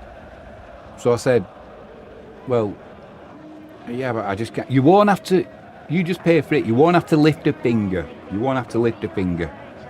So I traded the markets, handed the money over for the kitchen. It never worked like that though. I've just been working my little fingers to the bone. So last night I finished the cricket stream, went straight into the kitchen. It all got locked down. Then I had to put a second coating on the floorboards that are in there, because obviously you can't do that and then have the dogs running through it or people walking through it. So I've been finishing that late. She's had me painting. Oh, she's had me doing all sorts. It's worth it though. I don't mind helping her out at all. She's a good egg, is Frankie. But that's why, Gradually, I've just not had time. And like I said, other people were doing it as well. So it's not like there was a gap there. There was a need. If there was a need, I would have probably tried to do it. But I did think about doing it.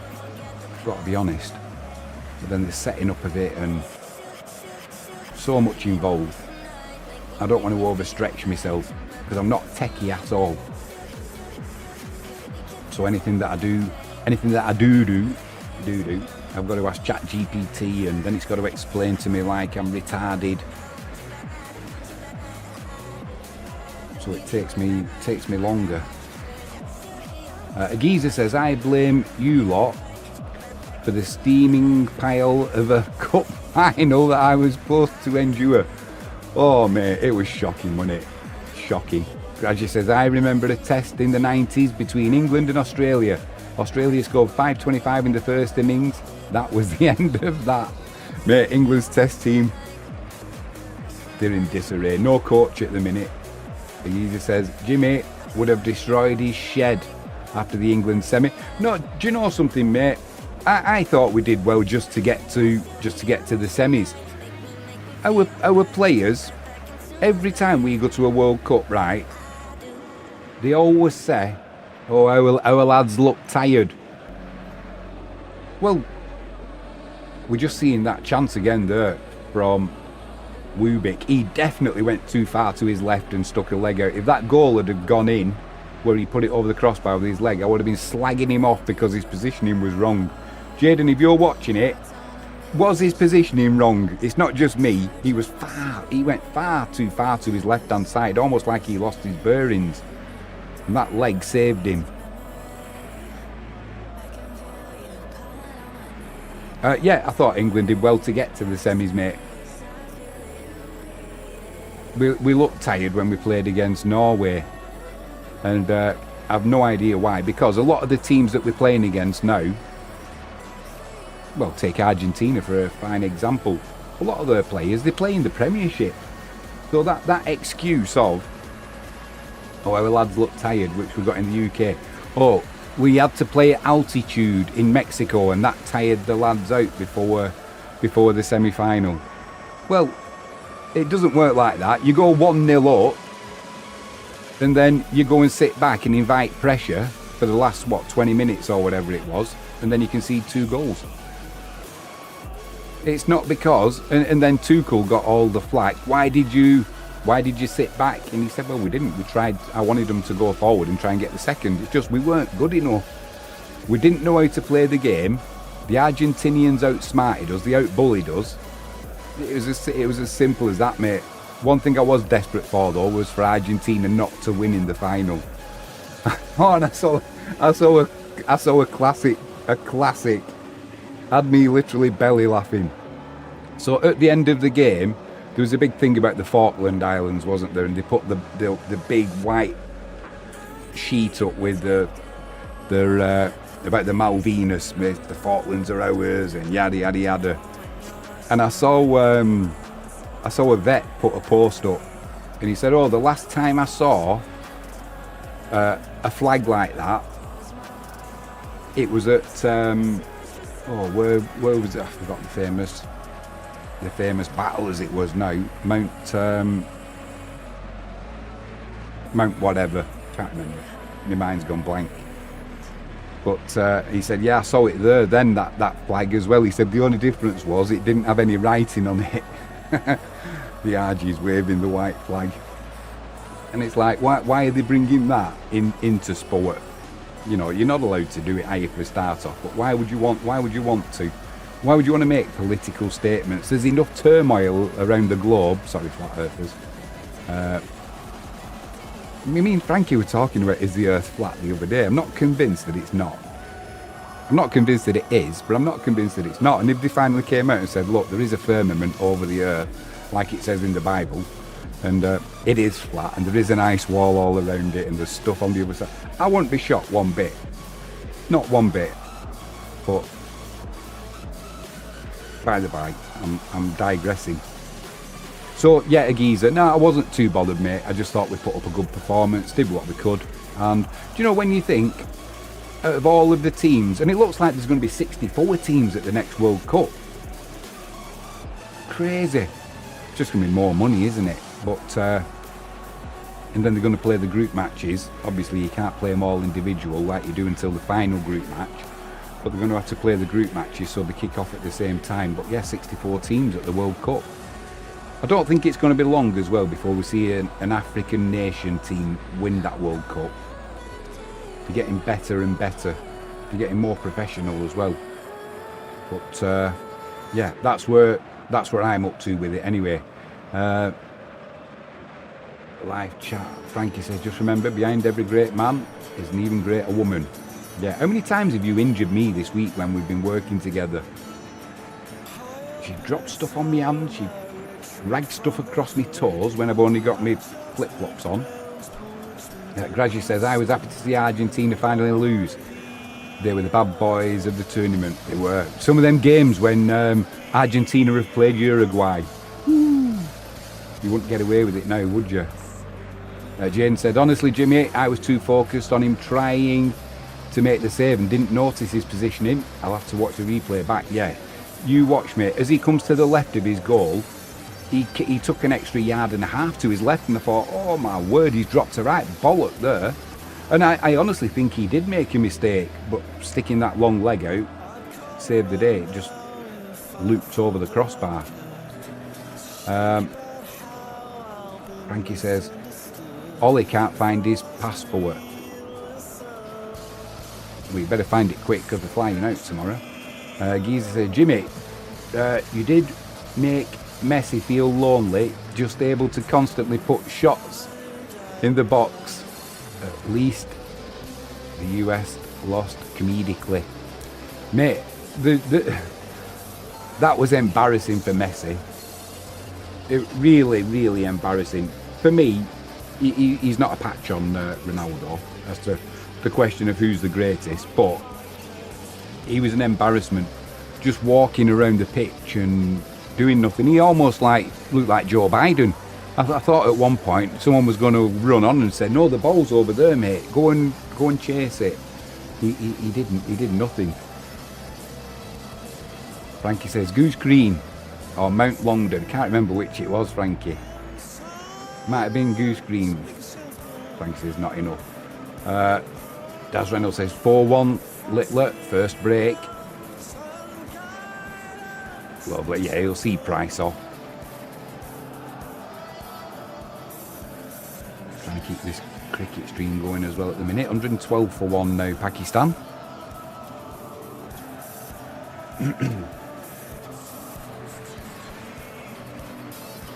Yeah, so the next World Cup, how many countries are hosting that one? Is it 2? Is it Spain and Portugal the next World Cup? Can't remember. I'm sure it is. But yeah, it was the way that Argentina played in that World Cup. They did what they needed to do to get to the final. That's all you can say about that. But it's not a good advert for football, is it? Or soccer, as they say in the US of A. A geezer, question for you.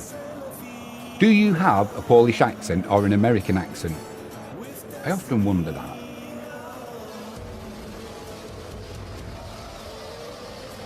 Daz Reynolds says, Spain, Portugal and Morocco. Geezer says, and Morocco. Yeah, it's only just over the water, isn't it? So, I don't know what happened to one country hosting it, but it seems to be the norm now. Good to see that there wasn't like the old days, like there was no real trouble what I saw. I did see it, someone trying to, a geezer says he has an American accent. When we were kids at school in the playground, when we were playing army or playing whatever, you always used to have an American accent when you were, mainly because everything on TV used to be American. So if you were playing soldiers or firemen or whatever you were playing, not doctors and nurses, then we'd have a French accent. But yeah, all the kids would have an American accent. Just thinking, Frankie, if Ollie must have had his passport recently, because when he came back from Asia, he would have had to have got back in the country with it. Got to get ready to get my clock on the go. Let's get rid of that. Get ready. We're good to go for the second half. 0-0.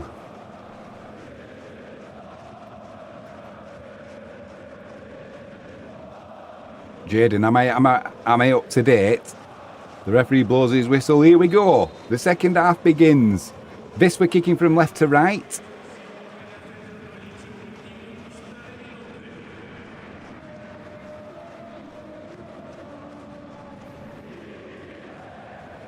Agiza says, I don't usually say y'all though.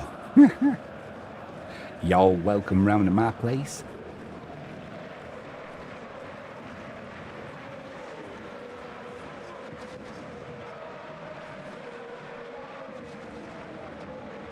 Oh, I mean, that's got to be a free kick, ref.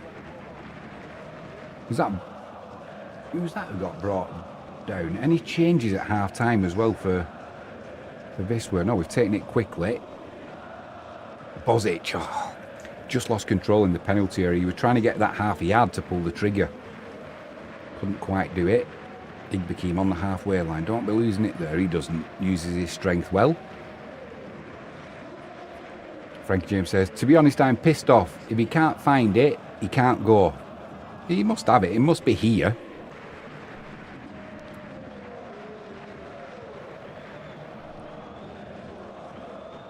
Igbekim battling hard though, wins it.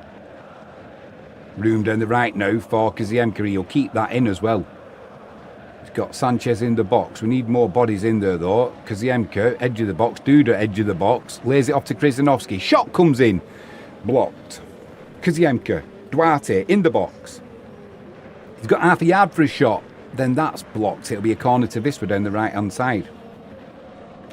Couple of good chances there for Viswa. Duarte on his left, which is his swinger, and you could tell as well. Do you know what's nice to see? The Katowice fans in. None of this. Nice to see Shalonks Wrocław, the shithouses that they are. They got off to a good start, didn't they? Corner comes in from Duda. Not a good corner at all. Rubbish. Frankie James says his luck out.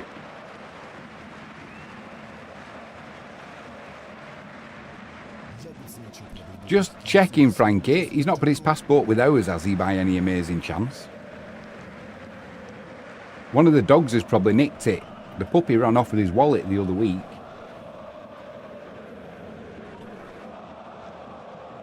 That's a free kick. Little shove in the back from Geiger on number 17. Who's that? Ilya Shkurin.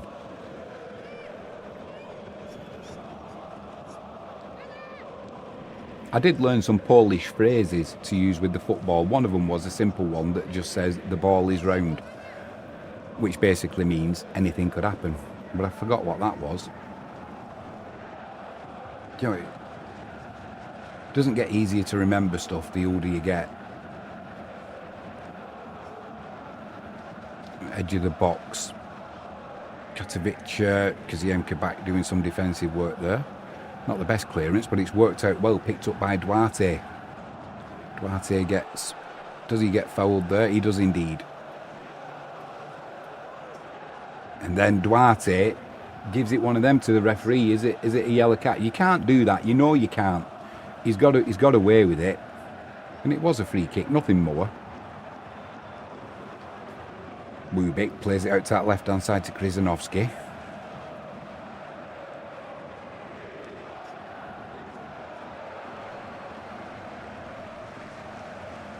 Long ball from Duda over the top, looking for Kaziemka into that channel. The keeper's backed off. Kaziemka will get there. He's one-on-one with the defender. Comes inside, tries to get that half yard for the shot. Shot comes in, it's blocked. It'll go away for a corner down that left-hand side. This is what we needed to be doing last season when we were saying play that ball into the channel for either, when we're under pressure, for either Bozic or Kaziemka. They've got the pace and they've got the skill.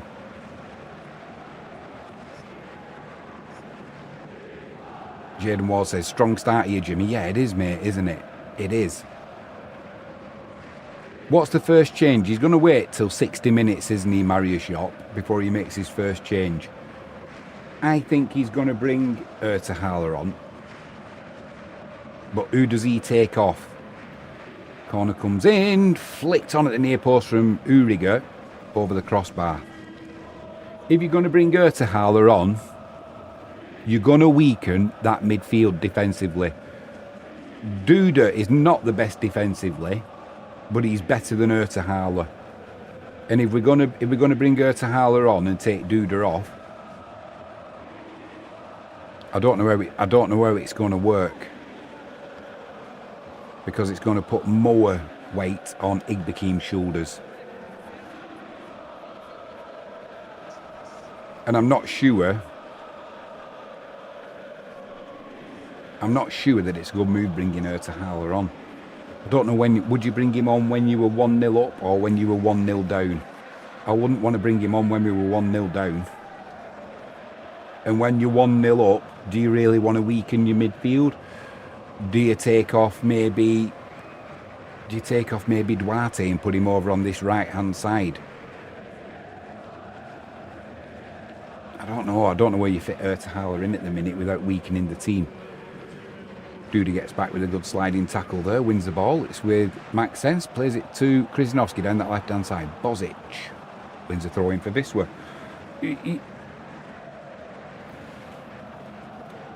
Let me know your thoughts in live chat. If you were to bring Ertahala on now, who do you take off and what system do you play if Ertahala comes on? Because I don't see how. I wouldn't want to take Duarte off at the moment. I wouldn't want to take Bozic off. Jordi Sanchez has not really done anything, but he's not had much delivery. Chance here for Krzyzanowski to break through now. Now he gets brought down. That should be a booking as well. Yeah, it is a yellow card. Good run there. It was number 6, Lucas Clemens.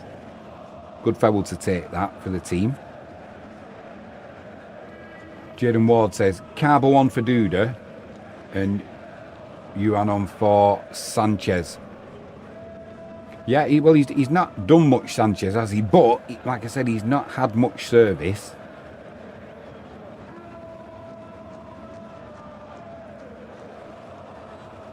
It definitely strengthens the midfield if Carbo comes on. I think he's better defensively than Duda. Duda floats one into the box, headed clear easily. Igbekim does well there. Now it's Kaziemka. He's got Duarte out on the right hand side. We've still got bodies in the box. That cross needs to come in. Who a pass there from Duarte to Kaziemka in the penalty area. It was only a short pass as well. You know, no need to. Duarte's nipped in. Flicks it to the back post, headed clear, no bodies there. Kaziemka picks it up, edge of the box. Shot comes in that's blocked. Bozic, he's got the overlap from Kaziemka. And he goes back to Duda.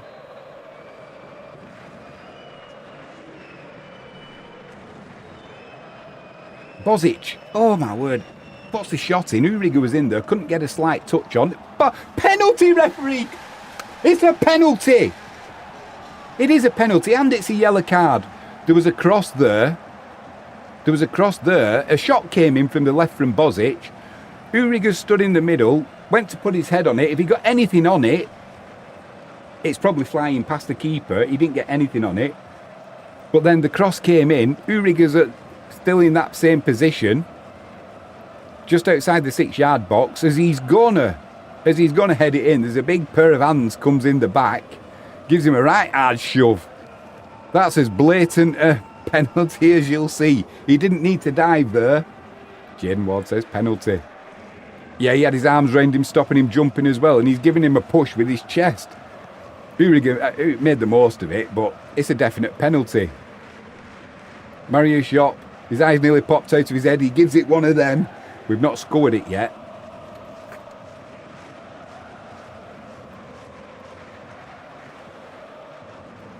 Know what they're having a word with the referee about.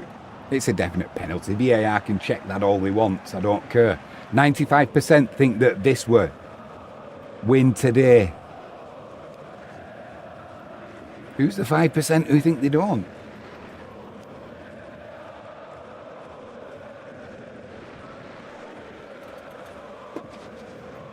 A geezer. He's at the ready. He's at the ready.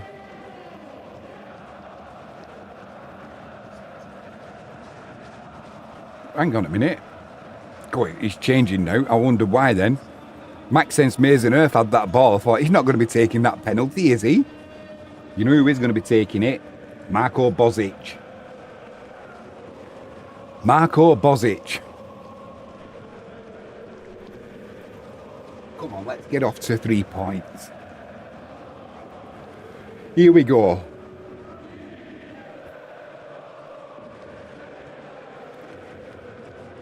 Hang on, there's a delay. The referee's allowing the keeper to be an arse. They're just checking that the ball's on the spot. It's fine, it's all right, ref. Right, he takes 6 or 7 yards back. Bozic, put it into the corner. The keeper went the right way, but he couldn't get there quick enough, and the keeper hoofs that ball away. Bozic has gone and kicked something over. The ultras are going wild.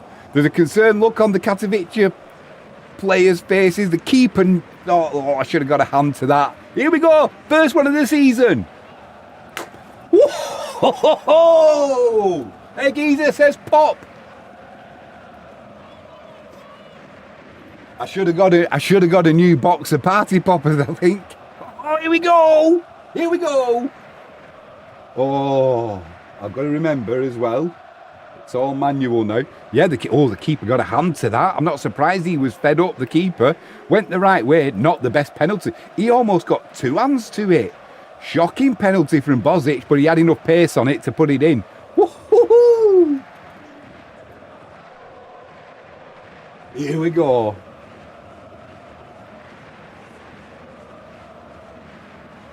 Wisła Kraków 1. Katowice 0.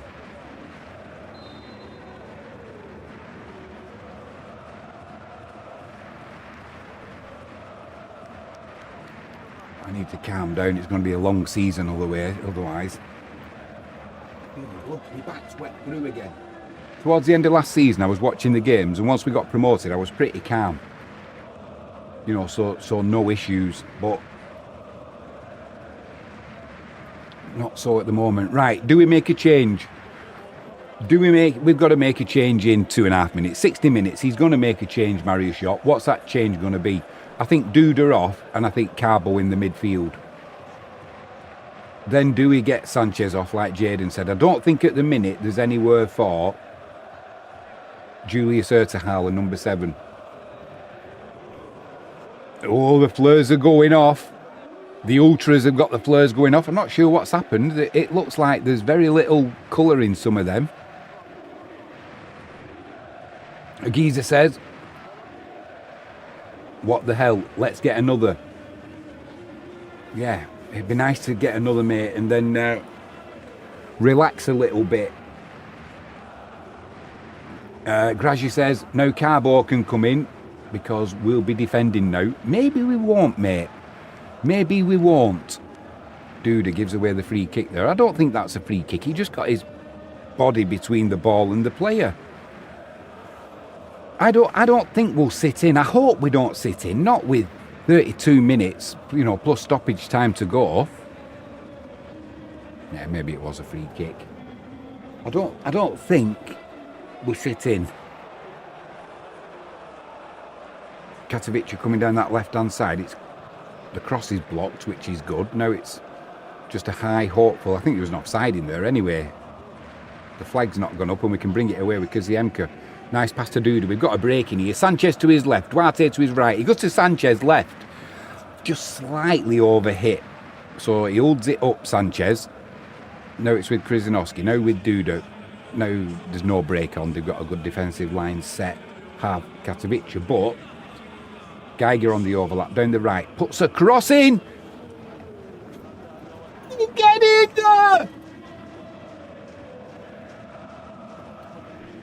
Jordi Sanchez giving it one of them. Did it come in off Jordi Sanchez or was that an own goal? I don't care. I don't care. Jaden Ward says, oh my word.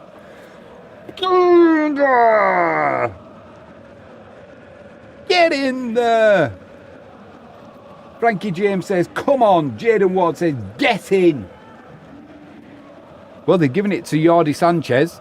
He gives it to one of them. Is that for the Spanish donkey? I think that's what he's referring to. They're showing Lucas Clemens, I think it is. Is it Clemens? Yeah, it is. Was it an own goal? It was an overlap from Geiger. He put the cross in first time. He's not offside. He's behind the ball for a start off. Oh, it was. It was off. It was off Jordi Sanchez's head.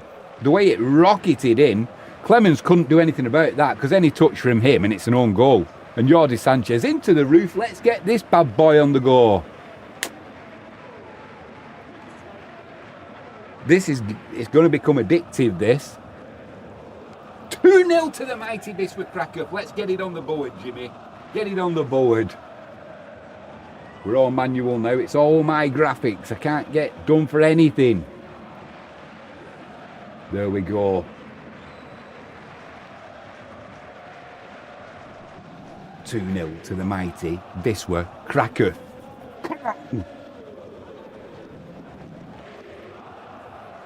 Do we go for the third?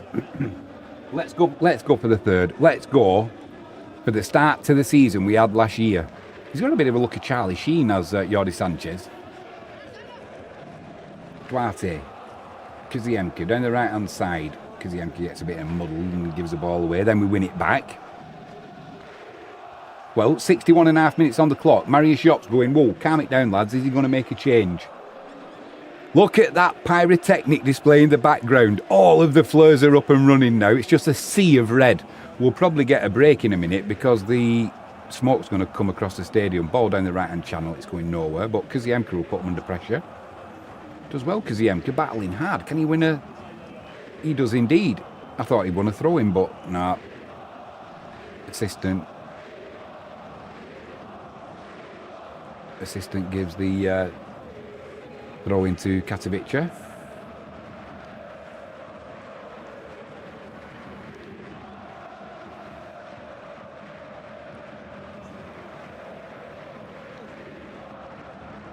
Jaden Ward said, and I was going to take Sanchez off. Mate, I wouldn't have, if he had gone off, I wouldn't have thought, what's he doing, Marius Jop? Because he's not had a lot of service, but as soon as he gets that service, we see what he can do.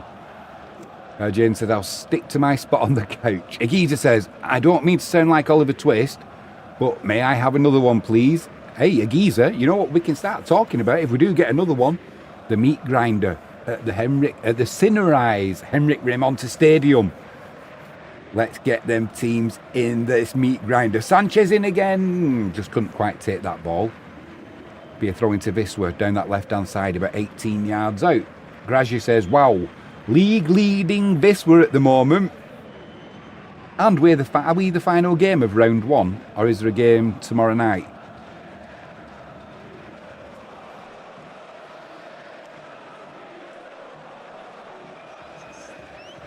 It's going to be Krzyzanowski. He's going to put that long throw in. Yeah, I think maybe it might be a good time now to take Ziemka. Sanchez. It's in. It's in. It's in. Sanchez gets another. Oh. Then he tries sliding on his knees. His knee digs in and it shoots him forward. He stands up and gives it the Spanish donkey sign again. Oh, where's my other party popper gone? Yeah, 3. Hang on a minute. Can't be having this. Can't be having this. What's going on, Jimmy? I should have had a bucket load over here ready the way that Viswa are going. Agiza says, I'm getting deja vu. Jaden Ward says, and again, 3 goals. It was a lucky goal. Oh, and he's onside as he's onside as well. Just his back right boot of the defender played. Sanchez onside.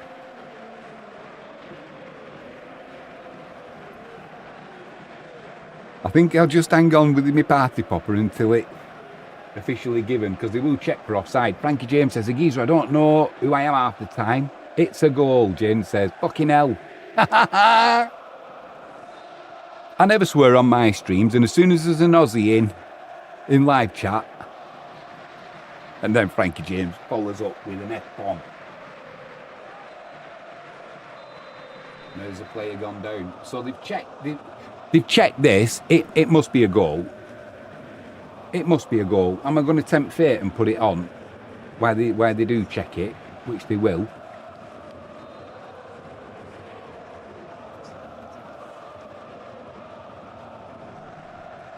Been given.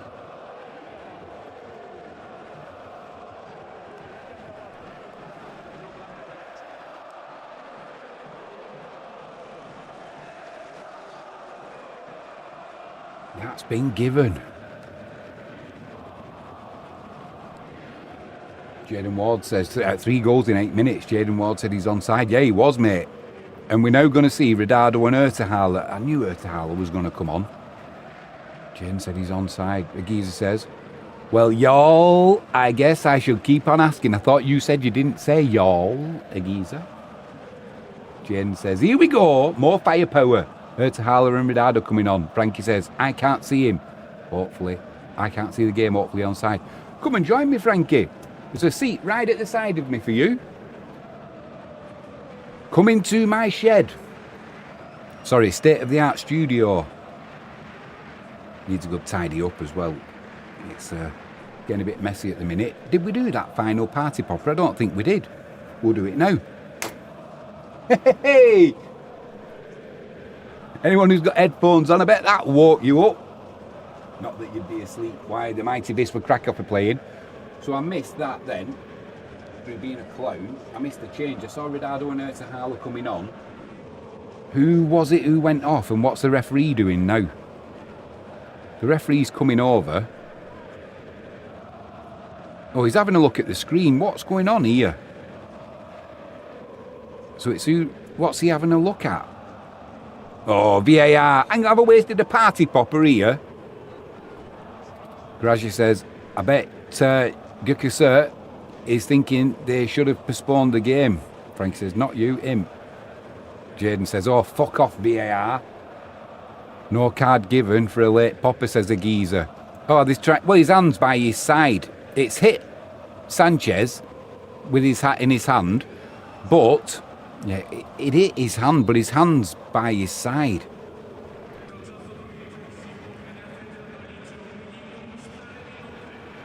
And then he's put that ball in. But he's not moved his arm to the ball. He's not controlled it with his arm. It's just when it bounced up, it hit his arm. But what I mean, he's not controlled it with his arm. His arm's by his side.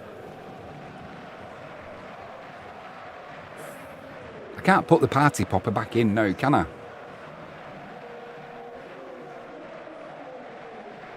Yeah, Jaden says his arm in front of his chest. He can't disappear. That's true. I thought in the Premier League there's a rule though, isn't there? If you score off it after it hits your arm, whether it's intentional or not, you can't score. If a colleague scores, you can, which is one of the most stupid rules I've ever heard of. Oh, here we go. We're still looking at it. It was Maxence Maisonneuve who was in there as well. Are they trying to say he's fouled, he's kicked through the back of the defender? Jaden says, what a fucking joke. Mate, this is going to get disallowed, isn't it? They'll give a free kick. No goal. Fucking disallowed.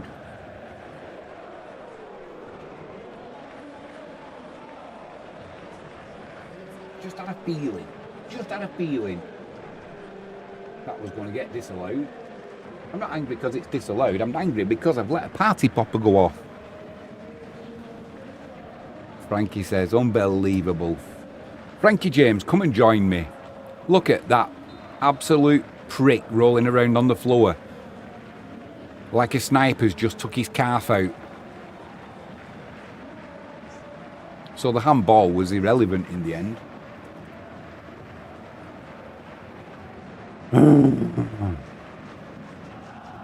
Still, with 70 minutes on the clock, if you'd have told me you're going to be 2-0 up, I'd have snatched your arm off. Long ball down that right-hand channel. Oh, dear. Krizanovsky. We're looking strong now. In fairness, they are looking a little bit tired, Katowice, whether that game 3 days ago has took it out of them. But ultimately, when you think about it, ultimately, you play a weekend game, you play a Wednesday game, you play a weekend game. So the fact they played 3 days ago, I'm not having that. They should be fitter. They're being outclassed now. We've spent 60 minutes or whatever it was getting control of this game. Get the first goal.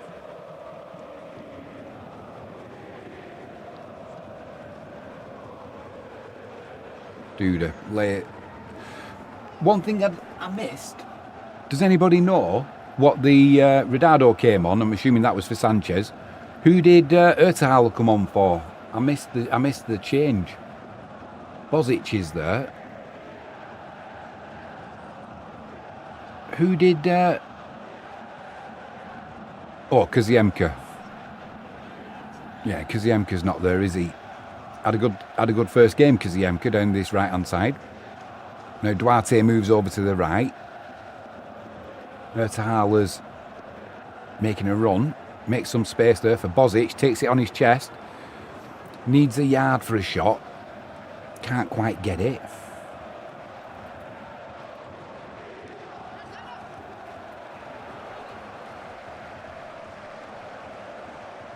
Maxen's doing well at the back there. It's with Duda.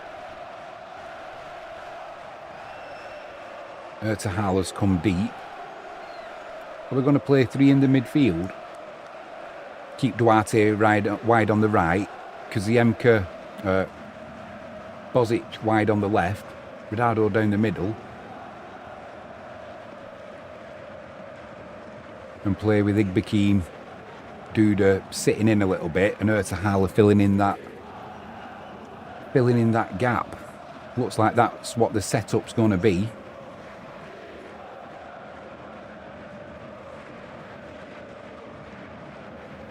Do you know, I wonder what Victor Biedrzyk is thinking as well. I know he got injured towards the end of the season, didn't he, last year, but he played really well for Wisła. Does he get his place back? Good that we've got options now at centre-half, that is for sure. Maxence Mazenurf, our new signing, he's done really well in this game. Chance here for Katowice, chipped into the box, overhead kick. Igbekin chests it a couple of times, then hoofs it clear, agricultural clearance, and that's just what's needed. Agiza says, I'll still ask for another now. Well done, Agiza. Jane says, Kaziemka off Jimmy. Yep, cheers, pal, for that. They've got space down the right-hand side now of Katowice. Crossed into the middle. Raul Geiger with a good headed clearance.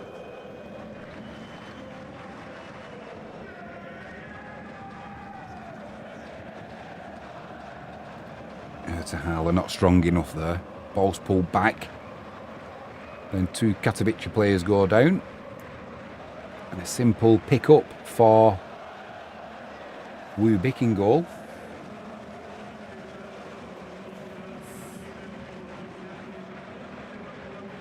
Any joy on the passport front, Frankie? Has it turned up? Grazia says, I'm drinking tonight no matter what happens in the last 20. But that was a foul by Mazenurf. Yeah, it was, mate. He kicked through the back of the defender, didn't he, to get that ball. I was just going to be disappointed if they disallowed it for handball by Sanchez, but no, that was a foul. Sadly, as much as I don't want it to be, it is. 15 on the clock. Well, 16 plus a little bit of added on time. Jaden Ward says, check the league table. Stop the count. We are top of the league and going to the Champions League. Mate, how good would that be? How good would that be? Wisła Kraków winning the Extra Klasa, first season back, and in the Champions League. I'd love them to get same group as Manchester United. I'd be going watching that. I used to have a season ticket at Old Trafford. Then I moved down to Devon and it's too far. So I gave that up. But all my family are Man United fans. Apart from my grandchildren all support Liverpool because my son-in-law does. Tried having a word with them, but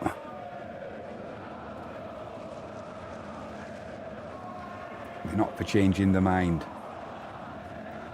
Duda's going to take a corner down the left-hand side. Hopefully we're going to get some better delivery from him. It's been a little bit iffy up to now.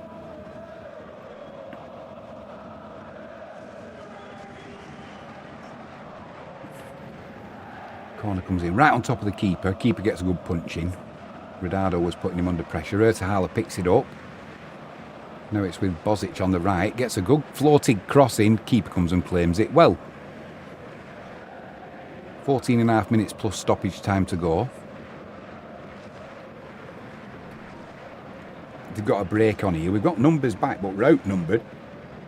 Into the penalty area. He's pulled it wide of the keeper's right hand post. He had it covered anyway there, Wubik.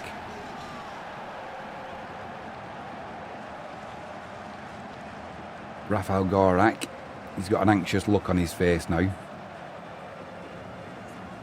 The Katowice coach.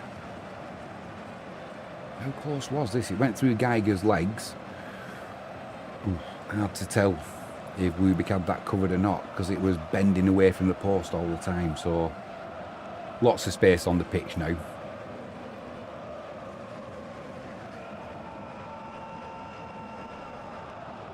Kind of throw in caution to the wind a little bit, Katowice, so they're there for the taking. There's a third. Need to be more accurate with the passes there from Duarte. He's going like that to Rodado, but the pass wasn't accurate enough. Got intercepted.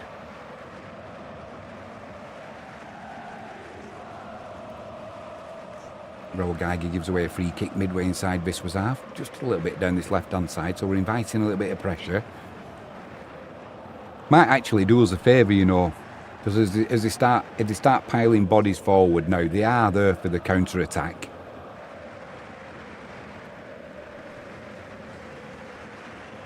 Crossfield pass. Recycled by Katowice down that right-hand side. Reluctant to just lump it in. They'll put it in now, but they've not really got bodies in there. Although the one body they did have manages to get his head to it. I think that was number. I didn't have enough space to put him on there. They brought about 55 substitutes, did Katowice. So he must have been one of them.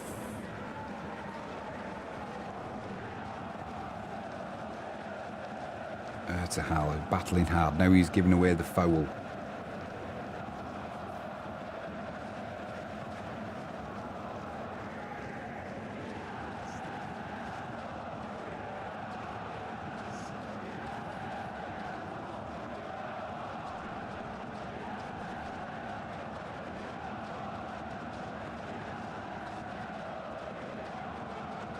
Getting a little bit sloppy themselves, Katowice. Whether they're getting tired, which probably are.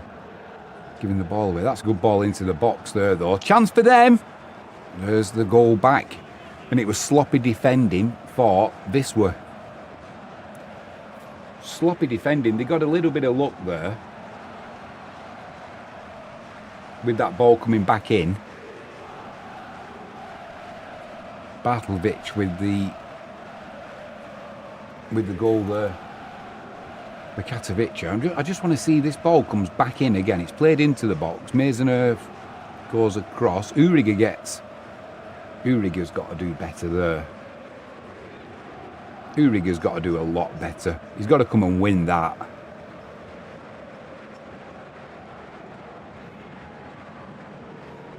And despite Geiger's best effort,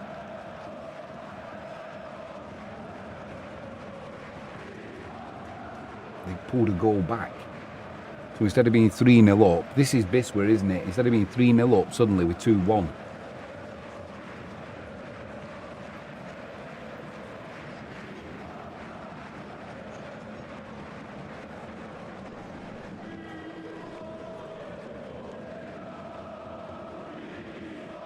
I was just starting to stop sweating as well.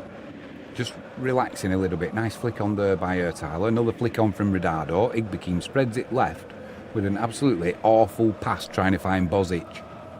That pass wasn't within 30 yards of where it was meant to go. The geezer said I wanted a clean sheet. Would have been nice, mate, but 3 points.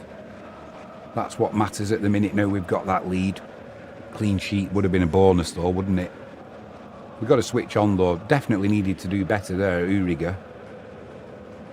They're in again. They're in again, our Katowice. They're just getting that ball through the middle and they're just hoping for a lucky break. And they almost got the lucky break again there. Krzyzanowski with a clearance.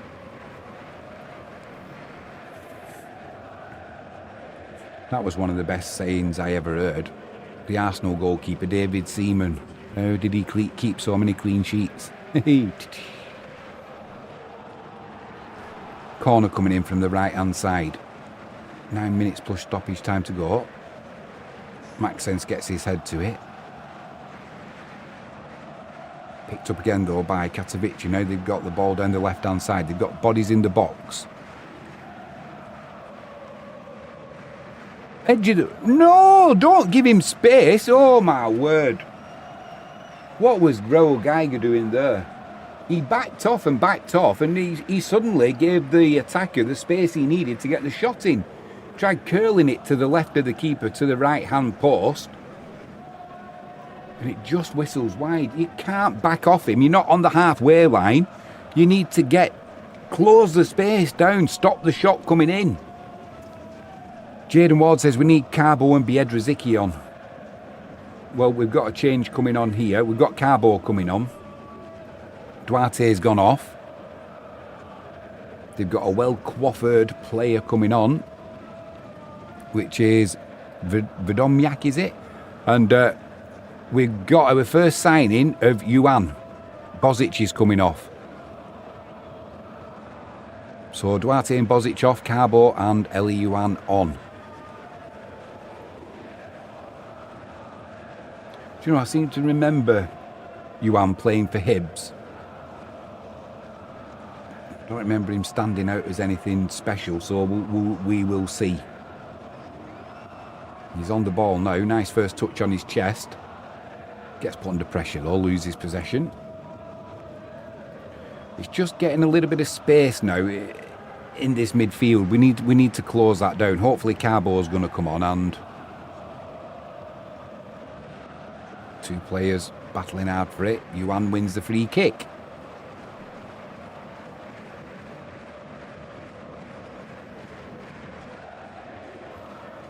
Would have been nice going into this final 10 minutes, wouldn't it, with that 2-goal cushion.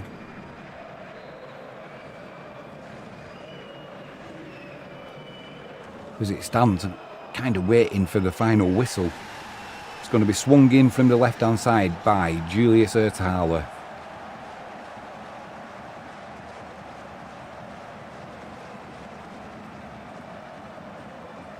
Ridardo's looking for a penalty. Says he was pulled back. Referee's running away, not interested. Not the best delivery.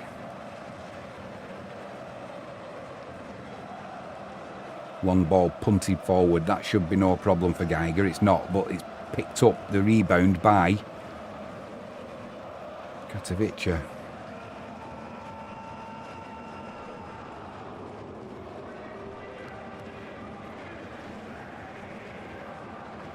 Another cross comes in. It's flicked on.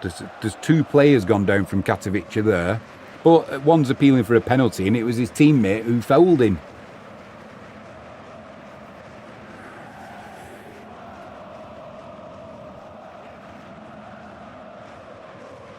We're playing it out from the back. Uriga floats one up to the halfway line to Duda. Acres of space. Can't take it cleanly on his chest though. But we've recycled it and it's back with Duda. Yuan there. Manages to get it back to Uriga. He's on the ball now. Our new signing goes to Geiger on the right. Back to Yuan. Carbo. The game's being played at a walking pace at the moment. Now it's with Maxence. There's room on the far side for Hurtala. And temporarily, Ertahala's at left back and Krizanovski's playing on the left wing.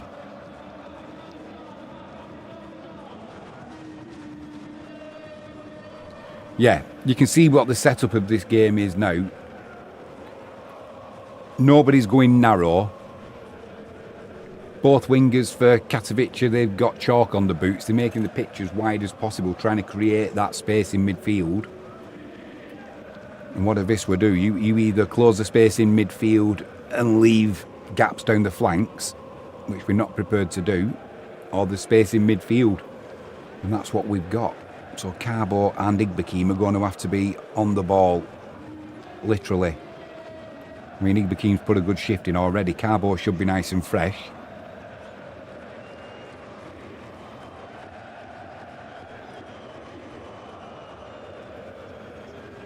Now Yuan can bring it away. Nice ball there to Radado. He lays it off. Back to Ertahala. There's a chance to break, and Ertahala's gone back to Maxence, and now it's with Wubik, the keeper. There was a chance there to keep that ball going forward. There was a break on down that left-hand channel. Good take there from Radado. Then a poor layoff to Krizanovski, who's stretching for it. And it's that that he did the hard work there, Radado. Controlled the ball well under pressure, and then the simple layoff pass puts it a yard further to the left of Krizanovski than where it needed to be. And we lose possession.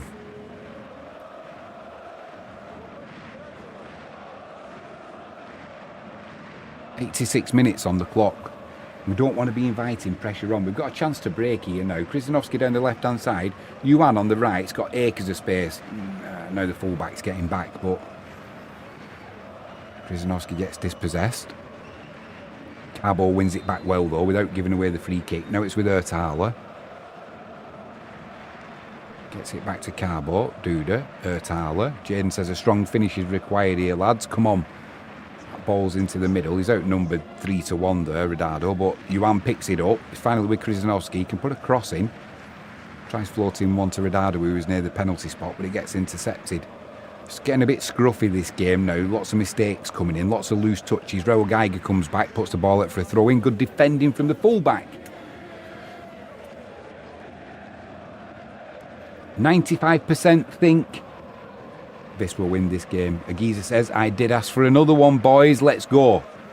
It's time to be thinking about a man of the match, ladies and gentlemen.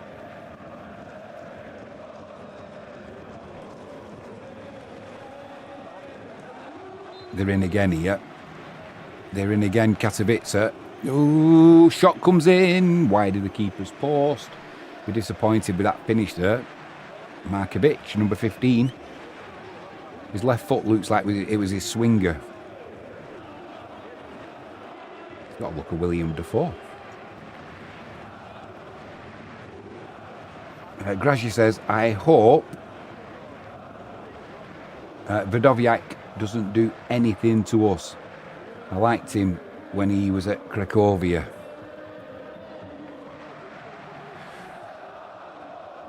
That'll be a free kick. Duda tripped up. Is that a yellow card coming? It is indeed. Yeah, I'm hoping the same, mate. I'm hoping nobody does anything in this game now. Let's just run the clock down. Live chat, let us know who your man of the match is.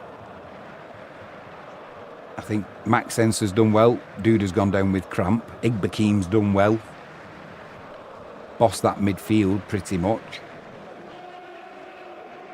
Bozic has done well. Kaziemka did well. There's nobody for Wisła who's not had a good game.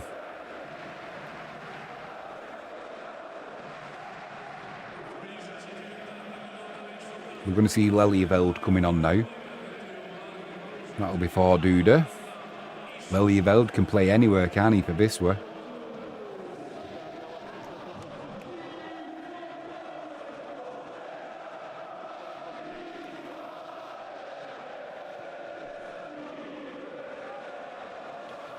Pakistan have just lost their second wicket.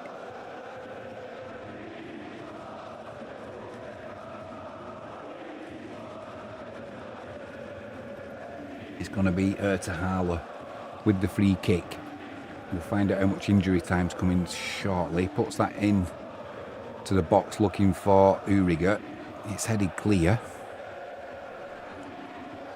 Assistant's got his flag up, so there'll be an offside. Katovic are looking to get underway quickly. He maybe got underway a little bit too quickly there. Now Ridardo's giving away the free kick. Right, how much added on time? Can't be that much, maybe 3 minutes, tops.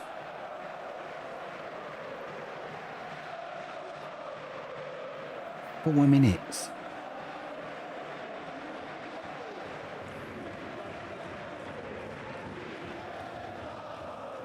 Oh, bollocks, I didn't want to do that. I've just clicked a screen off that I didn't want to click off. Well, I can't do anything about it now. Lost me AI score graphics. Least of our worries. Katovic with a throw-in down this left-hand side, midway inside Viswa's half.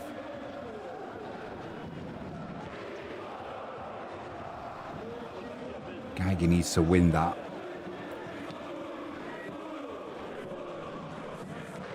Yuan gets stuck in there. Carbo gets stuck in. Now the referee says it's a free kick. Possibly, it don't matter, he'd give it anyway. Jaden Ward says, easy man of the match, Bozic. Graduate says, Wubik, if he has to make some crazy saves in the last minutes. Agiza says, I thought you would have said Ertahala, Jaden.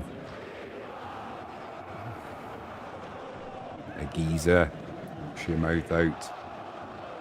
Right, this free kick's floated into the box. Wubik comes out. Almost to the edge of his penalty area. Lifts them big hands up. Pulls that ball out of the air. Yeah, for me, it's got to be between. It's got to be between Igbakim, Marko Bozic for sure. I know Jordi Sanchez got the goal, but apart from that, he's not done much else. Max Sensor's done well. Ro Geiger's had a good game as well. But ultimately, to win a game, you've got to score goals. And it wasn't the best penalty from Bozic either. The goalkeeper got two hands to that, but there was just so much pace on it, he couldn't keep it out. Right, Ertahala, just bring the ball away now. Run this clock down. Lelyveld's on. Carbo, don't get caught there. He's had his shirt pulled, but the referee's going to play on. Yuan couldn't get that ball to Ertahala on that left-hand side. 90 seconds to go. We're not exactly backing off and sitting in, but we're kind of inviting a little bit of pressure. Almost saying put the ball into the box and we'll deal with it.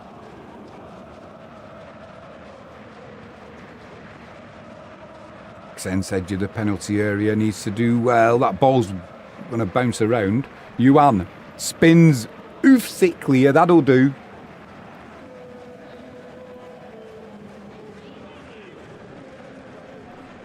Oh, too much room there. Carbo let his man go, give him too much room, and then a poor cross comes in from number 7.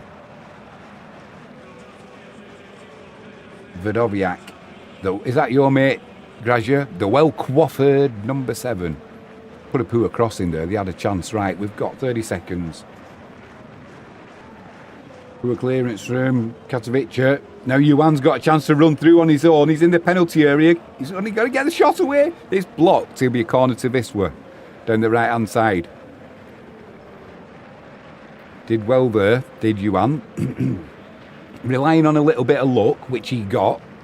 Then he just couldn't get that final half a yard to get the shot away. He didn't go for a corner, actually. It went for a throw-in.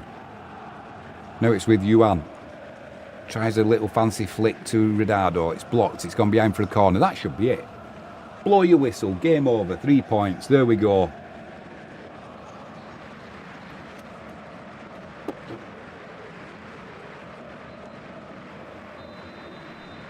We're back, ladies and gentlemen. We are back. In the extra classer, 3 points. What more could you ask for? from your first game back. Could have been 3-0, wasn't quite. Could have also ended up 2-2. That's Wisła Krakow. This is why we love Wisła. But what's not to love about that performance? Did we look in that first half? It was probably 50-50 even Steven. We didn't look out of place. We looked like we belonged where we were. In the Ekstraklasa, yeah, we're at home. Not the easiest start with the team. Katowice had a good season last season. But let's have a look at that league table now. Whereabouts are we? Let's have a look at the live league table. Any more? We are in third place. Górnik Zabrze, they're on the top. Then it's Wisła Płock and Wisła Krakow. So it's basically going on alphabetical order, isn't it? The top four teams all won 2-1. So 3 points on the board. Goal difference of 1. And who's yet to play? There's a game yet to be played. It is Piast and Zagłębie. That'll be tomorrow. Zagłębie. It is indeed. So that'll be the final game of round 1. The Extra Krakow, unfortunately, they went down to Radom. Pogoń Szczecin, they went down to Legia Warszawa. And Śląsk Wrocław, the shithouses. That's still not done, that, is it? They lost to Górnik Zabrze by 2-1. So at the end of round 1, ladies and gents, we've got a victory. We've got 3 points. Just what we wanted. Daz Reynolds says, Littler won, 18-9. Nice one, Daz Reynolds. Good to see Price. I bet he sulked a bit at that one. Jaden Ward says, great start. We showed in that second half how strong we can play and how clinical our offence can be. 21 shots at goal. Brilliant. Well done, boys. On to the next. Grazi says, the W in Wisła is our undoing. G and R is higher in the alphabet. Third place. Take care, team. See you next time, says Jaden. Agiza says, we get PS next early game for me. Yeah, I keep forgetting for yourself and Jaden. It's either a nightmare or it's not too bad. We've got a geezer over in Connecticut, and we've got Jaden in Oz. Grazia says, bye everyone. See you later, Grazia. Good to have you in live chat, mate. I keep forgetting Grazia's in America as well. Oh, we can relax now. I've been waiting for this all week, and we've finally got them 3 points on the board. Circle 19, September, the reckoning. Is it home or away? Do you know? I'm assuming you're talking about the Cracovia Regiza. I've not seen the full fixture list. Is it Cracovia? Or is it home or away? You'd expect Cracovia to have a better stadium as well, all the money they get given.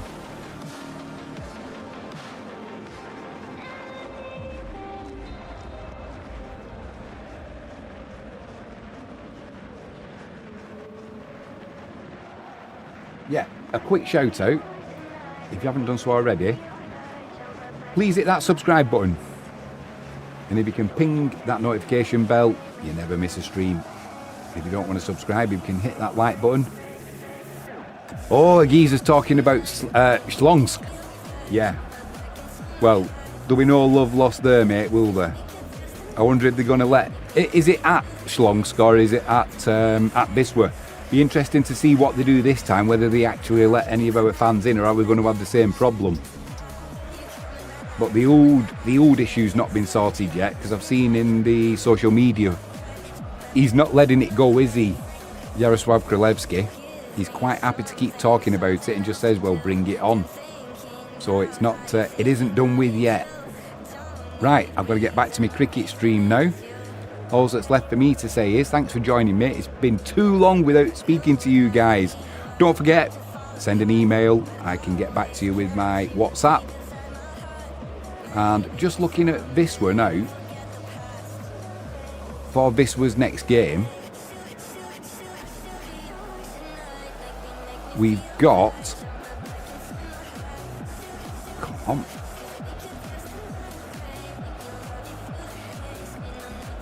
Our next game is on the 1st.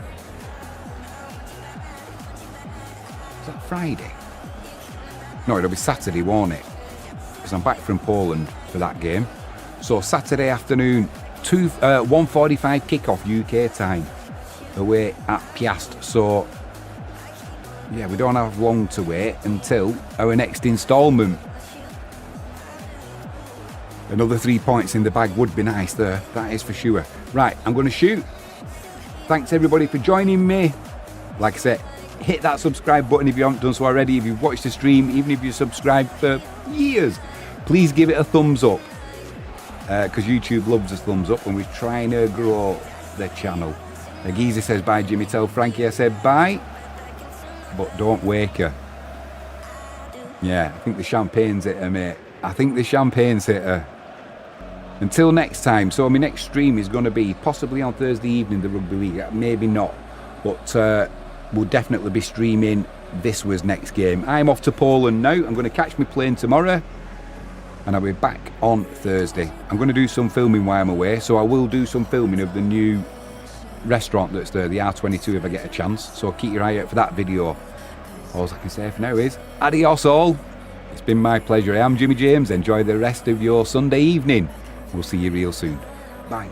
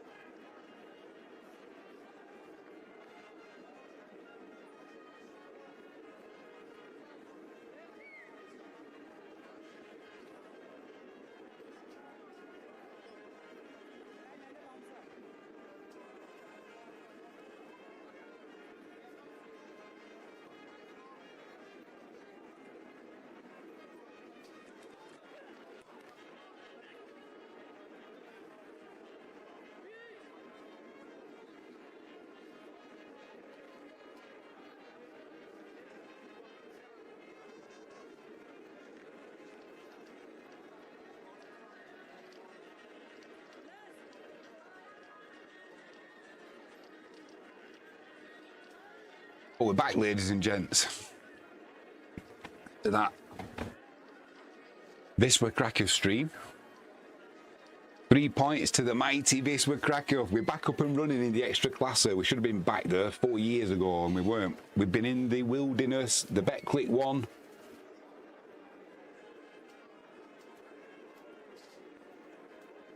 But we've just beaten Katowice by 2-1. Could have been 3-0. It's going to be Joseph into Bebar. 173.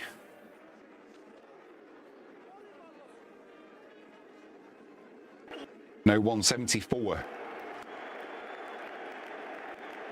For the loss of 2 wickets, Pakistan.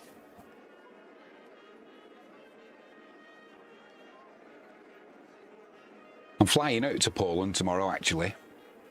Just couldn't get them flights for today, so we could have gone and watched the game live. But the good thing is we get to do the cricket. This is the last day of the cricket that I can actually stream until I get back. Hopefully we'll have the full test of the second test between these two great test nations. Joseph. Into Shan.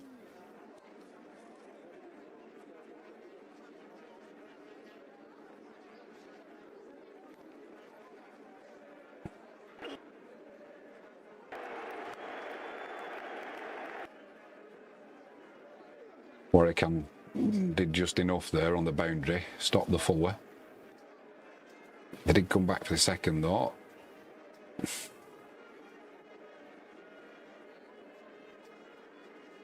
Just got to get up to date with the overs.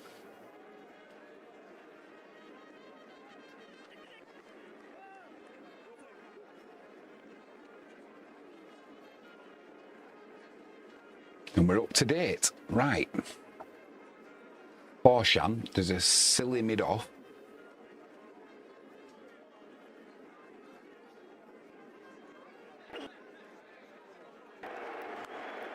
Got off to a great start, Pakistan. Lost that early. Daz Reynolds says, how many overs left? I think we've got, mate, another, depending on the timing, we've either got another 32 minutes or it could be an hour and 32 minutes. I'm not sure. I'm not sure on that one. But we've got, hey, Daz, good to see you, mate, in live chat as well, on the Viswa stream. They're a great bunch in there, you know. You're more than welcome every game. And I'm glad you're enjoying your darts as well.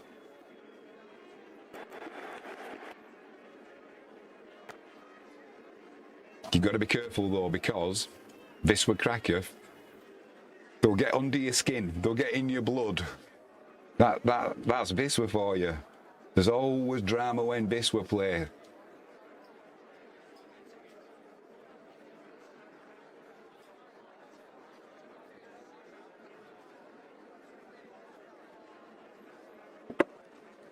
Two balls left in this over. Joseph into Babar, the Pakistani captain.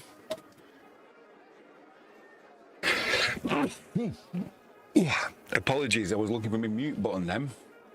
It's not up there because this mic's not working, it's this one. Apologies. Come on, Jimmy, sort it out, son.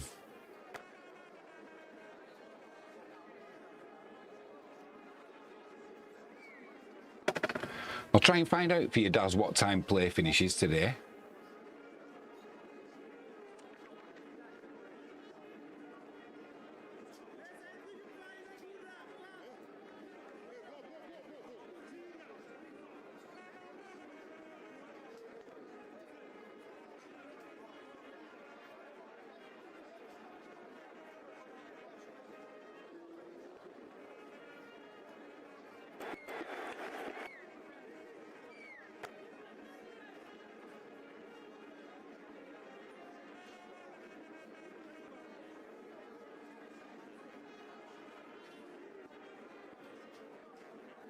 Right, Daz, we've got an answer for you. It's due to finish at 10 PM UK time. So we've got, what, half an hour to go.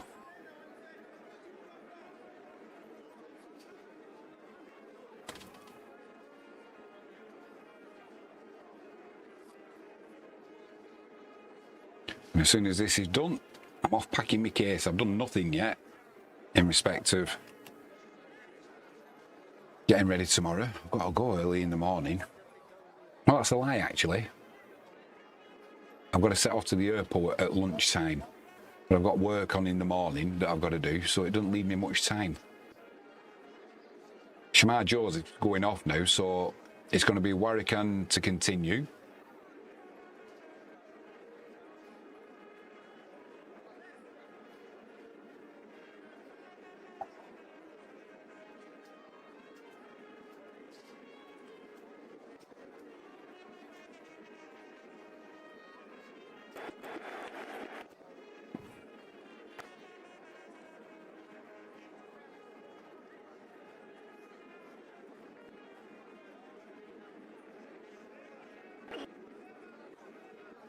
Good thing about the spin ball is to get through their overs quickly.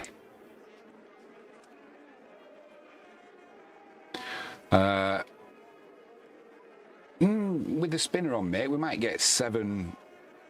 We might get 7 overs, 7, 8 overs possibly. Warwican into Shan, slip in place.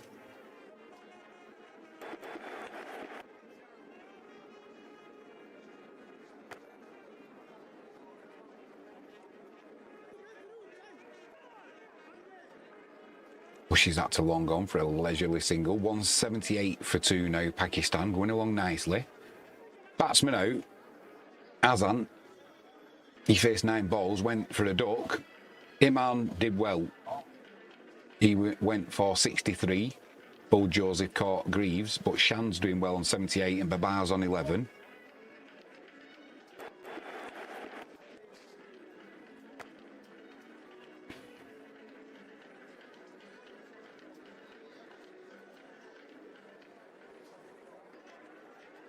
Two balls left in the over, so he gets through his overs pretty quickly, Warwican, as you would expect. Babar on strike. Yeah, we could have another 8 overs, perhaps.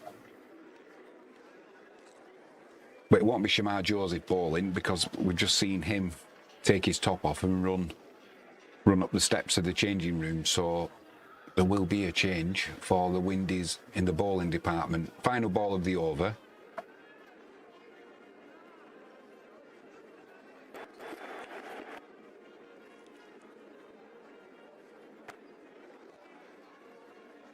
Thick outside edge to end the over. 179 for 2 now, Pakistan. That West Indies total, 311. Doesn't look too bad.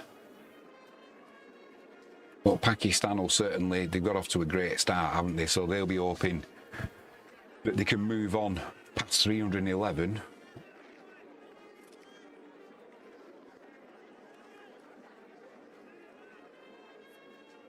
The floodlights are on. It's just last night we went off for bad light, didn't we, despite the floodlights being on. So I know it's because you've got a red ball, not a white ball, it makes a difference. But I can't remember what the... I don't think they told us actually what the meter readings were. But that sets the reading for the rest of the test match, doesn't it? Once the umpires take you off, that meter reading sets. So it's going to be Seals to continue. Not for 42 so far from his 8 overs. Babar on strike. 179 for 2 the Windies. 2 slips in place.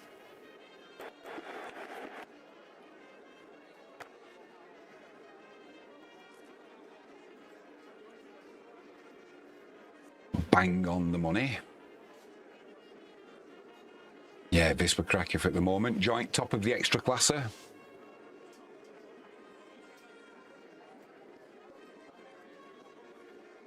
Did you manage to find your stream then all right, Daz, for the darts? It sounds like you did, mate. Babar on strike. Seals runs in.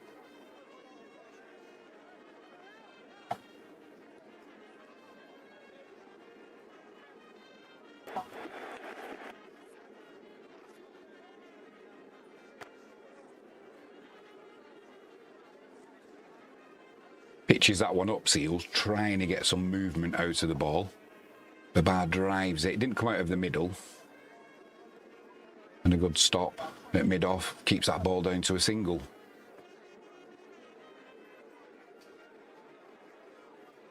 Yeah, nice one, mate. Glad you did.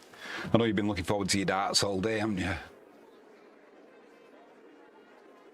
180 for 2 now. Pakistan. Yeah, all the lights are coming on. But it's a shame we don't know what the reading was yesterday when the umpires took us off. Because once it hits that today, we're off, regardless of how effective the lights are or not.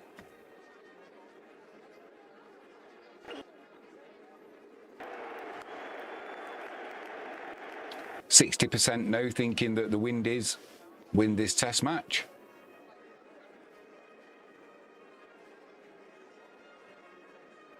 Just one from this over so far.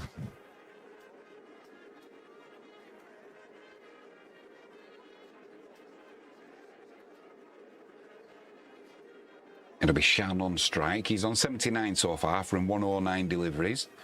Silly mid off in again.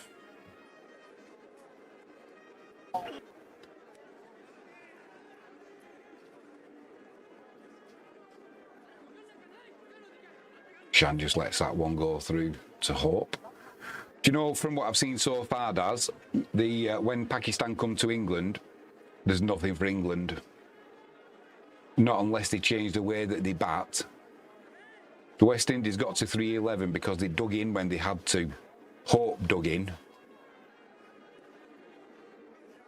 I don't think England's got anybody who's going to dig in.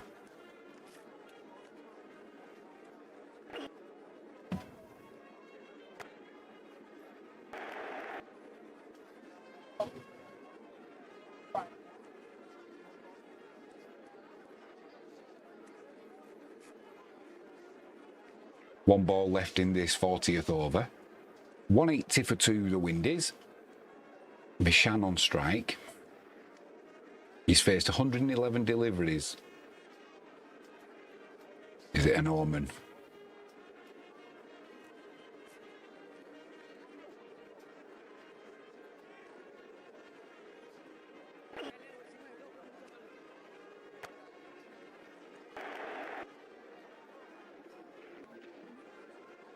Well, almost. He managed to get some bat on that and a thick outside edge down to third man. He was scrambling to get some timber on that, was Shan. He would have been plumb LBW if he hadn't. But he did.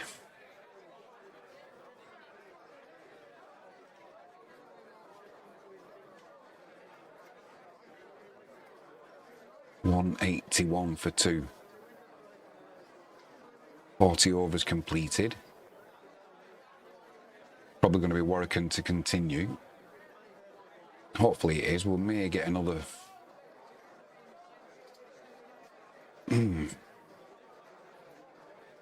Another 6 overs in, possibly.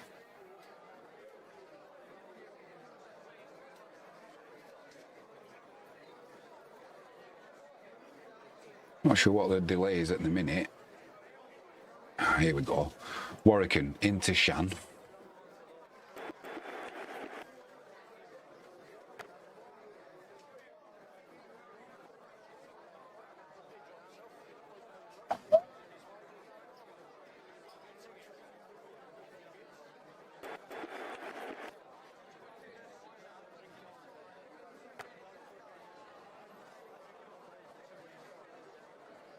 Single to long on.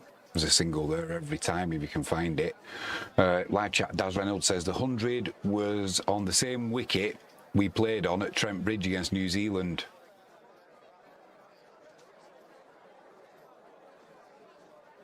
Daz is saying, what's the field? What do you mean the fielding positions?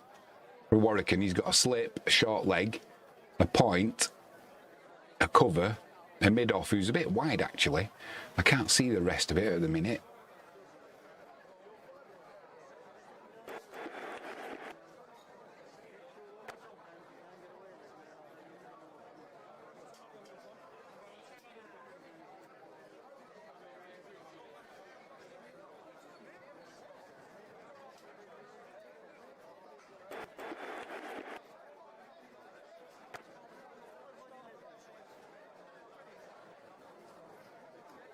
He's got that good line, good length, Warrican. Not that much turn there. And as soon as he deviates, ooh.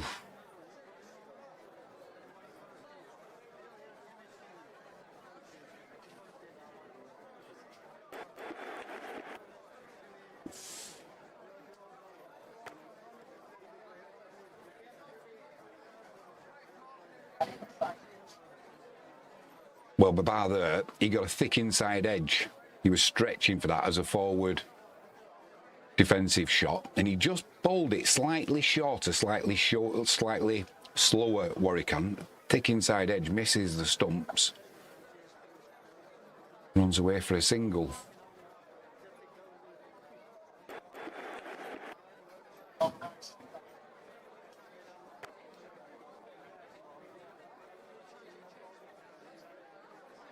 To end the over, a single to long on. 184 for 2 now, the West Indies, and that'll be drinks. Did that answer your question, Daz? What's the field? Is that what you meant? I couldn't quite see what was going on the leg side, but definitely a slip and a short leg in place.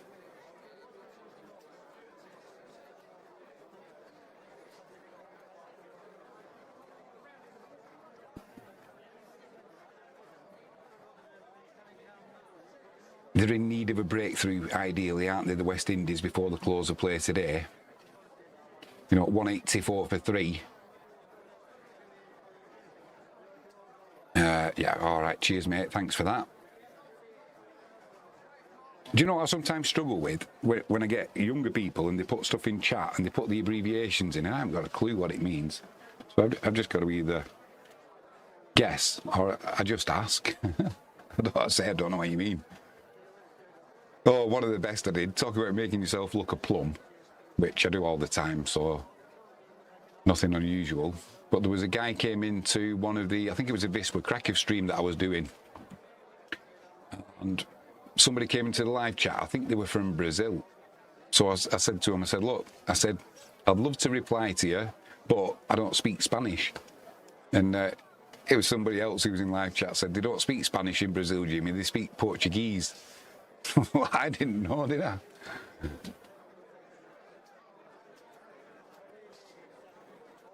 I thought all of those sort of Latin speaking countries, Latino speaking countries, I thought they all spoke just Spanish. Didn't know it was Portuguese. You learn something every day. So we've got 15, 17, 16 and a half minutes to go. Shan not out, 82, Baba. He's not out for 14.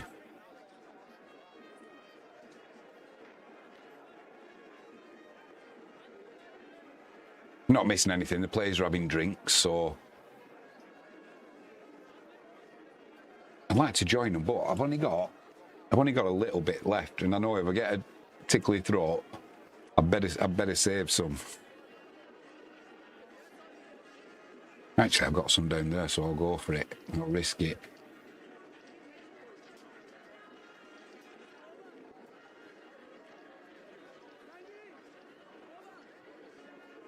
Just looking at Shan's wagon wheel there. A lot of it through mid-off to backward point. But he does like a boundary on the leg side with the sweep. Looks like we might have some rain coming in as well. So hopefully we'll get, what have we got, 15 minutes to go. Hopefully we'll get these final overs in.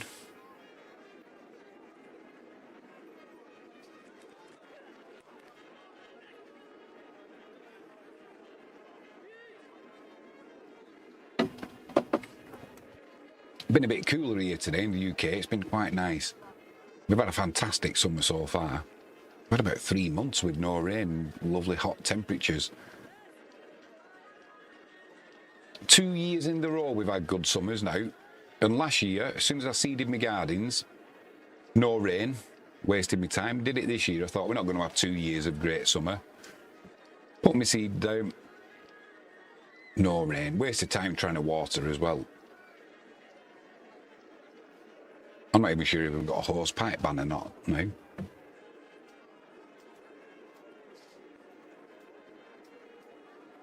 We'll have a hose pipe ban and you'll see all the water running down the road where there's a burst pipe, and they don't rush out and fix it, they just let it keep running for days on end. But if there's a hose pipe ban in place, somebody will be round giving you a fine if they catch you. Fix your pipes.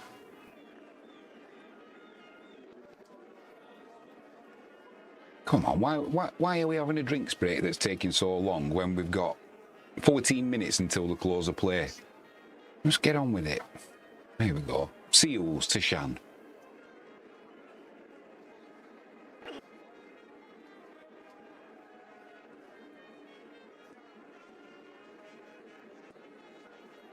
Little bit of away movement there. Beat the outside edge. Do you know, I'd love to put up as well some of the old footage of Pakistan and the West Indies, like from 4 years ago or older than that. As soon as you do, westindies.com, they always get their ass in their hand and you got to take it down. Well, we're trying to promote your stuff. Seals into Shan.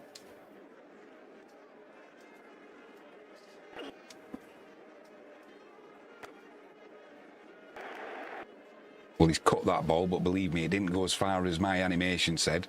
It literally landed at his feet. Didn't have enough forward momentum to head off towards the stumps. There's a youngster in the crowd there with like a big vuvuzela. Blowing it. Then has that cheeky look as though he's doing something he shouldn't be doing. Love naughty kids. All kids should be naughty.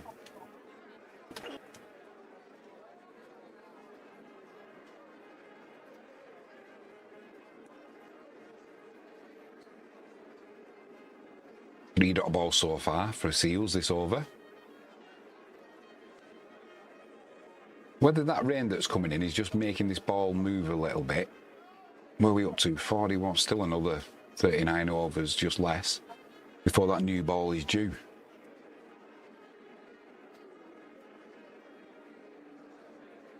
Seals into Shan.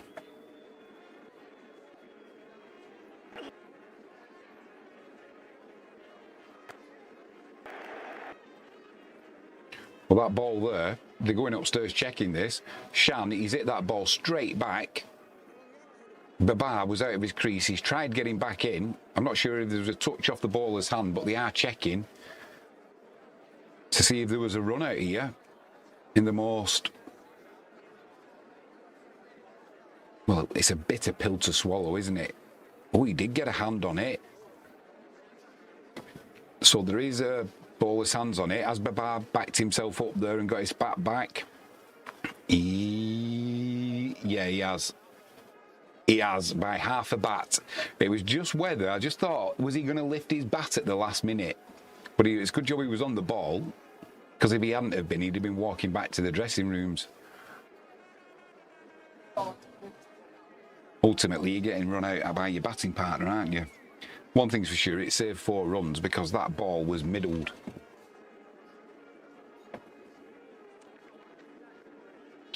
Daz Ranel says, would you be able to show highlights of England when we play, or will they take you down? Possibly, mate, because a lot of people do. Very possibly. But do you know the thing is, Daz, with that, by the time you do the video and you get the highlights out, it's already on TV. You know, they do them really quickly. So once the game finishes, it's going to be on Sky. So then Sky can't put their highlights out until later than terrestrial TV. So it'll be on, by the time the highlights would come out, it's already on sort of Channel 4 or Channel 5 it'll be, won't it? Unless the BBC have got it. I don't know who's got the highlights, but they've got the highlights out quicker than you can actually, or than I can actually produce a video to say, this is the highlights of today's play.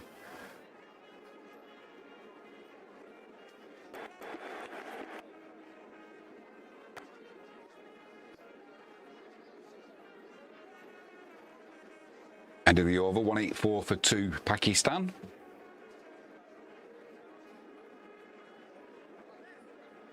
Seals, 10 overs, 1 for 44. 10 overs, none for 44, 1 maiden.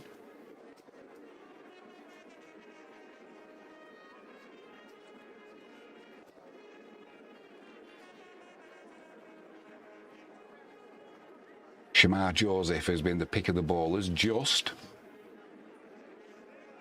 1 for 33 for Joseph, and Roach 1 for 33. But Shamar Joseph, he bowled an extra over, so we'll give him that. He nudges ahead. So we've got, what, 9 minutes to go? And here's Warwick on to continue. Slip in place, short leg. The bar on strike.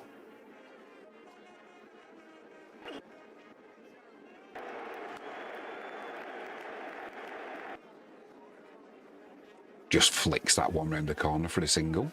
It'll be Shan on strike. Babar moves on to 15. Shan's on 82.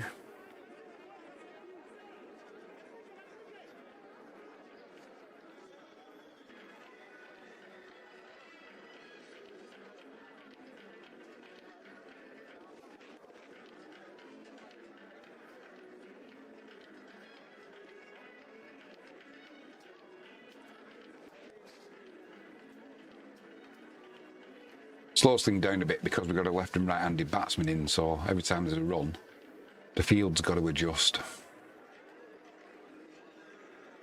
Shan, the left-handed batter. Do you know when I was a kid, if you saw a left-handed batsman, they were a little bit unique. Now it seems there's as many left-handed batters as right.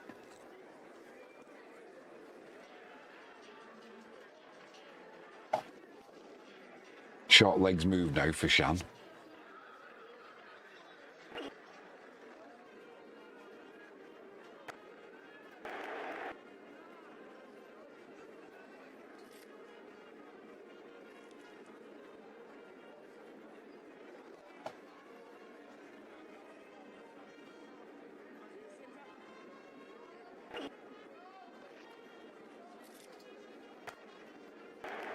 You just can't get this ball away.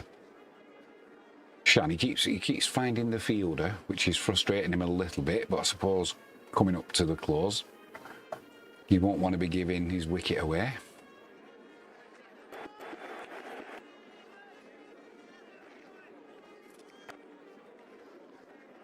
Well, there he did manage to bypass the fielder, but just a single. Mid-on coming around. So it'll be Babar on strike.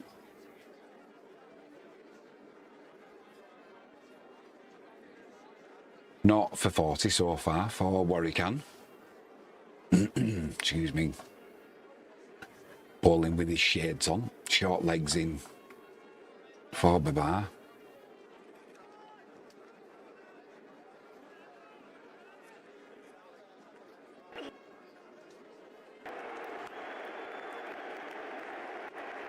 Well, Babar's pulled that over mid-wicket.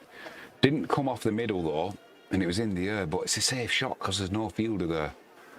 Well, he certainly didn't time it.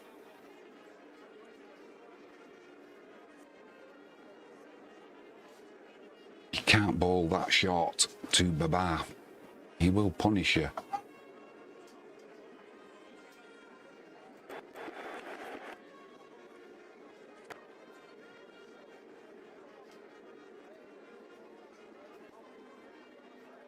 .190 for 2. Pakistan, end of the 43rd over. Good question that, Daz. Who would you say is the best England bowler, Goff or Anderson or Archer? Not Archer. I would say Goff. And I'll tell you why. Take away numbers. He just had more charisma about him. He could get the crowd up. Do you know what I mean? And he was better with the bat. Well, that's not what you asked me. You asked me about a bowler. But I think Darren Goff, when he had his tail up, he had the crowd behind him. You know, everybody clapping him in while he's running into bowl. I just think he was a better bowler. You know, Anderson for longevity, without a shadow of a doubt. But if I had to watch back bowlers bowling, who would I watch? Goff or Anderson? I would watch Goff.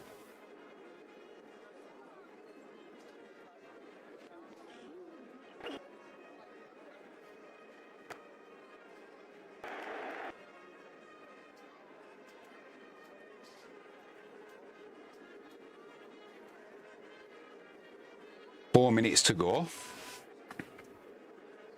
I don't think we'll be going much past 10 p.m. That's a scheduled finish time anyway, so we've not lost any time today, have we? We had the early start as well, trying to make up for yesterday. In fact, the sun is out in the Caribbean. Seals into Shan.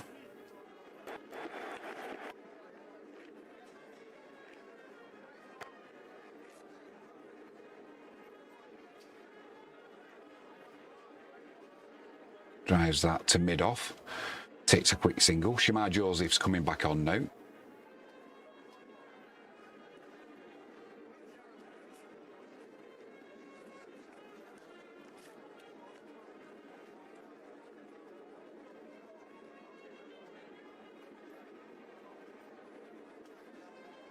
Two slips and a gully in place. Babar on strike.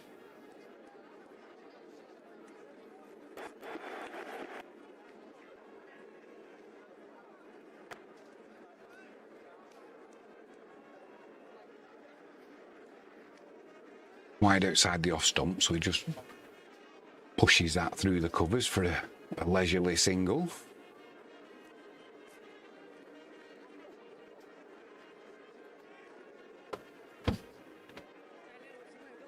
Not sure if this will be the last over or not.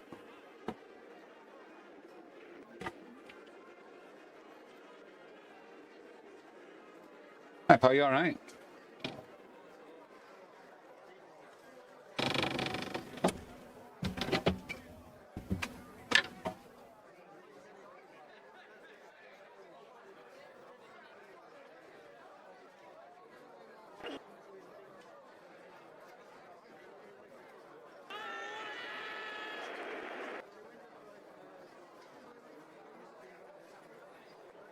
Well, that is being reviewed.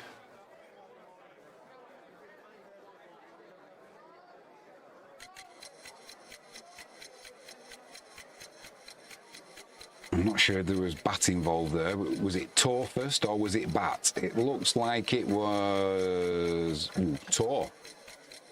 Could well be in trouble here, Shan.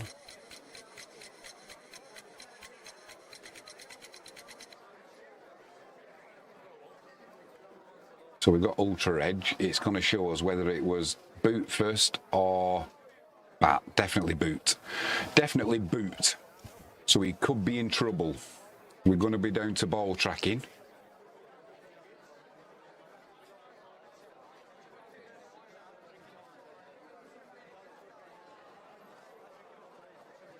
Seals is not looking... Well, I don't know what he's moaning at, Seals. We've got to go to ball tracking now, so it's a good start for that delivery. The fact that it's boot first, not bat. Given not out by the umpire.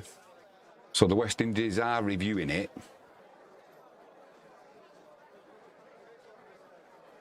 They don't look too convinced. We're just waiting for ball tracking coming now. 192 for 2. Pakistan, or are they? We'll find out in a second.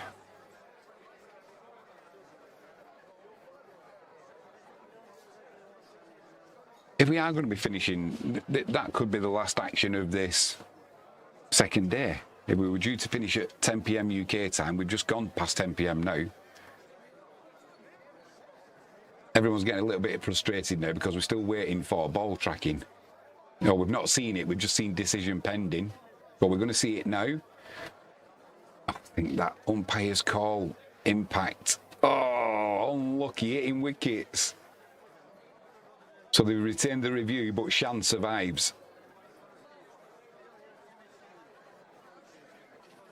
That was close.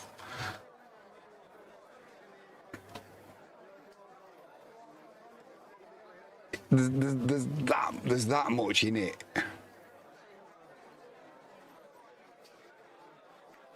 Seals, his head goes down as he sees ball tracking.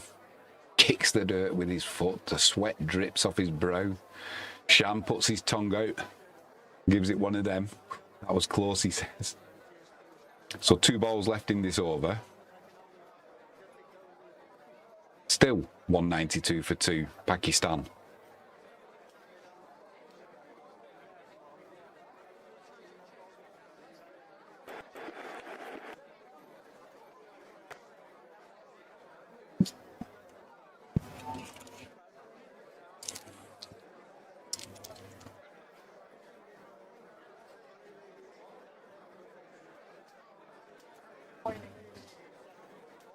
So is this the final ball of the day?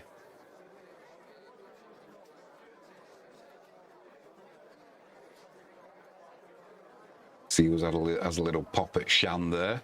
Shan has a little word back to him. Final ball of the over. Shan on strike. Seals runs in.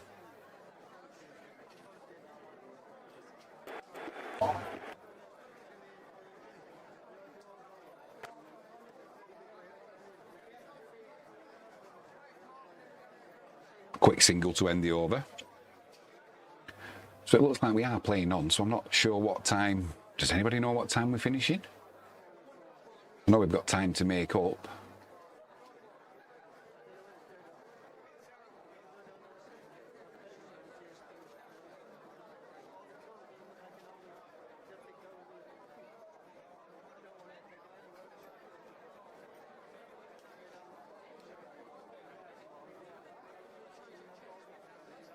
Umpire's just having a word with the bowler and the batter there, saying, pack it in. So I don't know what's being said.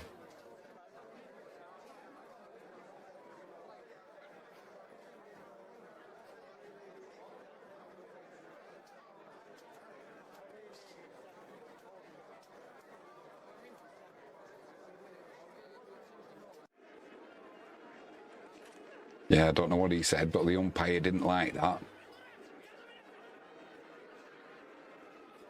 Has a word with Roston Chase, said, pack it in. It's going to be Warwican to continue. Shan on strike.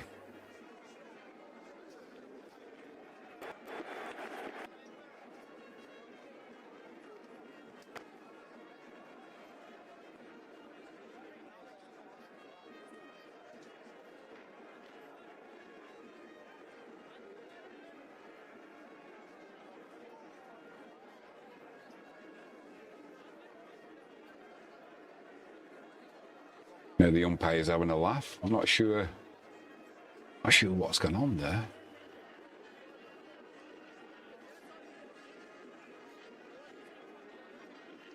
The bar on strike. Short leg in place and a slip.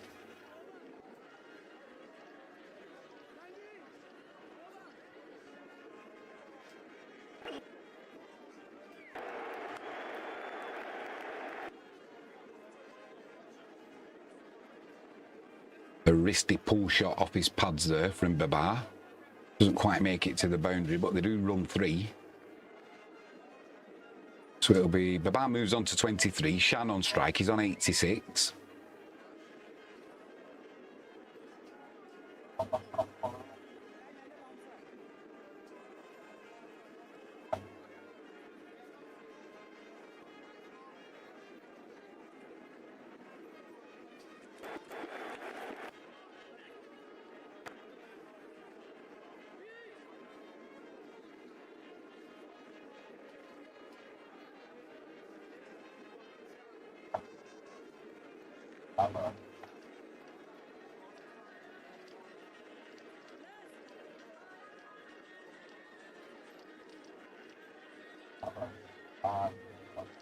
Daz Reynolds in live chat, he says they are both English umpires, Richard Kettleborough and Alex Wharf. Warwican into Shan.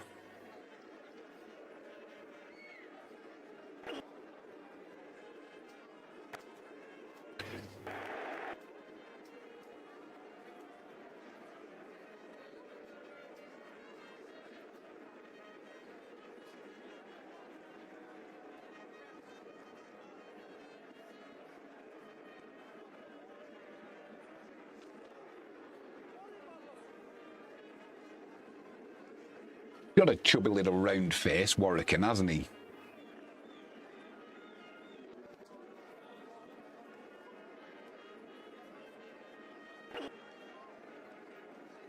A bit like Casemiro for Manchester United. Well, once of Manchester United.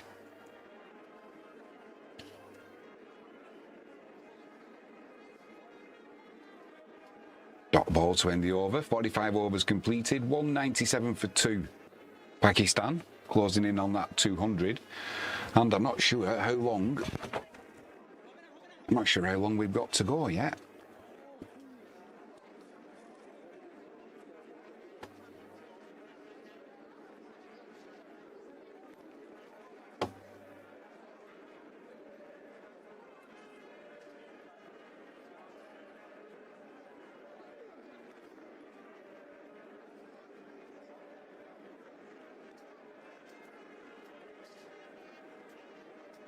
Chase is having a word with Seals there. He's going to continue. Babar on strike.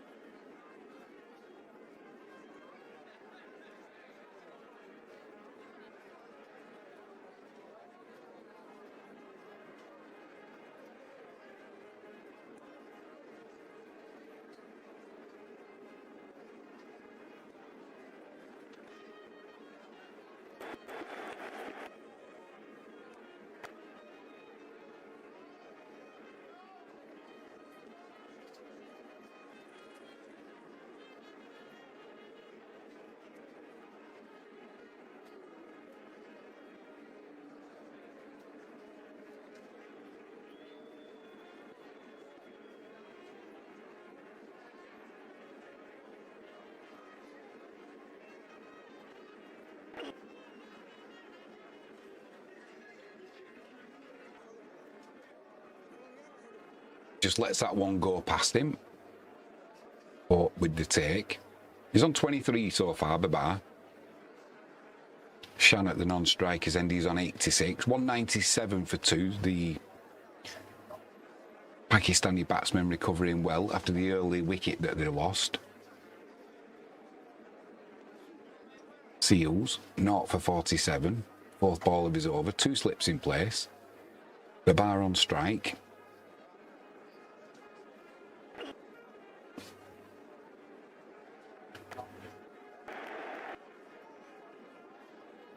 Tries driving that one through the covers, but just gets a thick inside edge. The ball goes nowhere.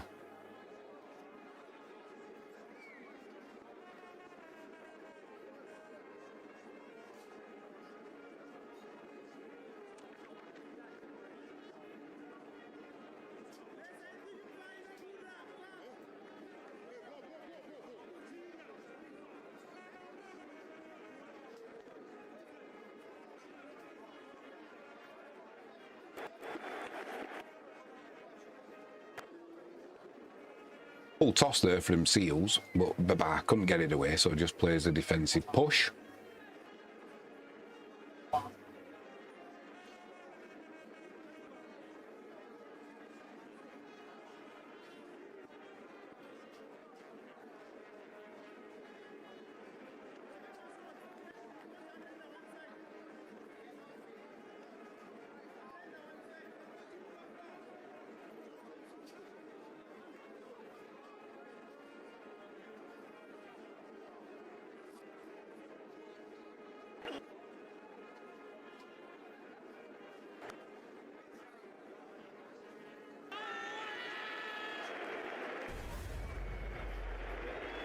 Well, Seals perseveres. Babar pushing at one outside the off stump. Edged to Hope, a good take. And Seals gets his man.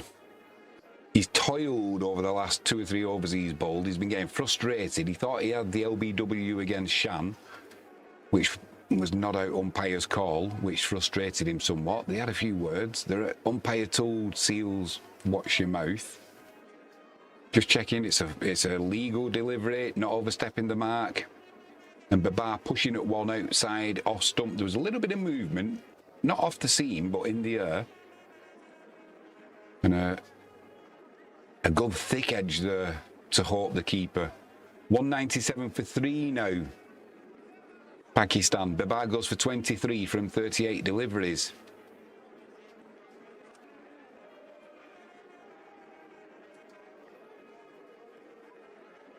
And we play on. While there's a break, I'm going to go for a quick pedal break. I've sat in this chair too long, I'll be back. 2 shakes of a lamb's tail.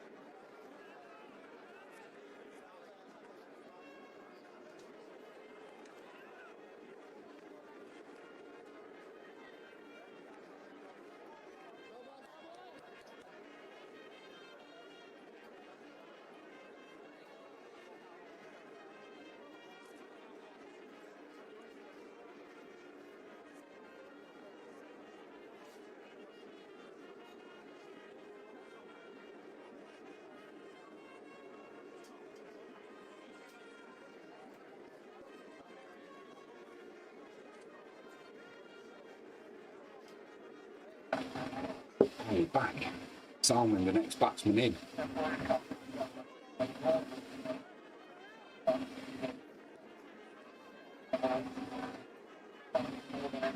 Oh, drama. I'm flying out to Poland tomorrow.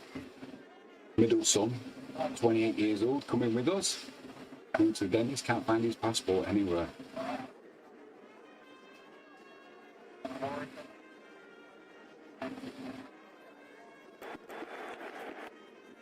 I